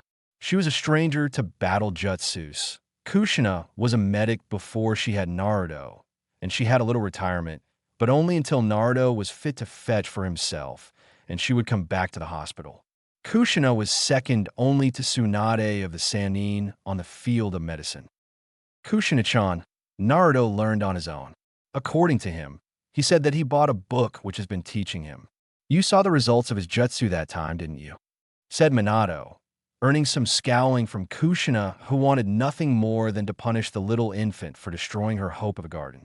I told him to learn a defensive jutsu next time, but since I don't know much about Futon ninjutsu, I don't know which jutsu he's trying to learn. Minato and Kushina were watching their son do his fifth try of the jutsu, but to no avail. It seemed Naruto was waving his hands in opposite rotation, but nothing would come out of it. After a while, Kushina was going to ask her son if he needed anything, but Minato stopped her, telling her that this time he was going to make it. True to his beliefs, after Naruto rotated both hands, two typhoons appeared side by side, which seemed to be blocking any frontal attacks from him. Futon Soweki no Jutsu. Kushina was wide-eyed from the force of the wind that came to them as she was struggling to hold her feet to the ground. Because the typhoons were close to the couple, the force of it came right back at them, having both of them channel chakra through their feet to hold on the ground. Naruto kept the typhoons spinning for a while, and to the parents' surprise, their son seemed to intensify the spinning of the typhoons, increasing the velocity and the force of the wind, taking Kushina off the ground only to be held by Minato, who, by the way, was covering his eyes because of the intensity of the wind blowing through his eyes. After 2 more minutes, Naruto dispersed the typhoons, sweating like a pig from using so much chakra on the technique, but he did it nonetheless. He just needed more control in order to hold more time. As he turned towards the house, his eyes locked with Minato's and Kushina's and grinned nervously upon seeing their hair all messed up and look of awe on their faces. Sorry there, folks. I didn't know you guys would be out here, said Naruto, scratching his head, waiting for the punishment, which surprisingly never came. Son, it appeared to me that you have a natural affinity for Futon ninjutsu. I fought countless Suna ninjas, and none of them came close to intensifying the technique after doing it. And the speed was really something. You managed to blow your mother off the ground. Ahaha.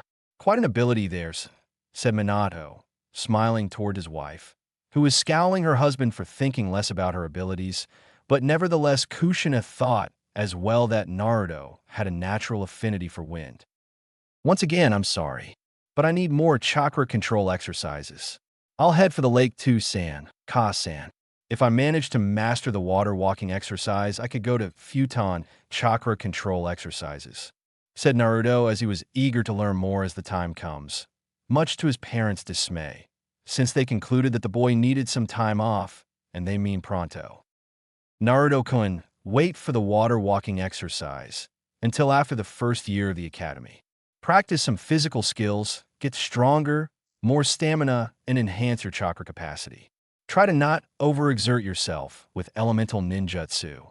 I promise you that by the time after the first year of the academy, you'll be able to do B-ranked ninjutsus. But B-ranked ninjutsu, really? Hook, line, and sinker. Actually, Minato at first overestimated his son's abilities, but right now what they needed to do was to calm their son a little bit, slow down the pace a little bit.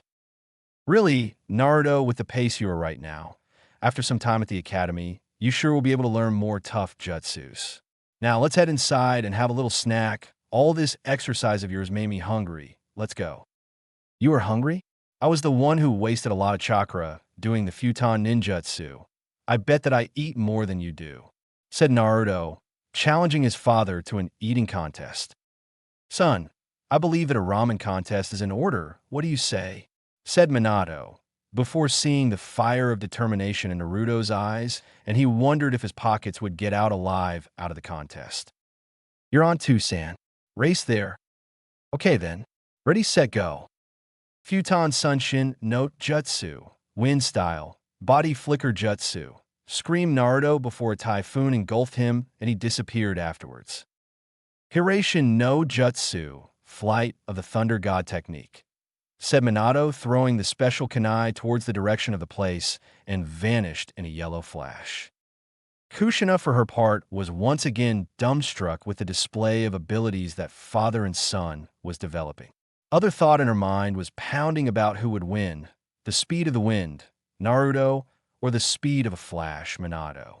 Even though Kushina knew that her husband would arrive at the place much faster, she still was amazed that Naruto was growing up just like his father in speed. At the ramen place, Tucci and his 10-year-old daughter Ayam was currently working at the ramen stand. Today was a calm day with little movement. They have been here in Konoha since Naruto was born 6 years ago, and even though the client's list was not big enough, they managed to survive. Every once in a while, the village's Hokage came by to have a few bowls of ramen, which managed to rise the place's reputation for a little bit. After saying goodbye to the last customer, Tucci and Ayam suddenly saw a yellow flash approaching and sitting on one of the sits. Surprisingly enough, it was the Hokage again with his infamous jutsu, who turned him famous around the shinobi world. Ah, Hokage-sama, how are you this afternoon? What would you like to have? Greed Tucci, smiling to the village leader. I'm expecting company Tucci-san. After he arrives, we'll order, said Minato, turning around when he sensed the futon chakra approaching, which could only be his son arriving pretty quick for a Shunshin. Tucci and Ayam, for their part, thought the Hokage was losing his mind.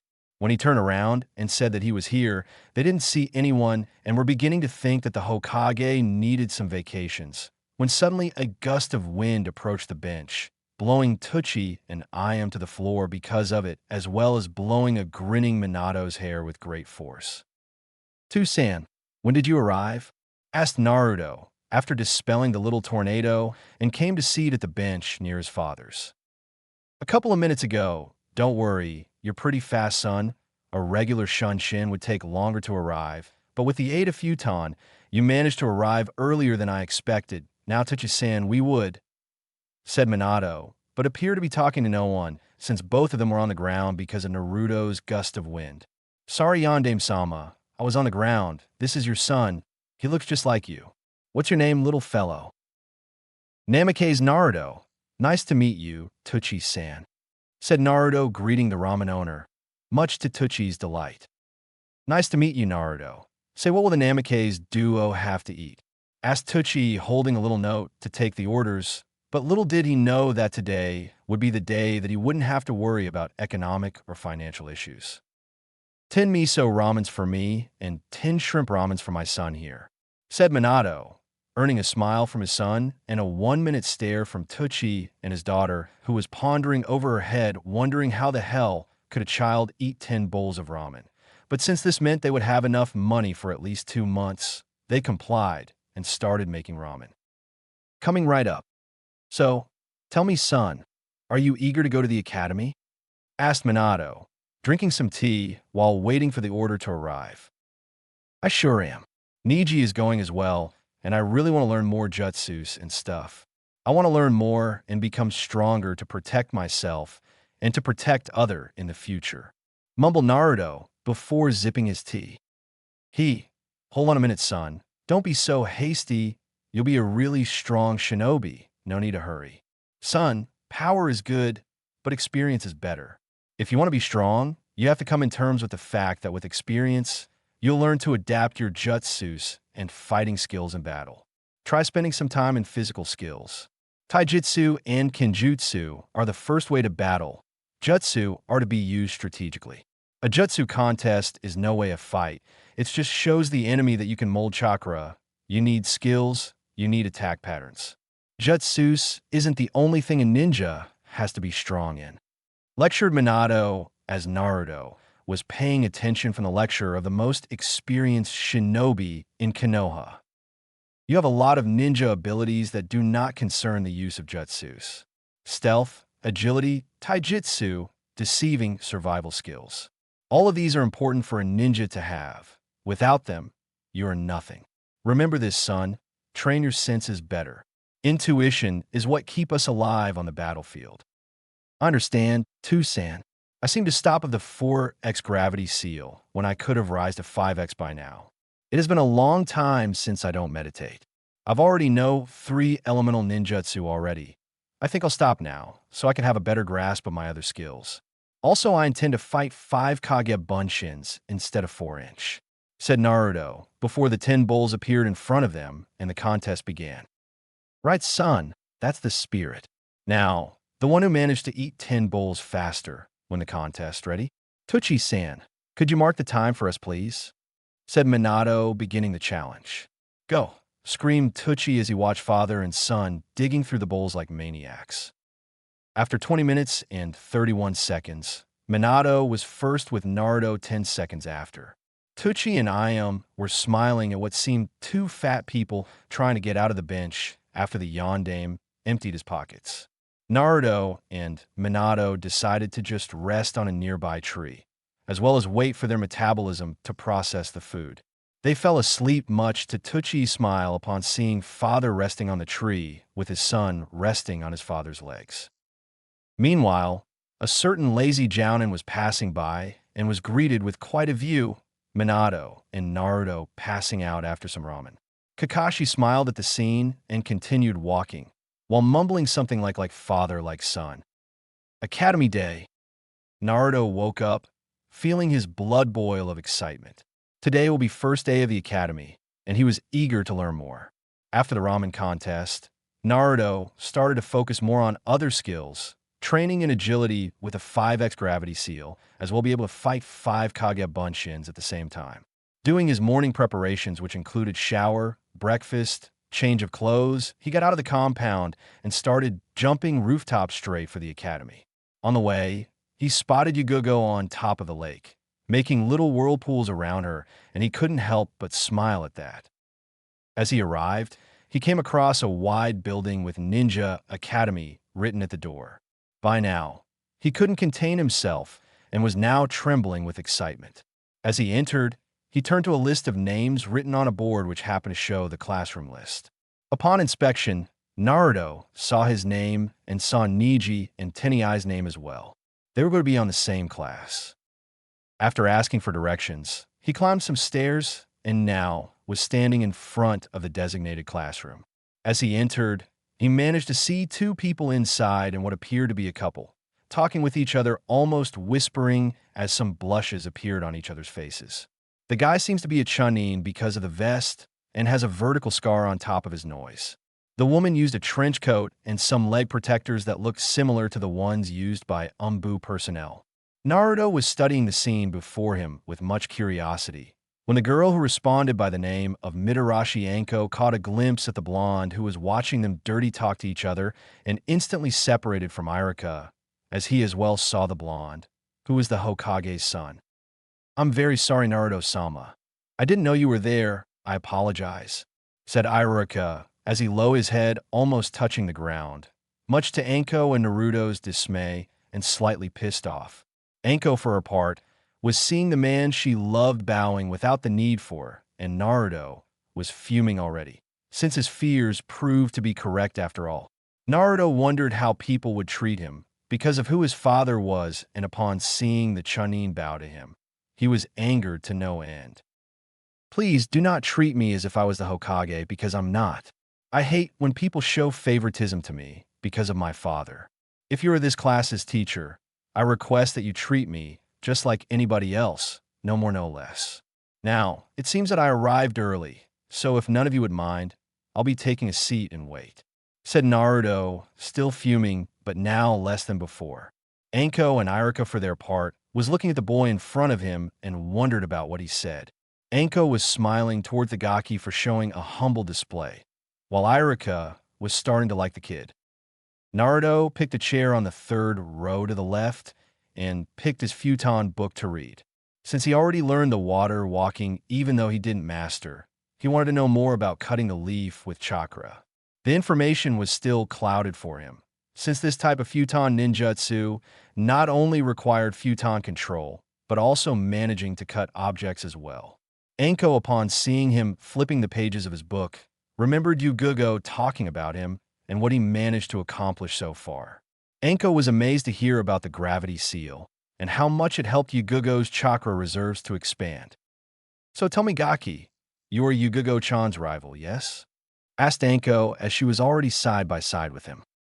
"Well, you know Yugugo-san, yes, we are rivals. She is very good with Kenjutsu, and every time we spar, she wins.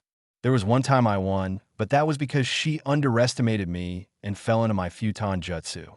But if she was serious, she could kick my ass to the ground. I always wondered why me of all people, though. She is certainly more experienced than me, and there are more capable shinobis than me to fill in the role of Yugugo's rival. Well, from what I heard from her, you're quite an adversary. She told me that you send her flying with your jutsu. Trust me, Yugugo isn't the one who wastes time with people that are weak. She is the daughter of a legendary Umbu swordsman after all. This will pass to her." "What you reading?"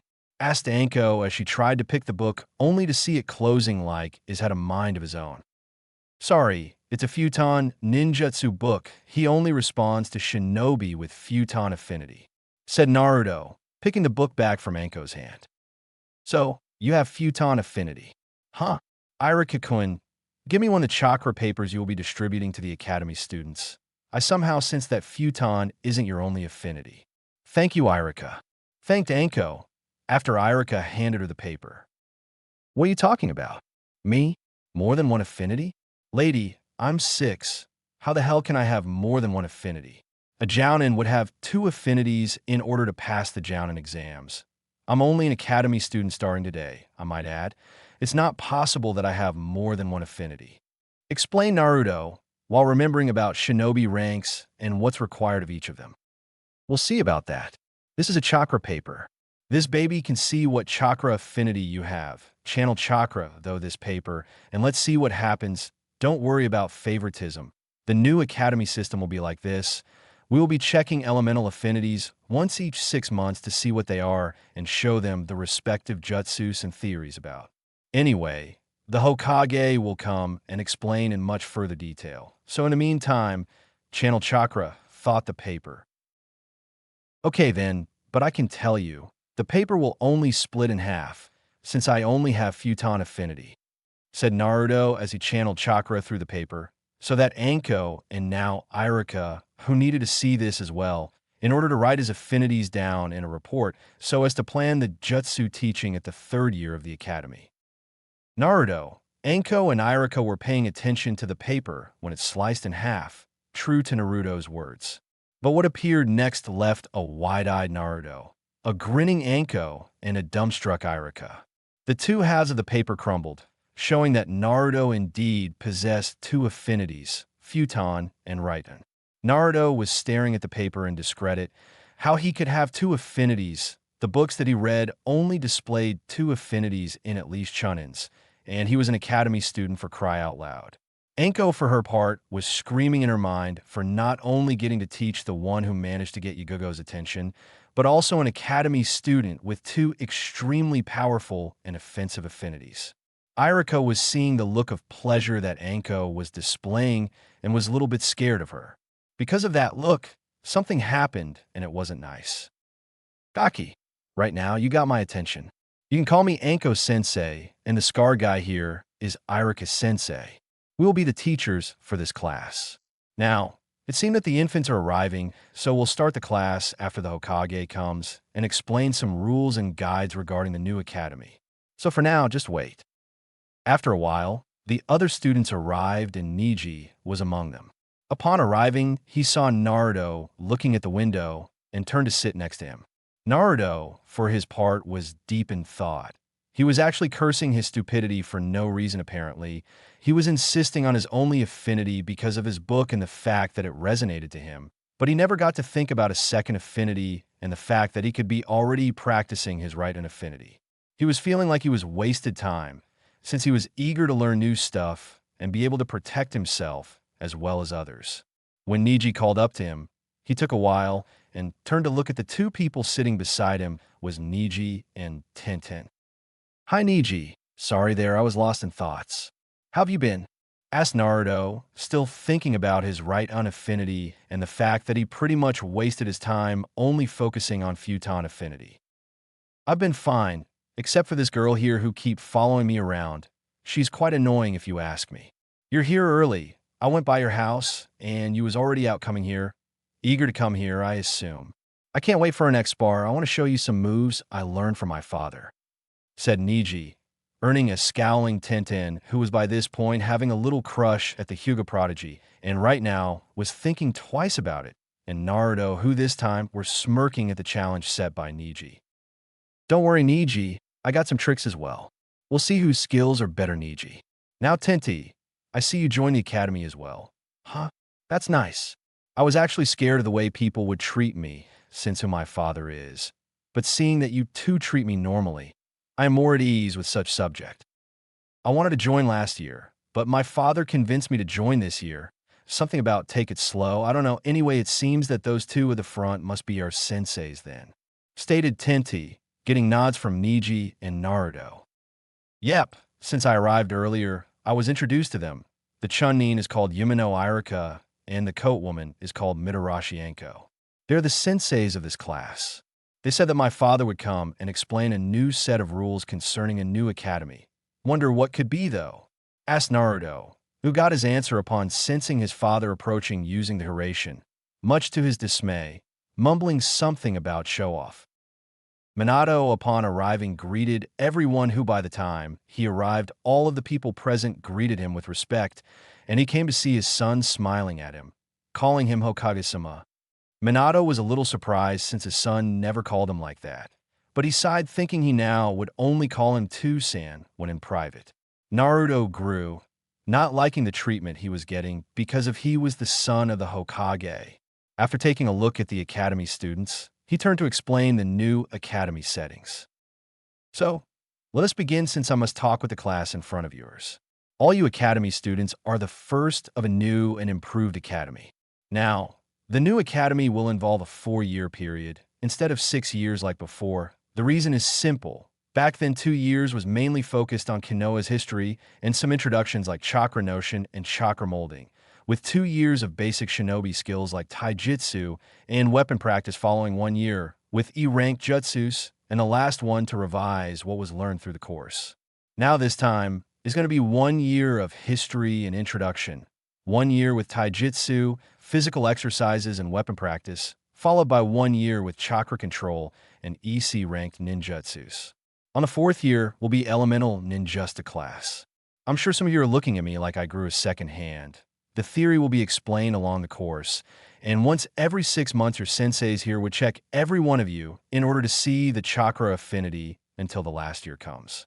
Once we found one of you already has a certain affinity, it will be reported, and afterwards, we will divide the class in each of the affinities according to your affinity.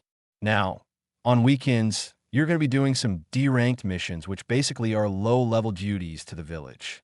This will be in order to test some teamwork from you guys. So, at the designated time, we're to gather teams of 3 in order to see who works better with who.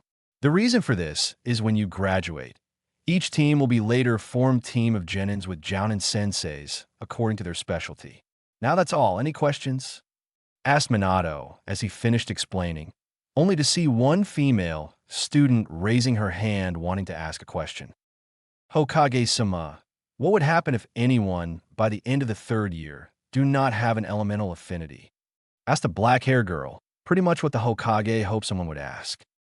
Well, if that happens, and trust me, sometimes it does, we'll be giving extra training for such person so that he or she can manifest one affinity. Do not worry, guys, your senseis will explain better. But every shinobi has at least one type of affinity. There are exceptions who are born with 2 affinities, but everyone has a certain affinity," answered Minato, only to have Iruka whisper at his ear, saying that one of the students in the class elite made the chakra paper test and had two affinities, which left a wide-eyed Minato, who looked in surprise at the Chunin, much to Naruto's dismay and slight anger from the fact that the damn Chunin pretty much told his father about his right and affinity. Well, that's all. Good luck to everyone, and we'll see in 4 years when you become Genin and start you shinobi lives," said Minato before vanishing in a yellow flash, again receiving mumbles from his son about damn cheater, winning the race with a S-rank jutsu. After Minato was gone, Iruka turned to greet the class and welcome them. Iruka was to be the theory teacher, and Anko would be the practice teacher. At the first year, they would divide between Konoha's history and chakra introduction, which incorporated hand signs and chakra molding. On the second year, Anko would take them outside pretty much every day, showing them how to throw kunais and shurikens, as well as train each other physically and teaching them the academy taijutsu, which stayed the same except for the ones who learned the family style. On the third year, they would be learning jutsu theory and jutsu practice, as each one would receive a list with some jutsus, which will serve as homework to be completed until the end of the year. On the fourth year, the class will be separated into 5 groups, since there are 5 affinities, and each of the group will be taught by jounins according to the affinity. Upon hearing this, Naruto decided to ask his teachers after class about the fact that he had 2 affinities and how would he be doing this. Since the first day was only introduction and explanations, everyone was dismissed, and Naruto decided to stay a little bit to ask his teachers about his 2 affinities. Anko-sensei, Iruka-sensei, if the class will be divided into 5 groups, what about me? Asked Naruto to their senseis who were thinking deeply at the blonde's question. After a while, Iruka smiled and stated that Naruto would have to be in 2 places at once, much to Naruto and Anko's dismay, since they were expecting at least a valid answer. Well, Naruto was, since Anko was pretty much a teacher as well, but she couldn't answer the question. Great. Now I have to work more on Kage Bunshins, then, said Naruto, but was interrupted by Anko and Iruka, who was looking at him questionably, since the Kage Bunshin was supposed to be a Jounin level technique. Naruto, what did you say Kage Bunshin for? Surely you couldn't be able to do it.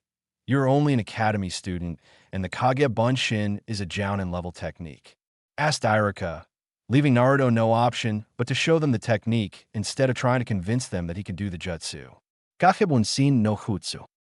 With that, 2 Narutos appear by the real one, and they all spoke in unison. So, you still don't believe me yet, making them both open their jaws a little bit from seeing a 6-year-old managing such a feat. It seemed that the answer to Naruto's question would be to use Kage Bunshin and hope not to call attention upon him. After that, he left his teachers and went towards his house, but still worrying about the time he seemed to have wasted. At Namikaze's compound. As he arrived home, he went straight to his room to lay down a bit. He was feeling strange. Normally, he would feel extremely happy for having a secondary affinity for lightning, but somehow he was sad from wasting time when he could be learning how to use Right-Un before the academy.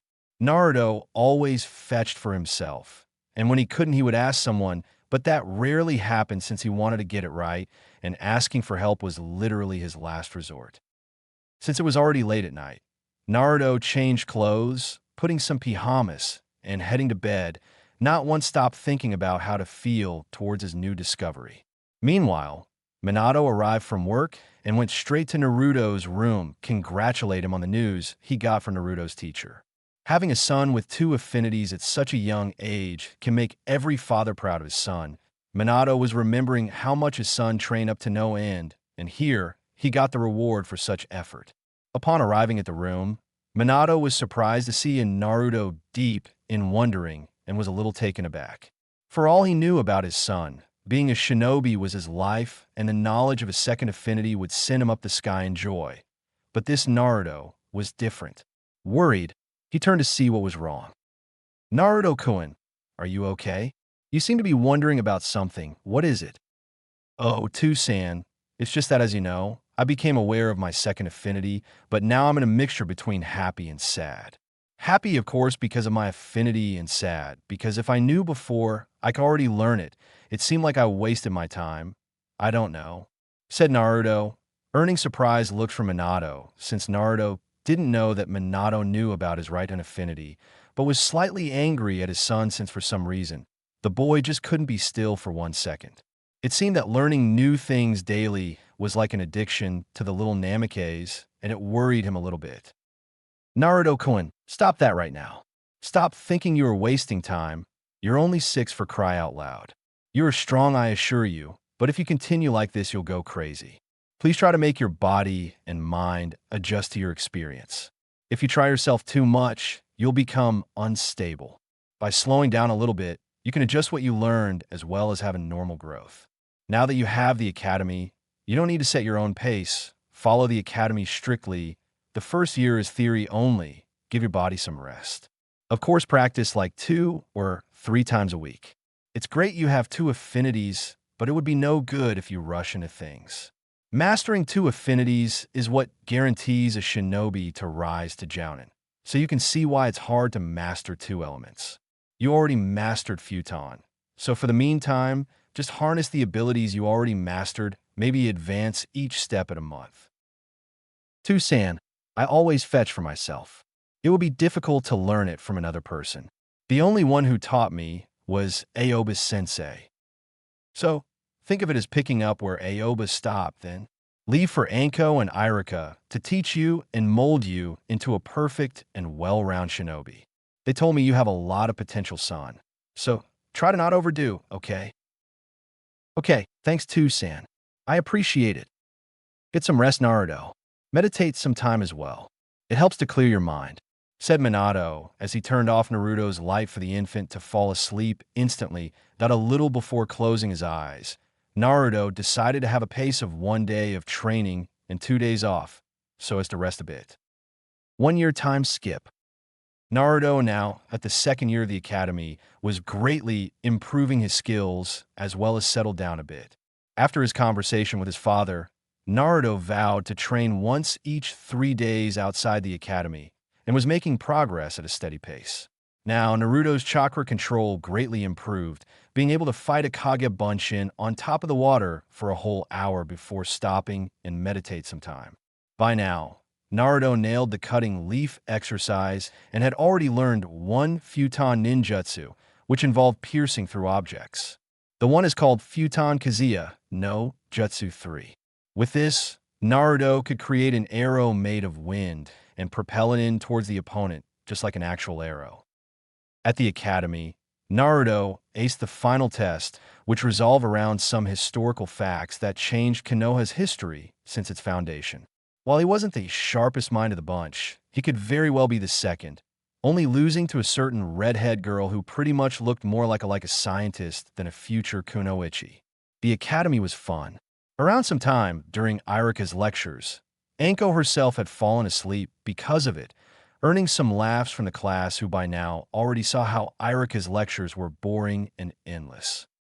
On weekends, his team, consisting on Niji and Tenti, was already becoming a good one with exceptional teamwork with Niji as a close-range fighter, Naruto for mid-range, and Tenti for close and long distance since Kenjutsu and fire, her affinity, were her abilities. Outside of the academy, Yugugo and Naruto fought nearly once a week. It was because of Naruto that Yugugo managed to pass the Chunin exams together with Gunma and Kurenai. Because of their spar, Yugugo managed to integrate her Suite Unjutsus in a deadly combination with her Kenjutsu, having Naruto to resort to dodge and evade the jutsus, while defending against the Kenjutsu strikes with the duo Kunai channeled with Futon Chakra. But this time, Naruto and Yugugo were moving much faster and with much synchronization that they seemed to be dancing around each other. Yugugo had already evolved to the 3x gravity seal, while Naruto was on 6x since the beginning of the year. From time to time, Naruto and Yugugo started doing more things than just train together. Sometimes they were seen picking up some books at the library, and Yugugo would appear from time to time in Naruto's house for breakfast, since she'd become acquainted to Naruto's mother, Kushina, as well. Yugugo's knowledge in jutsus now reached Naruto's level since she as well knew 3 Suiton ninjutsu. Suiton Aim no Jutsu, Suiton Sujin Hiki no Jutsu 4, and Suiton Mizu, Taiho no Jutsu 5, being the last one, her triumph key to pass the Chunin exams against the Sunajinin at the championship finals. Also, they were a little improvement on Naruto and Yugogo's referring to each other. One time, Naruto unconsciously said Yugogo-chan and already covered his mouth since he knew back there that Yugogo was a teasing master and just loved to see the results of the blonde. Even today, she managed to get to him by teasing him and making him red in embarrassment from it. He remembered one time that his face was blood red from what Yugogo said to him. Flashback on. Naruto and Yugogo were sparring against each other while activating their gravity seals. They were fighting on equal terms when Naruto lost his ground and ended up falling on top of his rival in what could be described as a third base position. Yugogo, being the teasing master that she was, just couldn't let this opportunity pass. Wow, Naruto-kun, I didn't know you had it in you to do something like this. Next time, warn me though, said Yugogo with a mischievous voice, making Naruto literally jump away of embarrassment since he didn't realize at the time that he was on top of her. I'm sorry, Yugogo-san. I king have lost my footings back there and lost balance. Spoke Naruto like he did something wrong and was going to receive punishment for being in that position with her. Flashback off. Right now, he was learning target practice with kunais and shurikens. But as his kunais were literally passing through the trees instead of sticking to it, everyone who saw was wondering what the hell was going on, except from his team who by now knew what were the blonde's abilities with Futon Ninjutsu. After that, the class would begin physical workout in a way to create some muscles, as well as expand chakra capacity. They did this routine 3 times a week with the other 2 for Jutsu theory. Since Naruto already know the E-ranked ones, and some Ds like Shunshin no Jutsu and Shuriken Kagabunshin no Jutsu, he only needed to practice them, passing easily the test of the second year, which included hitting 7 of 10 kunai on target, 7 of 10 shurikens at a distance of 50 feet of the target, as well as a written test about theory regarding E-ranked jutsus. Time skip 1 year. At the Hokage's office, Namake's Minato was taking a look at the success rate of the academy, and to say he was relieved it would be an understatement. He knew that the new training could be very beneficial to the students, so they could be better at doing missions by improving the mind and body to such a level. So far from his 60 academy students who entered the classrooms, only 5 either quit or couldn't keep up with the rhythm. Now, upon looking at the charts of the individuals, the academy selected some favorite students. Niji was the top of the class in Taijutsu with the Juken, Tinti was the best at weapons, and Naruto was the best at ninjutsu. These 3 showed promise as a genin team. Also, a good news was that all of the classmates had already discovered each one's affinities, and so there would be no need for more training in case one of them wouldn't develop an affinity. According to the chart, 3 academy students had 2 affinities with being Naruto, with being Futon and Ruten. A bright kid by the name of Hirama Fujikawa had Katan and Doton, and an Uchiha Makoto who had Katan and Suiton. Minato was a little worried about his son at the moment.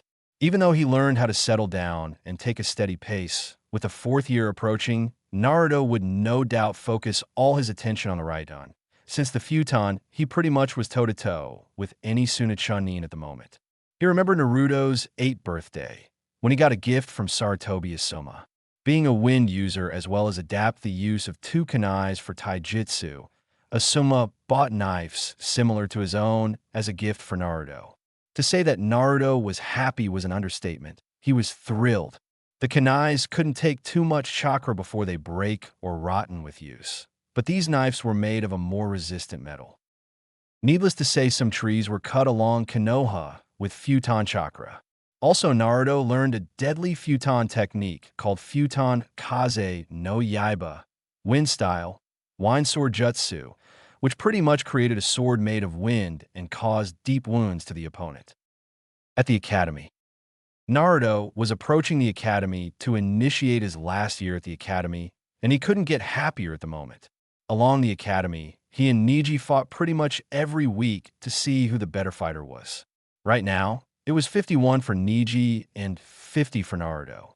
Since the fight counted any shinobi ability, Naruto managed to integrate some futon techniques together with his father's taijutsu stance, managing some damage at the Hyuga prodigy. One time, both of them were so injured that the entire classroom needed to end their sessions, so Anko and Irika could take them to the hospital. Anko and Irika, for their part, has been in a relationship since the beginning of the third year, and both of them were happy to teach this kids to perfection. The academy students were very good and were able to learn pretty much everything both of them could teach. Now, with the fourth year coming, their jobs would end. Since the last year would be elemental ninjutsu, the Hokage divided the classroom into 5 elemental groups with a jounin for each group to teach elemental manipulation. So, Irika decided to try the Chunin exams while Anko returned to torture and interrogation department together with Ibiki. Now, with Naruto, as he was approaching the academy door, he noticed that something was out of place. The building was strangely black instead of white, and thunders were ripping the skies in a scary succession. Naruto looked behind to see the trees moving as if he suddenly was in a nightmare or something like that. Naruto sighed since he knew Kurenai was out there testing her new acquired Jinjutsu technique called Mega Narikomi no Jutsu, illusion technique, Hell View Jutsu. Closing his eyes and focus, he made a specific hand seal and Ki. Now, Naruto was surrounded by a burning academy and was slightly perturbed. He thought he dispelled the Jinjutsu, but this one was so real, it was like being trapped inside a ball of fire, and the feeling was similar as well. He didn't know that Kurenai did the first as a distraction for him, and then test her newest Jinjutsu called Megan Jigaka Guka no Jutsu, illusion technique, Hellfire Jutsu. Seeing that Naruto wouldn't dispel the technique, she dispelled it, showing herself and Yugugo in front of a little frightened Naruto, who by this time thought he was burning to death, only to look again and see Kurenai and Yugugo smiling at him, each of them wearing Chunin vests. Kurenai-san, how did you do this? I thought I dispelled the Jinjutsu. What happened? Asked Naruto, seeing the result of a double-layered Jinjutsu used on him. You did dispel the first one, but I casted the second one quickly, so you didn't notice it. You need to prepare better for Jinjutsu Naruto. I know that such material isn't covered by the Academy from lack of time, but you need to learn how to be able to sense a Jinjutsu no matter how real it seems to be, said Kurenai, smiling at Naruto's effort from dispelling the first one and the fact that disabling 2 Jinjutsus repeatedly was pretty tough to do. The ninja would have to know about the technique in order to know it was an illusion. Naruto, for his part, was like a guinea pig for Kurenai to test her Jinjutsu. For her, it would be to practice for real missions, and Naruto to get familiarized with the techniques, so to be able to dispel them. That was low Kurenai-chan. Naruto-kun, this is your last year, right? Soon, you'll be on missions outside Konoha. If your enthusiasm is as big as mine, I would say you're having trouble controlling yourself, aren't you? Asked Yugugo, now having a friendship more than rivalry. I sure am, Yugugo-chan. This year, my second affinity will appear. I've been waiting too long to train in Raidon, and I want to start training in it and learning techniques, said Naruto, practically punching the air in excitement, much to the girls' happiness, since seeing Naruto like this always made them smile even in tough situations. Naruto somehow had a power that he could tranquilize pretty much everyone in Konoha. He somehow emitted an aura which resonated around him, making everyone at ease. What no one knows is that Naruto is currently training his futon affinity as he was speaking with the ladies by resonating futon chakra around him in such a calm manner, resulting in a light breeze around him being able to cool everyone's problems away. Well, Naruto-kun, we are late for team meeting, so take care, okay? Said Kurenai before waving Naruto goodbye and leaving with Yugugo toward the exit. Naruto, upon seeing them, felt something that he couldn't describe yet. His chest was tight, and his heart seemed to tell him something. But since Naruto was only 9 years old, he wouldn't know what this feeling was. But he managed to know that involved those two. Over the years, Naruto became great friends with them, helping them in pretty much anything they asked and vice versa. Naruto shook such feelings away and rushed to the Right-Un classroom, where the academy students would learn Right-Un ninjutsu with a jounin. Upon entrance, he came upon an empty classroom with a silver-haired man reading an orange book who were very similar to a person that Naruto met a few time ago. But somehow said person simply disappeared from his view. Kakashi-Nissen, is that you? Said Naruto, making the jounin turn to him and give him a broad smile, showing that was indeed Kakashi. My Naruto, you sure grew. It's been a long time since I last saw you. How have you been doing? Here, take a seat, asked Kakashi, showing a place for Naruto to seat, wondering why Naruto would come here. Kakashi thought he was to teach Right-Un jutsus to the academy students, but for some reason, only Naruto appeared, and Kakashi concluded that Naruto was the only one with a Right-Un affinity on his classroom. I've been fine, Kakashi-Nizen. I've already progressed to my Futon affinity. I've been fighting with Kage Bunshins, Niji, and Yugogo-chan, so to improve Taijutsu, I have a friend who pretty much used me for Jinjutsu practice. I'm on my last year at the academy, and now I'm going to learn Right-Un ninjutsu, which is my secondary affinity, said Naruto, still oblivious to the fact that Kakashi was to be his teacher about Right-Un. Two affinities, huh? That's great, Naruto-kun. Smiled Kakashi, seeing that he would have a whole year teaching the Hokage's son. Kakashi-Nizen, where were you all this time? I never saw you anymore, asked Naruto. You see, Naruto, I've always been in Konoha, but since I am an Umbu captain, my life pretty much is revolved around doing missions and using the rest of it to sleep. I didn't have time for you, and I'm sorry, but now it seems that I'll make it up for you. Your father, the Hokage, asked me to be the one teaching Right-Un affinity, since apart from him, I was the only one available for it. So he gave me this year off, and I'll be returning to Umbu duty next year. But since only you showed up, means only you has Right-Un affinity. Man, if I were to teach Katan, I would prefer to kill myself. Minato Sensei had to put 3 jounins there to teach everyone for the year, so I'll be teaching you Right-Un. Now, let's begin our class, shall we? Wow, I'm going to be learning under an Umbu captain. This is awesome, screamed Naruto, channeling Futon chakra through his lungs, giving his voice a little boost. Now, Right-Un affinity, as you know, centers around lightning and electrical attacks. Began explaining Kakashi as he talked about the nature of Right-Un and what its qualities and weaknesses. Kakashi also showed Naruto a list of jutsus they would be covering through the year, and Kakashi was to set his Genin graduation test, which will be a technique called Right-Un Kusuri Reiku no Jutsu, lightning style, lightning chain jutsu, which was a B-ranked ninjutsu, since Naruto had a lot of chakra capacity, and Kakashi didn't know that the academy would be limited to only C-ranked ninjutsu. If anyone were to see Naruto now, he would listen to every word that Kakashi was saying with much enthusiasm on his face. From what he heard, Right-Un ninjutsu centered about using the power of lightning and electricity as a way of shocking the opponent or paralyze him, making him worthless in battle and practically a sitting duck. At the end of the week, Naruto already learned how to channel lightning chakra when he completed an exercise to fill an empty battery using chakra. As he was able to do this, the battery was filling itself, showing that Naruto was channeling Right-Un chakra through it. Actually, Naruto could get cell energy to the population. He ended up completing the battery 3 times and yet not panting at all, using a jutsu named Right-Un Shinin no Jutsu, lightning style, shockwave jutsu. Right now, he was seen practicing a C-ranked Right-Un called Right-Un Dejiki Mahi no Jutsu, lightning style, shock paralysis jutsu, against some Kage Bunshins that Kakashi made.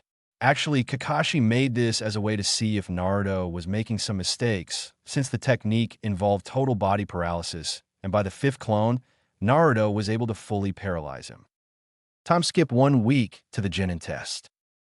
11 months and 3 weeks passed since Naruto was mastering his Right-Un affinity, which according to Kakashi, the boy was a natural, training to exhaustion until he was able to master techniques. Kakashi was extremely proud of how much the boy could learn in a year, considering that he was still an academy student. Now was the time to teach him the technique that he had to do in order to pass the Chunin exams.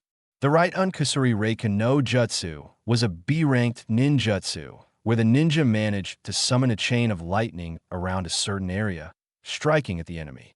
Kakashi showed to Naruto the needed hand seals, and not surprisingly enough, Naruto got it by the second try. But since it was a B-ranked ninjutsu, it was very difficult to learn. But on the first tries, Naruto managed to summon at least one thunder. For the technique to fully work, the ninja would have to summon one constantly. Naruto, being the stubborn that he was, tried the whole week until he was able to master it. On the day of the graduation test, many people appeared from the Hokage, the parents of the students and friends. Naruto, for his part, had an audience of Minato, Kushina, Kakashi, Yugugo, Kurenai, and Gunma who were eager to see Naruto's right unjutsu that he needed to do.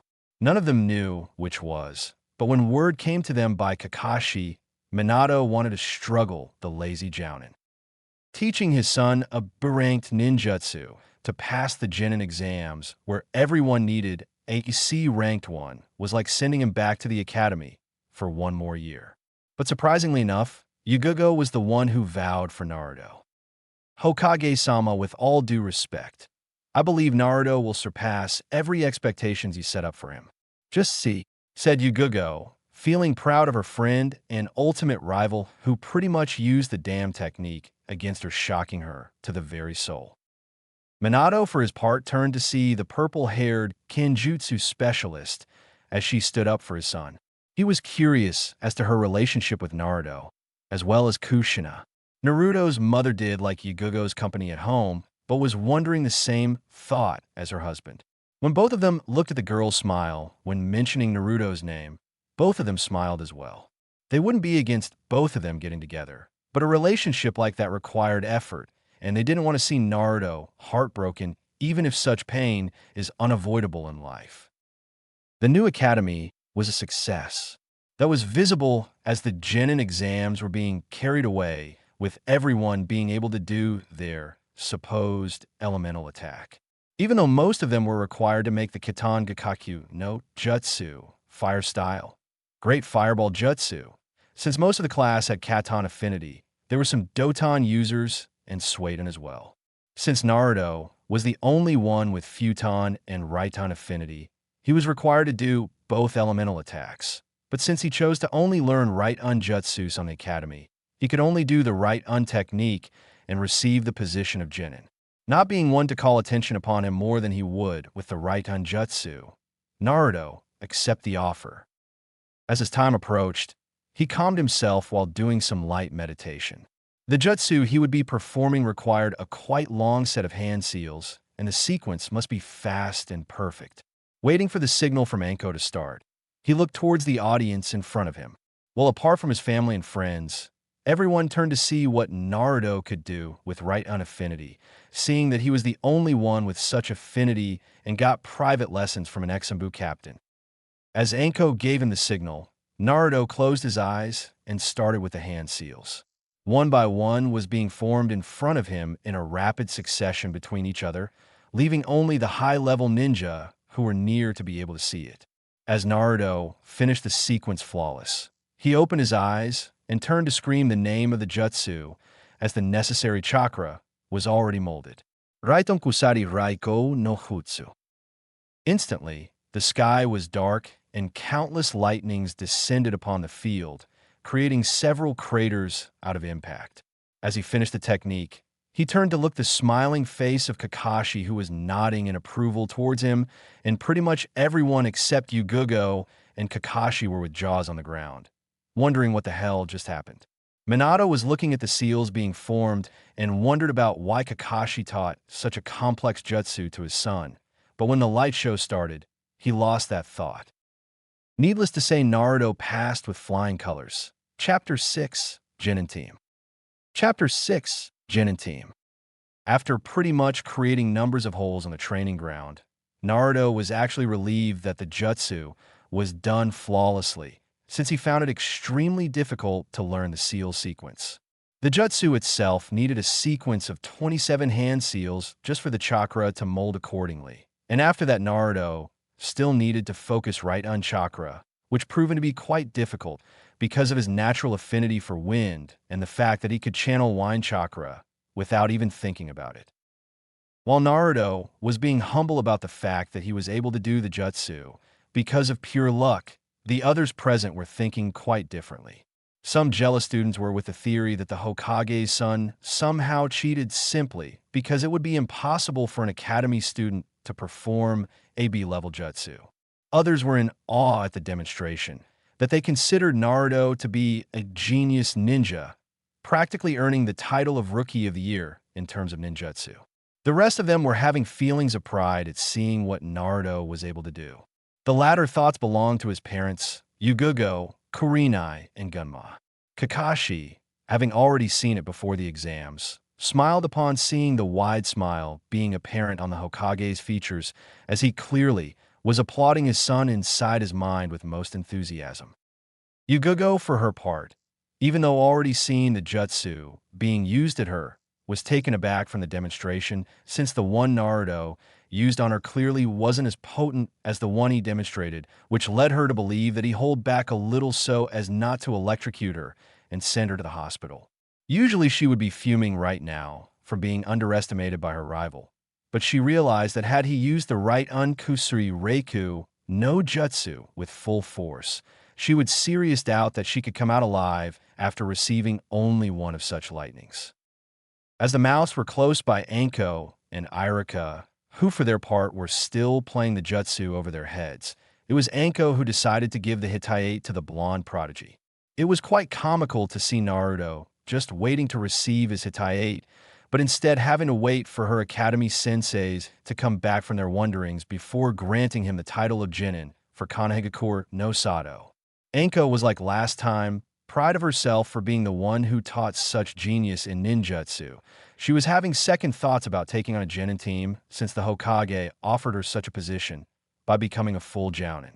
She was considering the payment since it would be beneficial for her to teach some brats, do some boring D-ranked missions, and going up the mission ranks. Before Naruto, Anko would never think about taking on a Genin team, but now that the brat showed that he could do, she was considering the idea of being a Jounin sensei, or, as she would like, his Jounin sensei. Anko concluded after thought that she would accept the Jounin sensei status and take a Genin team with a single condition. The Namazake brat had to be on said team. Clearly, Anko wouldn't dream of favoring him over the other two teammates that would be put together with him. But if what Yugugo said about him was true, then she would also become stronger as well. Also, according to what Yugugo and Kurenai shared about his interesting personality, as well as never giving up once he set his mind to do something, she could already picture seeing him in actual combat, kicking foreign shinobi's asses. Not wanting to irritate the boy since clearly he was standing there waiting to receive his Hitayate that would attest his Genin status, she woke up from her wonderings and promptly gave it to Naruto, as well as complimenting him on his skills. Congratulations, Naruto! You managed to impress all of us, and we are proud to handle this Konoha Hitayate to you as a sign of your passing the elemental test. Please come to the academy tomorrow, so as to see which team you'll be and which Jounin sensei would be assigned to you, said Anko, still confident that she would be the one to happily take such position.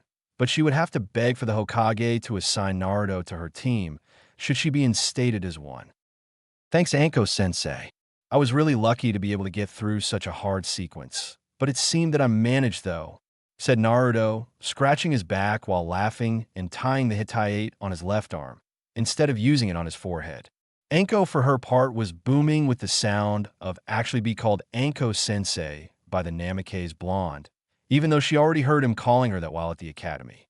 After settling the Hitayate, he went to his audience so he could receive the congratulations and applauses from his family and friends. As he was passing the training ground, he stopped by to congratulate both Niji and Tintin from passing the Genin test as well. After, he continued on his path towards the group who by now was discussing the display of abilities shown by Naruto. Naruto, for his part, was oblivious to the fact that the jutsu he showed was a B-ranked one, instead of the regular C-ranked, which was required to pass the exams. As he arrived, he listened to his father berating Kakashi for not only teaching AB-ranked ninjutsu, but also determining such a difficult jutsu to be performed as a final test. As the little Namikaze heard it, words flew out of his mouth, and he was wondering about the jutsu he performed. Okay, now I see why there was such a long sequence to do it. It was a B-ranked jutsu. It seems that I now can move to be ranked Futon Ninjutsu then. Great. Hey guys, I passed. Isn't it great? Now I'm a ninja, just like the rest of you. Boom, Naruto, pointing at hesitate, much to the amusement of everyone present, as well as a smirk coming from Yagugo, who already knew her rival would pass the exams. He wouldn't be her rival if he didn't manage to pass the exam, even though it was much difficult than the one she had to do to pass. Suddenly, as everyone spotted the blonde, they all screamed the regular congratulations for him, with his family adding a couple words or two about now having an entire shinobi family. At the Namikaze Manor, after some time talking about the technique he did and the ones he learned with Kakashi, the Namikazes went back to their household so as to prepare themselves for a nice family dinner. Since Minato would have to appear in 2 hours for team selections, he was now resting on the couch a little bit. Naruto was upstairs reading his Futon Ninjutsu book so as to start learning B-ranked Futon Ninjutsu, other than the Kaze no Yaiba that he already knew. Upon reading, he came across a technique called Futon Kidoku no Jutsu, wind style, vortex jutsu. Such technique was ranked B-level, and it consisted on the creation of a wind vortex that expels huge gusts of wind repeatedly. According to the book, the technique is controlled by how much chakra the ninja uses on it, with being the more chakra, the more time the vortex had. It also said that the chakra needed for such a technique was considerably large, being recommended to be used only once a day so as not to be useless in battle or even suffer from chakra exhaustion afterwards. Naruto tended to compare such technique with a right-un Kusuri Reiku no Jutsu, lightning style, chain of lightning jutsu, in terms of chakra drain. While the right-un jutsu didn't put a strain on the chakra capacity, it was difficult to perform because of the fact that lightning was Naruto's second nature, but the Futon technique would be much easier for Naruto to perform, seeing as his control over the Futon affinity was second nature to him. Since he constantly used the training exercise that consisted of expelling constant Futon chakra from his body as a way of controlling the air around him to a certain extent. Hearing his mother calling for dinner, though, put the Futon jutsu on hold as he was hungry, wanting to satisfy his stomach before satisfying his curiosity of rather the Futon ninjutsu indeed consumes a lot of his chakra or not. Naruto was extremely proud of his accomplishments until now. Ninjutsu master, higher than average taijutsu, average knowledge of jinjutsu regarding on how to only dispel the techniques, since it wasn't part of his fighting style, which by the way incorporated taijutsu with his twin knives embedded with Futon chakra, using ninjutsu for long-range attacks. Upon arriving at the table and sitting together with his family, Naruto recognized their faces in a way that they seemed to be hiding something. Kushina was known for not relying much on deception, so it was easy to see that she couldn't contain her smile much longer, and the fact that Minato also wasn't able to contain his joy about showing Naruto the surprise they bought for him. Seeing this, Naruto turned to speak to his parents. "Ah, Kasentu-san, is there something wrong? Why are you all looking at me like that?" asked Naruto, only to receive a couple of laughs coming from his parents, as his father reached for something he was supposedly hiding below the table and showed a scroll with the symbol for lightning on it. "Well, Naruto-kun, since you graduated from the academy, and it's now a genin, you're Kasan, and I decided to give you a present. In this scroll, there is a B-ranked ninjutsu called Right-un Ikazuki Batukai, Hon no Jutsu, lightning style, Thunderball Cannon Jutsu. Since you were able to do a B-ranked Right-un Jutsu on your exam, we asked Kakashi to pick one for you to learn on your genin missions. But be warned though, a technique such as this one requires lots of chakra to perform, and you should be careful regarding how to use in battle," explained Minato as the family was eating dinner. After some casual conversation, the dinner was over and Minato had to go to his office in order to settle the genin teams and their respective Jounin senseis. Minato was pondering over who was to be his Jounin sensei, seeing that Naruto had already a very good knowledge at all the 3 areas of jutsus, and now that the Genins would be performing low C-ranked level missions as starters, the Jounin senseis would have to be very skilled in order to teach the now specialized Genins and improve their abilities.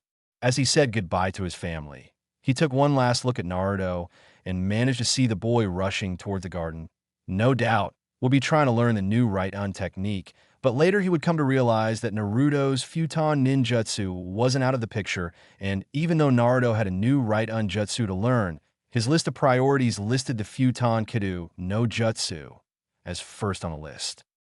At the Hokage's office. Upon arrival with Sarutobi, Minato noticed 10 Jounins residing there. From the Jounins there, a couple of easy recognizable ones made their appearance. Aoba was one of them. The Sun-Glass Jounin's late team had already promoted to the rank of Chunin, not needing his tutoring anymore. Therefore, he wanted to pick another team. Sarutobi Asuma was there as well. The bearded ninja was once a member of the Fire Lord's Guardians, and he wanted a team as well. Others were very skilled as well, but not as them. But what surprised the blonde Hokage was the presence of the snake mistress Mitarashi Anko. Minato remembered the very words of such a person sometime in the past regarding taking a Genin team.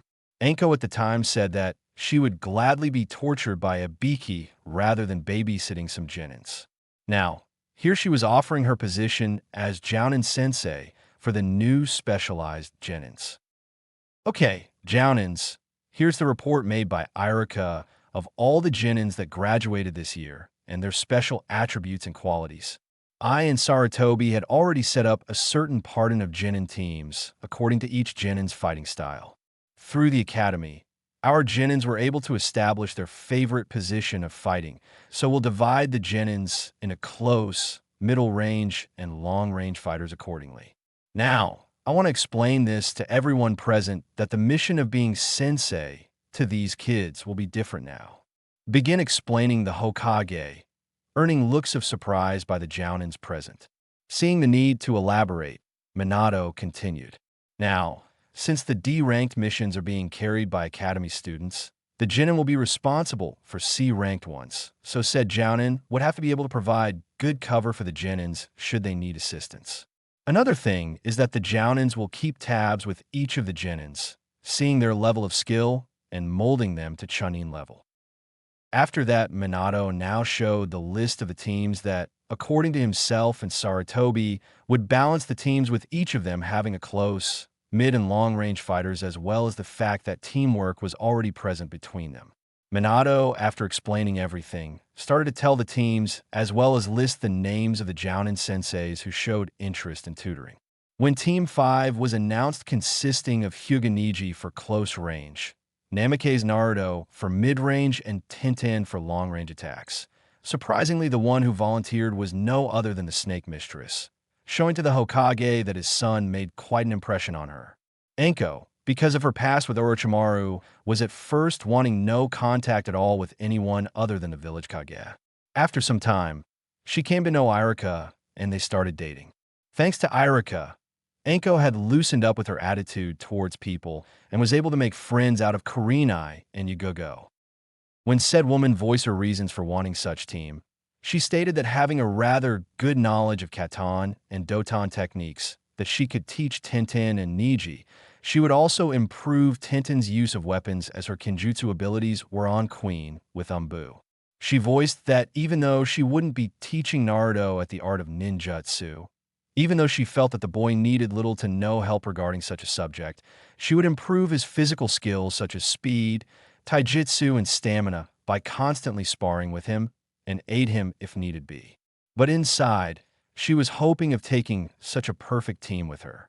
Her Katan affinity, as well as good knowledge of some Doton techniques, would improve the other two in ninjutsu, and quite frankly, she wanted to see what Naruto was made of if what Yugogo said about his abilities were true. Seeing that no other Jounin wanted Team 5, Anko was settled as the Jounin sensei, hereby granting the title of full Jounin, since she was a Tokubetsu Jounin with master in assassination skills. After hearing the good news, Anko bowed in respect to the two Hokages, but on the inside, she was literally screaming in joy. She was imagining some of the Team 5's future accomplishments with a Hyuga for close range and Doton affinity.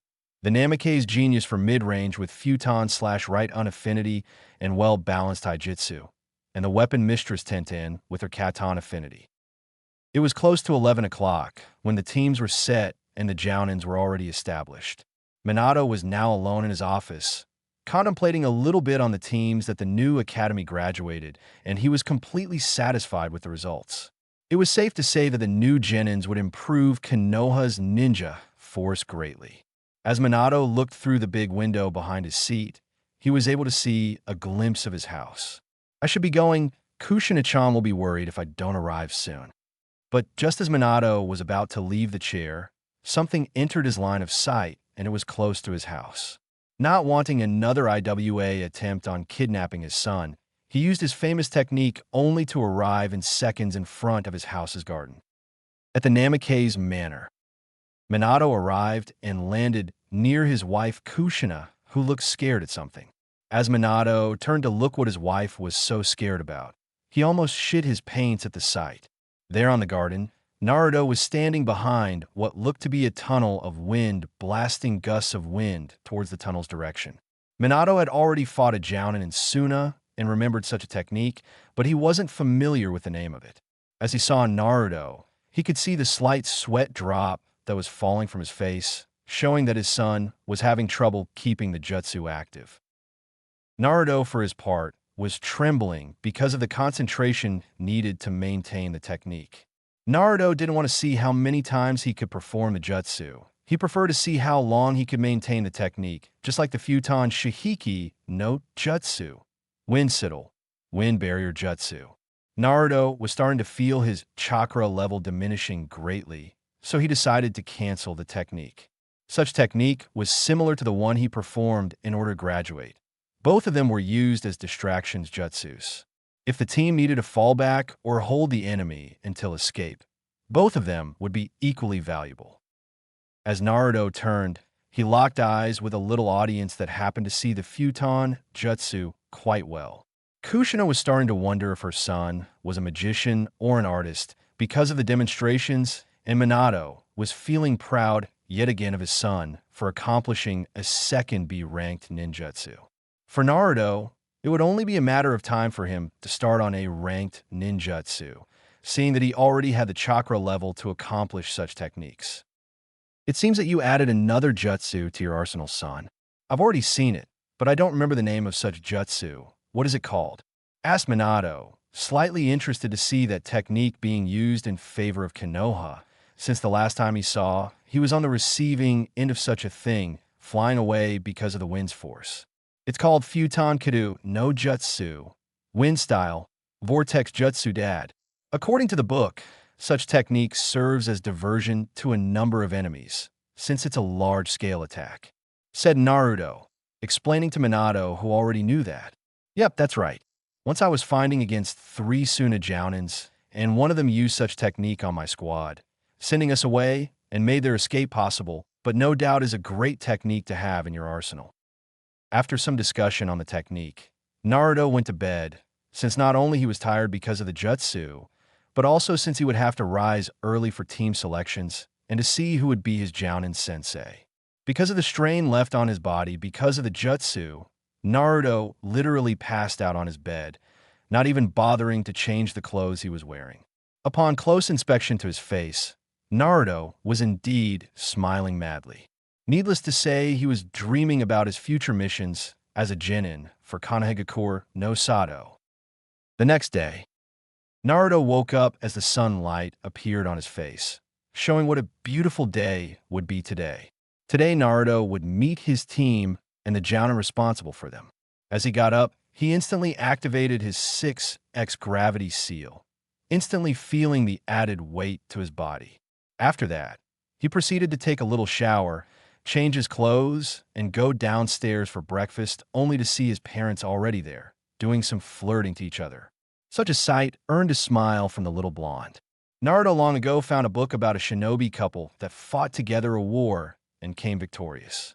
Now, remembering the end of the book, the scene of his parents doing romantic talk to one another was like seeing the end of the book. Not wanting to interrupt the happy couple, Naruto quickly grabbed a bottle of milk inside the refrigerator and got out of the house towards the academy. Naruto was wondering if he would ever find someone like his father found his mother. At first, it would be quite strange to see a 10-year-old boy thinking of such things, but everyone considered Naruto to be more mature than people his age, so it wouldn't come as a surprise that the blonde Namikaze would start thinking about it. As he was jumping towards rooftops, his eyes came upon someone who seemed to be waiting for him. Kami seemed to have a twisted idea for connecting people, it seemed. Just as Naruto was wondering if he would ever find someone to spend his life with, the one person that appears in front of him was no other than the girl who also wondered about such things. Yuzuki Yugugo. As Naruto stopped, he locked eyes with his rival for some time, as if he got into battle mode and started studying his opponent. This routine was almost every day. Each of them would stare at each other for a while, and then one of them would attack when the other didn't expect.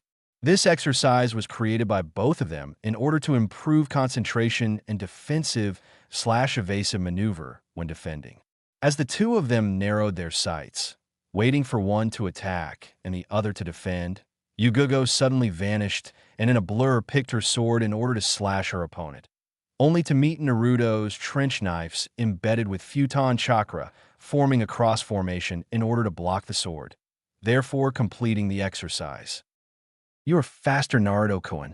No doubt is the result of the 6x gravity seal," said Yugugo, smiling towards her rival, much to Naruto's grin, since he also felt that Yugugo's speed was quite remarkable for the 3x gravity seal. "Thanks, you are much faster too, Yugugo-chan." Sooner or later he would start calling her that. Do not assume things that aren't there. Not yet anyway, and to think you're only accustomed to the 3x gravity seal so far. "Let me guess, you want to raise to 4x, don't you?" asked Naruto, earning a nod from his rival. After Naruto finished raising Yugugo's gravity seal, they exchanged smiles towards each other and said their goodbyes, since Yugugo had a mission to proceed and Naruto was to go to the academy in order to meet his team and new sensei. Yugugo, for her part, was having difficulties adjusting to the new gravity seal, but she had determination visible on her eyes, and if Naruto-kun was able to raise to 6x, she would as well. Pumping more chakra through her legs, she sprinted towards the Hokage Tower, arriving there in 5 minutes. At the Hokage's office, Minato had just arrived after sharing a lovely morning alone with his wife. It was strange because he didn't see Naruto before he already left to go to the academy. He was so busy with Kushina that he forgot to witness his son's first day as a genin, and he was cursing himself for it. Not that he didn't like all the flirting he and his wife shared, but he wanted to see Naruto before he left. His son probably saw them and didn't want to interrupt them, he thought. As he was contemplating the possibilities, Yugugo and Kurenai was already inside the office, just to listen to Almighty Hokage punch himself on the head from not seeing his son's first day as genin, because he was flirting to his wife, making both of the girls now 18 years old sweat drop. "Ah, excuse me, Hokage-sama. If you want some privacy, we can come back later," said Yugugo, still laughing on the inside about Naruto's dad berating himself from not seeing Naruto's first day as a genin, as well as doing some smooth talk to his wife. Minato, once hearing such a familiar voice, turned only to see the two Chunins, which by the way would take the Chunin Exams next year. Suddenly, realizing that they heard everything, he smiled and scratched the back of his head, demonstrating a future version of what Naruto would be like when growing up, quite to Yugugo's most secret grin on her face. Yugugo couldn't describe what she was feeling towards Naruto. For some time, he's been helping her more than anyone ever had, and he displayed a mature attitude that was far beyond his age. Minato, for his part, managed to take a look at the purple-haired Chunin and smiled, knowing such looks from her. He knew her feelings for his son were for now just friends and rival. But judging from her looks, he could feel that her feelings for his son were in constant evolution, and he wouldn't be surprised if suddenly they got together. But since both of them are young, time was not the issue. Upon further inspection, Minato recognized the 4x gravity seal on her and smiled, since she was his son's rival after all, and if he was now at 6x, she would certainly struggle to surpass him.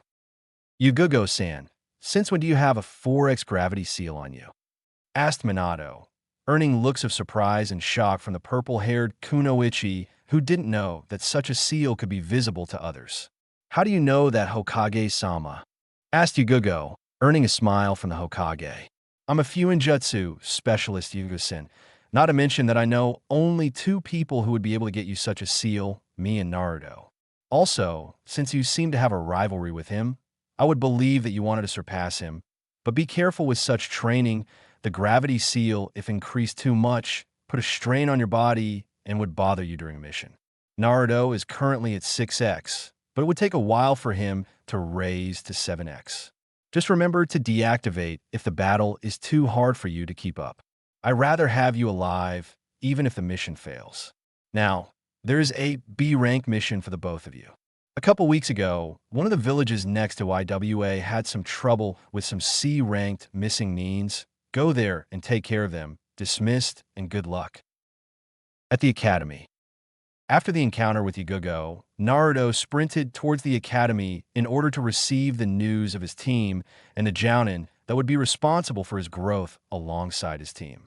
From all of the Jounins he knew, only one had come to train him, and that was old Team 2's Jounin sensei, Nusho Aoba, but Naruto wasn't even sure Aoba would take another team, seeing that he was Yugugo's sensei, and normally one Jounin would only take one team, and then start going on solo missions after the Genins were promoted to Chunin.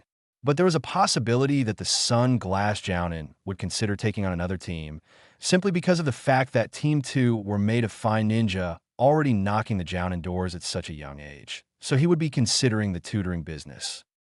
As he arrived at the academy, there were a few people already inside, but yet no signs of Niji or Tenten yet. As he was heading for his seat, he greeted his academy senseis Irika and Anko, obviously oblivious to the fact that he would still call Mitarashi Anko that name until he upgraded to Chunin, which according to her, he would in practically no time at all. She wondered if such team would advance to Chunin on their first Chunin exams, seeing that they showed some great skills during the academy. Anko, for her part, was looking at the Namikaze Genin with some fire on her eyes. She remembered her conversation with Kurenai and Yugugo yesterday after the team selections, as Yugugo shared what he felt for him at the moment.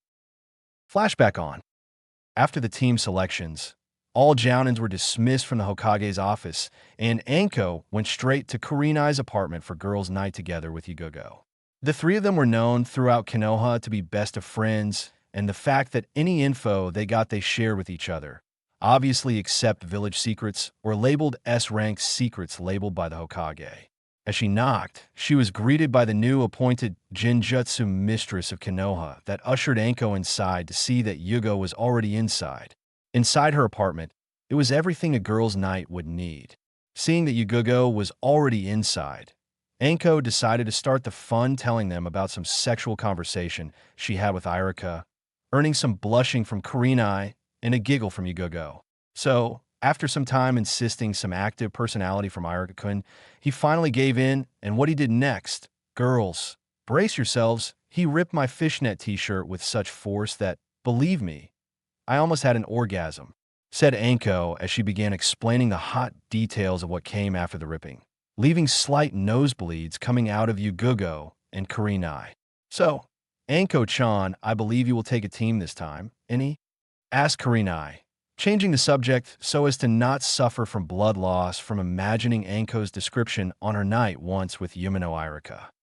You're no fun, Kurenai-chan, but since you asked, yes, I will be taking on a Genin team, said Anko, looking straight at Yugugo with the pretension of telling her that a certain blonde gaki would be on such team, but much to Anko's sadness, Yugugo didn't seem to take the hint. Why are you looking at me, Anko-chan? Who will be on your team? Asked Yugugo, since she was curious regarding who would be Naruto's Jounin sensei, but she would never say that out loud. This team in special, I got the Hyuga prodigy who has an affinity in Doton and naturally one of the best taijutsu stances in Konoha. His name is Hyuga Niji. Also, a weapon mistress like Yugo-chan, but with Katon affinity instead of Suedon like yourself, and last, but definitely not least, explained Anko, leaving the last part for the girls to figure out on their own. Who is it, Anko-chan? Come on, tell us, asked Kurenai, also not knowing the particularly obvious answer. Anko, for her part, figured that some sense should be implanted in those girls. She was making the story so much fun for them to get wide-eyed at the fact that she would be Naruto's sensei. But much to her dismay, none of them knew that the answer was pretty much what most of them talked about, the one and only Namake's Naruto. It saddens me to see such density being displayed here, girls. Okay, I'm going to give hints by telling some of his descriptions. Now pay attention. He has 2 chakra affinities, rather toned body for his age, sun blonde hair, and deep blue eyes, said Anko, but was cut off when apparently her descriptions of the guy made both of them realize who the person was. Wait, are you telling me that Naruto-kun will be on your team? How can that be? I thought that he would be paired with at least Asuma, because of his wind affinity or someone with right unaffinity like Kakashi-san to help him. Your chakra affinity is fire and you know Doton techniques. How on earth could you teach Naruto to better his skills?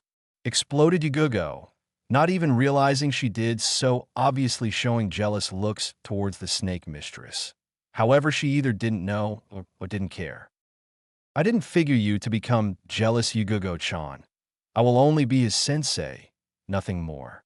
Besides, even though I can't do anything about his ninjutsu, seeing that he got that area covered by now, I could harness other skills like improve his style of fighting, improving his speed, stamina, stealth. With him, the sky is the limit, Yugugo-chan.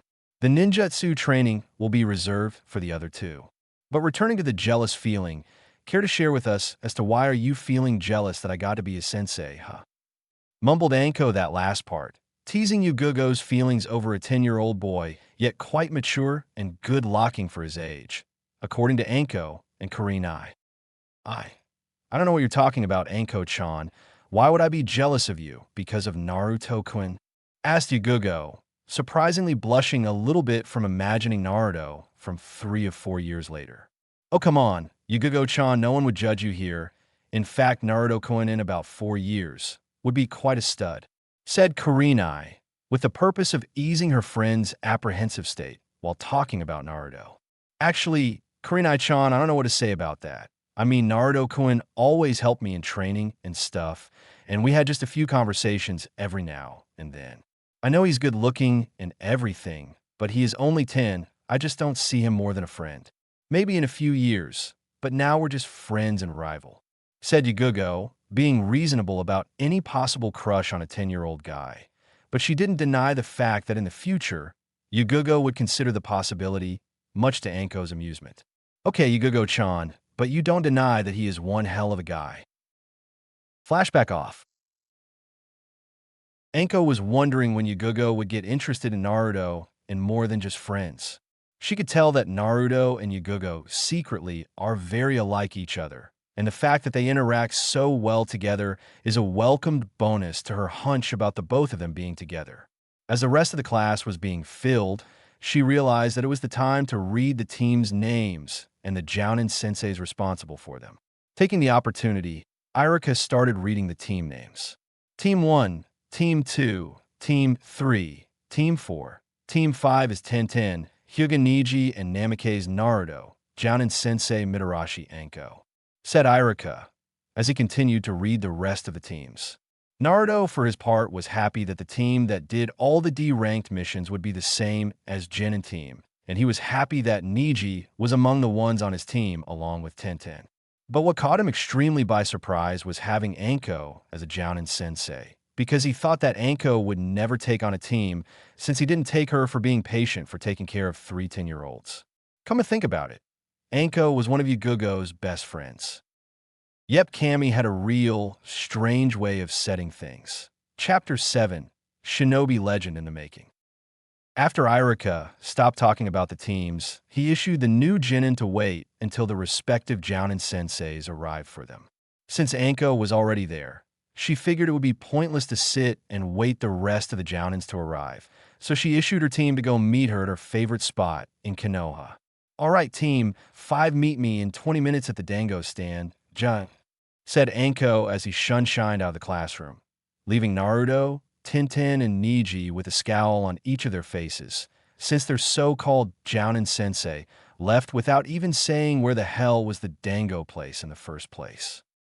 Naruto suddenly remembered Yagugo saying that she, along with Kurenai, went to meet Anko at the same place every day, and that such place was a dango stand. Catching up on the location after searching his mind, Naruto turned to his new teammates and lead them on to where was the place they were supposed to go. As Team 5 left the classroom in a calm manner, since Naruto didn't want to use Futon Shunshin, they came across a certain Jounin wearing sunglasses that happened to go pick one of his new Genin team. Yamasho Aoba was wondering just how different would this new batch of Genin be, since the new academy, and for once didn't notice a familiar blonde coming towards his way. Aoba-sensei, is that you? Asked Naruto for Aoba to lift his head to see to whom belonged such a familiar voice, just to see that the boy was Namake's Naruto. But Aoba was checking on his new appearance and the fact that now was taller than before. Of course, they met 4 years ago. Naruto, man, you've grown. I can see that you're a Genin now. Congratulations. Where are you heading? Thanks, Aoba-sensei. I and my team are heading to the dango place to meet our sensei, Mitarashi Anko, said Naruto, which Aoba lifted his eyebrow. He would never know why Anko volunteered to teach a team of Genins in the first place. He remembered that night at the Hokage's office where she wanted to take Naruto's team, being that the only condition for her to pick a Genin team. Aoba, since then, was pondering on the topic of how much Naruto's abilities influenced her decision. Sure, he was strong, but to pick the snake mistress's interest was nothing short of amazing. Aoba recalled chatting with his ex-students Kurenai and Yagugo, and he remembered both of the girls praising about Naruto's shinobi skills. Oh, I see. Well, nice seeing you. I'm off to see my team later, said Aoba as he continued walking toward the classroom. At the dango place. As Team 5 were keeping their pace towards the dango place, Anko was already there enjoying a few set of dangos and a cup of tea. It was only 5 minutes left for her team to arrive, and this was her team's first test to arrive in time. She had a knack for punctuality, and such a rule would be extended to her team. Before Anko finished her last set of dango, she looked at the clock to see that the time she gave them has ended and they were due to arrive yet. But, unfortunately for her, her team had just arrived, meaning that there wouldn't be any lecture on her part or torture lesson, as she would like to call. Upon seeing their new sensei, Team 5 joined her table for what would be their first team gathering. After they all sat, Anko chose to eat the last dango and addressed to them. Welcome to my team. Together we will be a part of Team 5.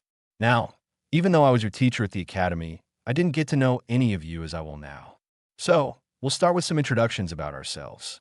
As I point, I want each of you to tell me your names, likes, dislikes, and dreams for the future. Okay, you go, said Anko as she pointed to Tenten. Hi, I'm Tenten. I like weapons, my friends, my family, and training. I dislike those who think boys are stronger than girls just because of the gender. My dream for the future is to be a weapons specialist and become a part of Umbu, explained Tenten, earning a recognition nod from Anko, who sympathized with her. Very nice, Tenten. Now you, Niji, isn't it? Asked Anko as she pointed to him. My name is Hyuga Niji. My likes are training, my family, and friends. I dislike wasting my time when I could be training. My dream for the future is to surpass my Two-san in the arts of the Juken, said Niji, turning his head to Naruto, since he would be the next one to talk about him. Right, I'm Namake's Naruto. I like my family, friends, ninjutsu, training, and watching the full moon. I dislike favoritism based by whose father you are or whose clan you belong, and my dream for the future is to be an Umbu captain, said Naruto, earning glances from Anko and the rest of the Genins, since they believe Naruto said that he enjoyed watching the full moon. Anko, for her part, was recollecting Yagugo talking to her about the time she got to see Naruto staring at the full moon one time, and from what she described, Anko could only want to know more about the Namake's blonde. Ah, Naruto, did you say you like to stare at the full moon? What's so nice about it? Asked Tenten, getting nods from Niji, who was also interested. But apart from Tenten, Niji remembered hearing something about it from Naruto's father once. Well, at first I was really impressed by the beauty and magnitude of moonlight acting like a second sun illuminating Konoha. Of course, when the sun does it, it's still nice and all, but the feeling is completely different. But nowadays, every time I look at it, somehow I'm hypnotized just by looking at it. It seems that I couldn't get enough of looking at. Explained Naruto to his peers, who thought best to question someone's hobbies. Your father was right, Naruto. You are indeed a werewolf. Said Niji, actually making a joke at the Namikaze's Jinin, who in turn smiled, remembering the Hokage saying that to him. Anko, for her part, was actually smiling upon seeing Naruto's genuine one. She knew deep inside about her friend Yugugo's blabbering about him, and she wondered how much Naruto had influenced Yugugo over time. But seeing it was her chance to talk about her, she did just that. Well, my name is Mitarashi Anko. I like Dango, Tur, interrogating missing Neens, my friends, and Irika-kun. I dislike guys who are full of themselves to even bother looking at the dictionary about a word called humility sometimes, and my dream for the future is to, I don't know, maybe be with Irika, I guess. Oh, and seeing that you are mine for at least the time you being promoted to Chunin, I plan for the training to be as pleasurable for me as it will be for you, if you know what I mean. Said Anko, smiling deviously at the Jinin, who thought best of daring to ask the question and figure out what she meant by that. With Yugugo. Meanwhile, Kurenai and Yugugo were returning from their assigned mission with a smirk. Yugugo, since she got to fight a lot of missing Neens and was able to use the strategy she planned on using on a certain blonde-haired Jinin once they sparred again. Kurenai, for her part, was smiling just because Yugugo was smiling as well. She knew how much Yugugo loved to fight, and as she witnessed the display of the Kenjutsu specialist skills, she silently thanked Kami for not putting her to fight against Yugugo at the Chunin exams. Also, Kurenai shivered upon remembering as to what she heard about Yugugo's strategy after the fight. She recalled seeing Yugugo's eyes as she said that such strategy and techniques were to be directed to Naruto off all people. Yugugo explained to her about her evolved rivalry with the blonde and wished that he wouldn't get badly hurt after this. Come, Kurenai-chan, I have to test this strategy on him today, even if I have to ask permission for Anko-chan. If my thoughts are correct, she must be having her first conversation with her team, seeing that the academy time would be over and all. Bet you 20 Rios that they are at the Dango place.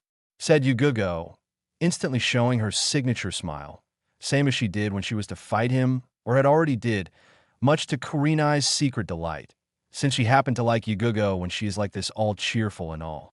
That's not fair, Yugugo-chan. We're talking about Anko here. There wouldn't be any place she would rather go to. Said Kurenai as she giggled at the last comment. Same to Yugugo. I know that. It seemed like easy money, that's all. With that, both girls took a quick pace towards the Dango place. At the Dango place. As Anko finished explaining as to what she meant by the word pleasurable, pretty much making the Genins slightly scared of her. She addressed to them to meet tomorrow at 8 a.m. as for a little display of skills in order to see how to improve them if needed be. Little after the team left, two girls arrived at the place only to see Anko there, sitting by herself, ordering some more dango and one more cup of tea. Anko-chan, I thought you were here talking with your Jinin team. Where are they? Asked Yugugo, trying to hide the fact that she was looking for Naruto only, which didn't get unnoticed by Anko, since she was smiling deviously at her friend. They just left, Yugugo-chan. I believe that your boyfriend was heading for his house.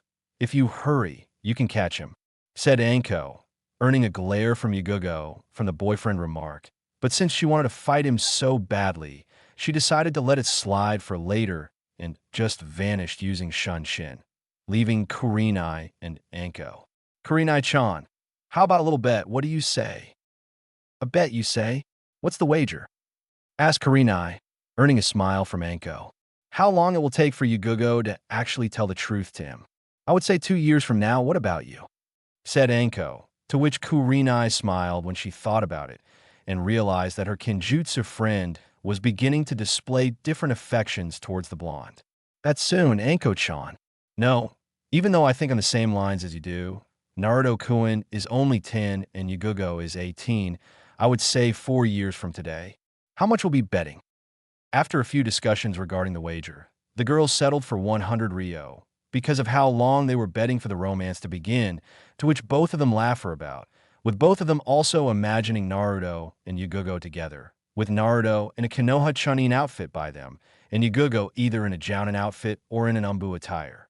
Well, Anko-chan, since Yugogo-chan went after Naruto, I'll have to deliver the mission report to Yondaime-sama alone. See ya. Elsewhere in Konoha. After leaving the Dango place, Naruto actually felt a little shiver up his spine upon hearing about how would be Anko's training. Just for hearing what she planned for the team, Naruto wondered if he would live to even become a Chunin in the first place.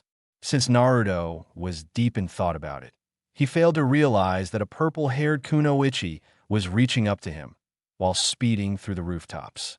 Just as Naruto was about to set his foot on the upcoming rooftop, a kunai came flying at him, leaving him with no option but to defend himself from it.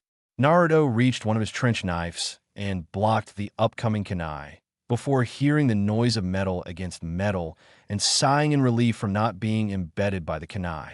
Going through his mind over who might do that, he came to the only person who challenged him like this and smiled. It has been some time since his last spar with the Kenjutsu specialist, and he wanted to have another go. As he turned, he spotted said woman at a training ground nearby with a grin on her face, meaning one thing. Well, at least for Naruto, it only meant one thing. A spar. Quickly picking the last trench knife, he then channeled Futon Chakra through it as to show Yugogo that he was ready for it. Seeing this, Yugogo smiled and quickly picked her katana and dashed towards him with a swing motion, being stopped by the wind trench knife's courtesy of Naruto. "You are a lot stronger than before, Yugogo-chan," said Naruto, while keeping his defenses up in case of a sudden Suidan technique, being this typical of her. "Thanks, Naruto-kun. Your speed has improved as well," smiled Yugogo, before suddenly jumping back while making hand seals true to Naruto's suspicions. Suitanhanu no Jutsu, water style, destructive rapid torrents jutsu. Witnessing the surprised rise of torrents forming behind her and going at his direction, Naruto jumped using chakra through his feet, while also making hand seals on his own. Raiden Jabashi no Jutsu, lightning style, electromagnetic pulse jutsu. With that, Naruto charged the Raiden element through the rapid torrents of Yugogo, since water conduct electricity, making Yugogo curse and perform a backflip as to avoid the technique. Quickly, after landing, she threw a couple of shurikens at Naruto, who used his trench knives to try and block them, but one did pass his defenses and embedded his left arm. "I won this one, Naruto-kun," smiled Yugogo as she declared her victory to her rival, to which Naruto smiled, even though his arm was slightly hurt because of the shuriken. "It seems so, Yugogo-chan. So, can you help me take care of my arm? I'm afraid to remove it," asked Naruto for some medical attention, much to Yugogo's sudden alarm after the heat of the battle died. "Oh, right. Sit down for a while and extend your arms a little for me, would you?" said Yugogo as Naruto complied and sit on the ground, extending his wounded arm. Upon some inspection, Yugogo sighed in relief since the wound was light. After some hand seals, Yugogo's hand became green and she rested both their hands on top of the wound she happened to cause in the first place. Yugogo was thanking her sensei for telling her to learn a medical jutsu, just in case, and now she was using it on Naruto. Naruto, for his part, was feeling somewhat warmed inside after sensing Yugogo's hands on his wound. Such a feeling was pretty much foreign to him, but the warming sensation inside him was peaceful and made him smile. After the wound stabilized and the Yugogo extracted the shuriken, they began to talk a little bit about what happened since the last time they sparred. Naruto told her about how scary Anko could be and asked Yugogo if what she said to him was true. Yugogo, after hearing this, could only nod at her rival and saying that it was Anko's personality and such training would only emphasize her slave driver personality.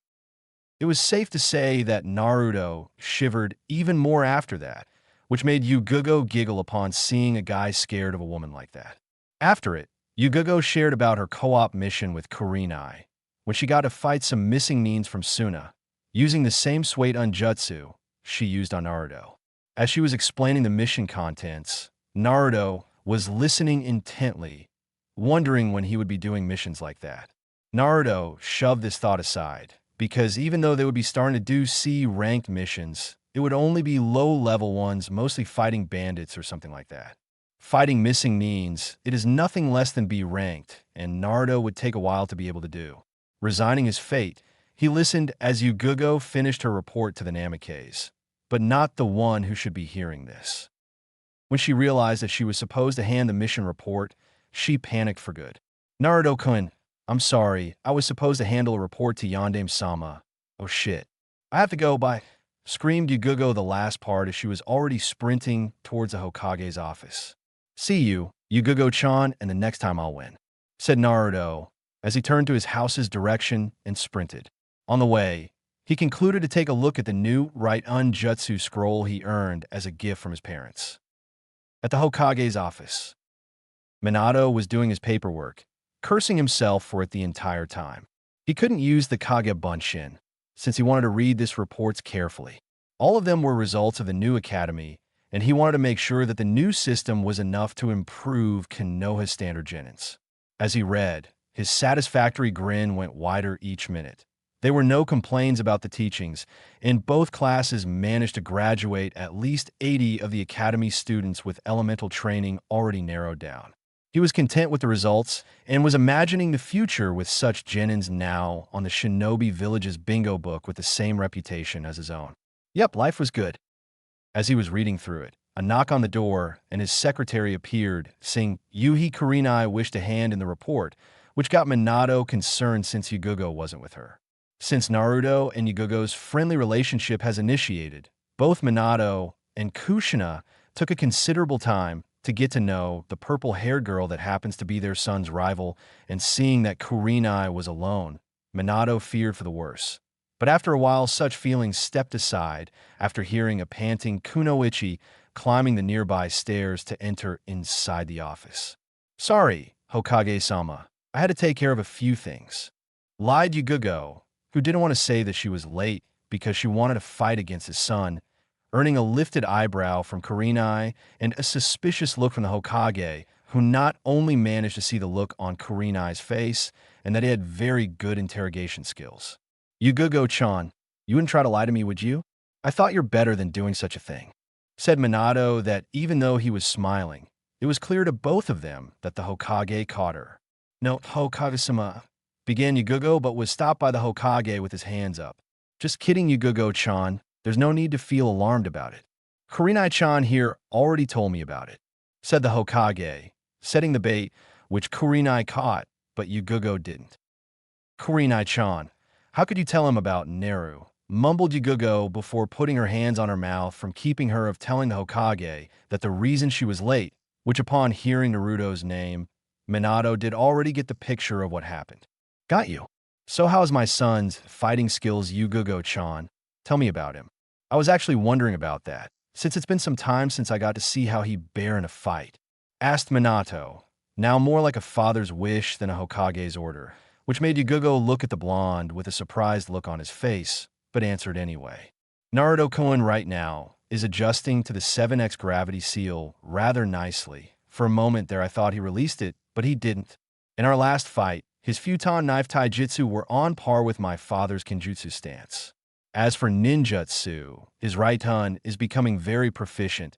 He used a right-un technique that channeled electrical discharge and pointed to the little river I formed with Suetun, enhancing the power of the electricity. Explained Yugugo, detailing with precision their last spar for Minato, who couldn't help but smile at the vivid and energetic description given to him. Minato could very well see as Yugugo was telling what happened, that her smile never ceased or even diminished, quite on the contrary. Very good. It seems that you picked quite a rival there, Yugugo-chan, and with Naruto being exactly your opposite regarding ninjutsu and taijutsu, I would say both of you will benefit from this rather greatly. Smile Minato, earning an approval nod from both Kurenai and Yugugo, being the former because of the way that Yugugo talks about Naruto, and Yugugo for having someone like Naruto on her life. Now, Kurenai-chan, I believe you owe me a report? Asked Minato, now shifting to the Hokage position. At the Namikaze residence. After Naruto arrived, he talked a little bit with Kushina, who by the way was reading some medical books, just like she's been doing for some time now. Because of raising Naruto, Kushina never got to harness her skills as a medic nin, and now that her boy was now a genin and wouldn't spend much time at home, she resigned to studying once again and maybe even work at Konoha Hospital once again. At first, Kushina was sad that her Naruto wouldn't be home anymore, but she sighed upon figuring that he would spend less time at home as the time passes by. But she knew the life of a shinobi as she happened to marry Minato, who at the time was one of the Jounin elite of Konoha. Kushina learned from Naruto about who would be his sensei, and she shivered at the name of Mitarashi Anko. She didn't dislike the girl, but if the rumors were true, Anko was known for her rather dangerous persona, and she was afraid that Naruto would be killed before getting to leave the village for a mission. After talking and having a quick bite, Naruto went upstairs to pick up the scroll for his new right-on technique and shine to the garden. Kushina, for her spot, tended to look at her son with a hint of pride on her face. She knew Naruto's little chakra warm-up, which initiated with normal chakra meditation and then proceeding to elemental chakra meditation, either one of Naruto's chakra affinities. Naruto, for his part, was found sitting down and began the calm breathing process in order to initiate the meditation and the elemental chakra gathering. As he began his meditation, Naruto turned to channel lightning chakra through his chakra coils and circulate them to travel through his entire body. As he closed his eyes in concentration, he was able to hear the sound of electricity traveling through his body. Naruto once applied too much chakra throughout his body and electrical pulses surrounded his body. Try to imagine DB's Gohan's SSJ-2 transformation. Now being able to focus his chakra better, Naruto opened his eyes and continued the chakra flow as a way of such control, becoming similar to Futon chakra and be able to read the scroll without having to do it all over again. Because of Naruto's natural affinity for wind, he still had some trouble shifting elemental affinities. It seemed that Naruto actually had to stop the flow of Futon chakra, just so he could use Raiton. But by doing this, his control was improving. As he read through the scroll, he learned that the Raiton Ikazuki Batukai, Hono Jutsu, lightning style, Thunderball Cannon Jutsu, actually involved not only control over the element, but also shape manipulation, something he still didn't know how to do it. Upon realizing this, he was slightly upset, but refrained himself over behaving like this because he couldn't use such a jutsu yet. But since his mind was still pondering on right-on techniques, he remembered when he forced chakra out of his body that day and wondered if he could do that to use together with a punch or any other taijutsu kata for that matter. So, Naruto closed his eyes once again and channeled chakra to one of his fists. Upon reaching its destination, Naruto turned to focus on using a big enough surge of chakra, and like magic, Naruto's hands began to shine as electrical discharges seemed to come out of his palm. When he opened his eyes, he saw his hand and then turned to a wooden dummy that was abandoned. Deciding to test the right-hand punch, he charged the dummy while preparing to land the punch. Kushina was reading her book when the doorbell rang, and Kushina went to answer it. As she opened the door, she saw the little Nara genius and her mother, who greeted her and expressed the pretension of a little visit. Nodding in appreciation, Kushina led the two to the living room. But what the three of them saw after looking at the garden was an image they wouldn't forget. Their Naruto was sprinting very fast with what appeared to be a right uncharged fist towards the target, represented by a wooden dummy. As the fist made contact, it was safe to say that the dummy simply disintegrated, exploded, ceased to exist. Naruto was smiling like hell over this. He didn't know if such a technique was already invented or not, but Naruto did want to take credit for it in case it wasn't. Seriously, the possibilities were endless with such technique. With it, Naruto could make a right-un kick, right-un roundhouse kick. For the name, Naruto decided that such technique would be called right-un Reiku Dajiki no Jutsu, lightning style, lightning strike jutsu.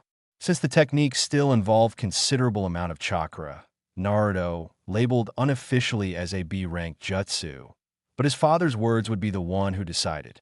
As he turned towards the house, he came to see three heads looking at him like he had two extra heads. On the next day, Naruto awoke and got out of his bed.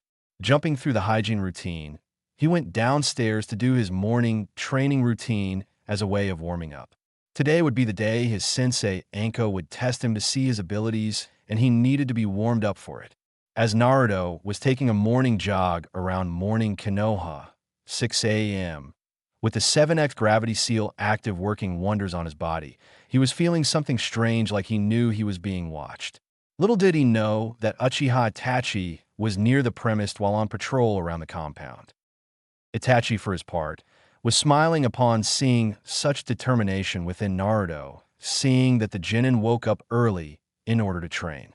Itachi was slowly but surely condemning every single important clan in Konoha, simply because every member of such clans were either depending on their bloodline or using their political image as a way to improve their status in Konoha. Even Itachi's brother Sasuke, who was supposed to even surpass his brother in talent once. Nowadays, he was blind, only wanting the power of the Sharingan. And for those who think Itachi is being a hypocrite, he is not. Even though his fighting style relies on the Sharingan, Itachi trained his body until exhaustion every single day of his life. Itachi was thanking Kami from at least saving one from total idiocy and laziness. Naruto, for his part, had returned home and took some breakfast. After a few time, Naruto went to the scheduled training area where his team was supposed to meet by preferring on a slightly more aggressive approach.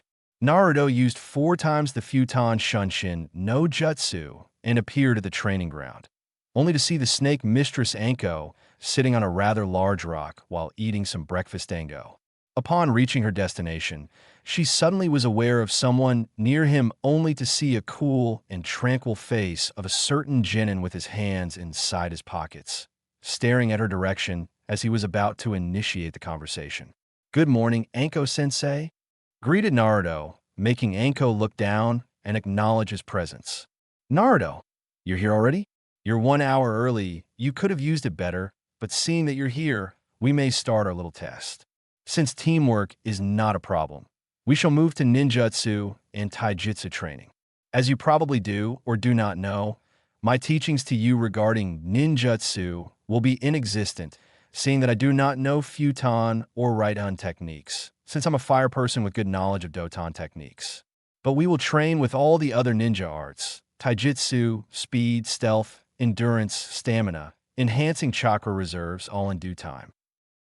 As Anko were explaining Naruto's genin training, he wasn't going to complain about the non-existent ninjutsu training, simply because of his Futon Ninjutsu book, as well as the fact that he just acquired a new right-hand scroll and developed a new jutsu, which, according to Minato, who demanded a demonstration after hearing about the right-hand Reika Dajiki no Jutsu, lightning style, Thunderstrike Jutsu, considered the technique to be a B-ranked one, and set Kakashi to add such technique to the ninjutsu archive by the name of its creator. Minato was proud of the boy who, like himself, was beginning in the art of jutsu creation. Back to Anko's explanation, Naruto was actually looking more forward to physical skills enhancement. "It's okay, Anko-sensei. I was actually counting on more physical training anyway. I have been doing some at home, but by fighting against you, Yugugo-chan and Niji, I'll be fast and strong in no time at all," said Naruto, expressing determination towards his future training regime. "Okay, then Gaki. Seeing that we got at least 1 hour to kill, what do you say we test your abilities with a spar?" said Anko, to which Naruto smiled and nodded in acceptance.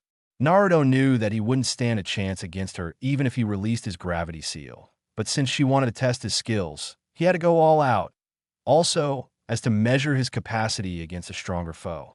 "Okay, Anko-sensei, but first I gotta do something," said Naruto, deactivating the 7x gravity seal, and gravity suddenly wasn't even there for him.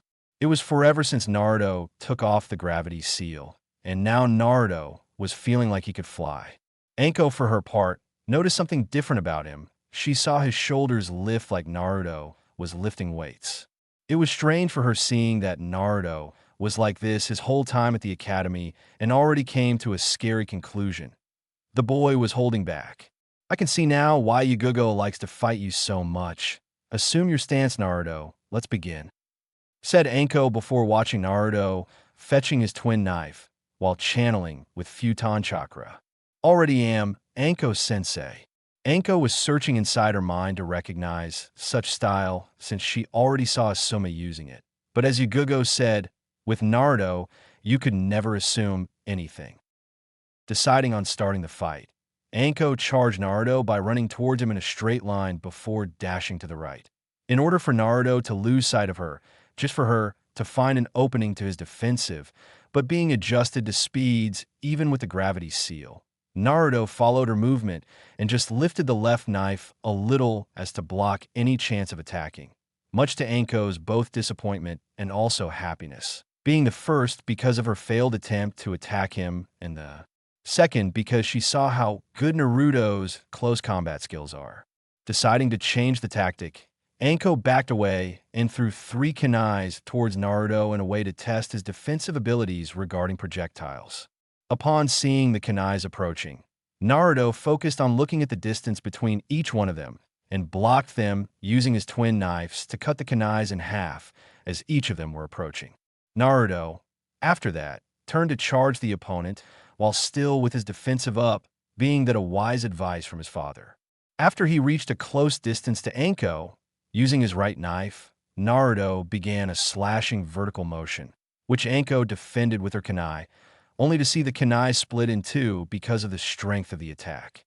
Deciding to test his ninjutsu skills, Anko jumped back while making speed hand seals, screaming Doton Doryuden no Jutsu, Earth Style, Earth Dragon Projectile Jutsu, making a mud dragon head appear and throw rapid mud balls at Naruto, who were also making his own set of seals for a defensive jutsu.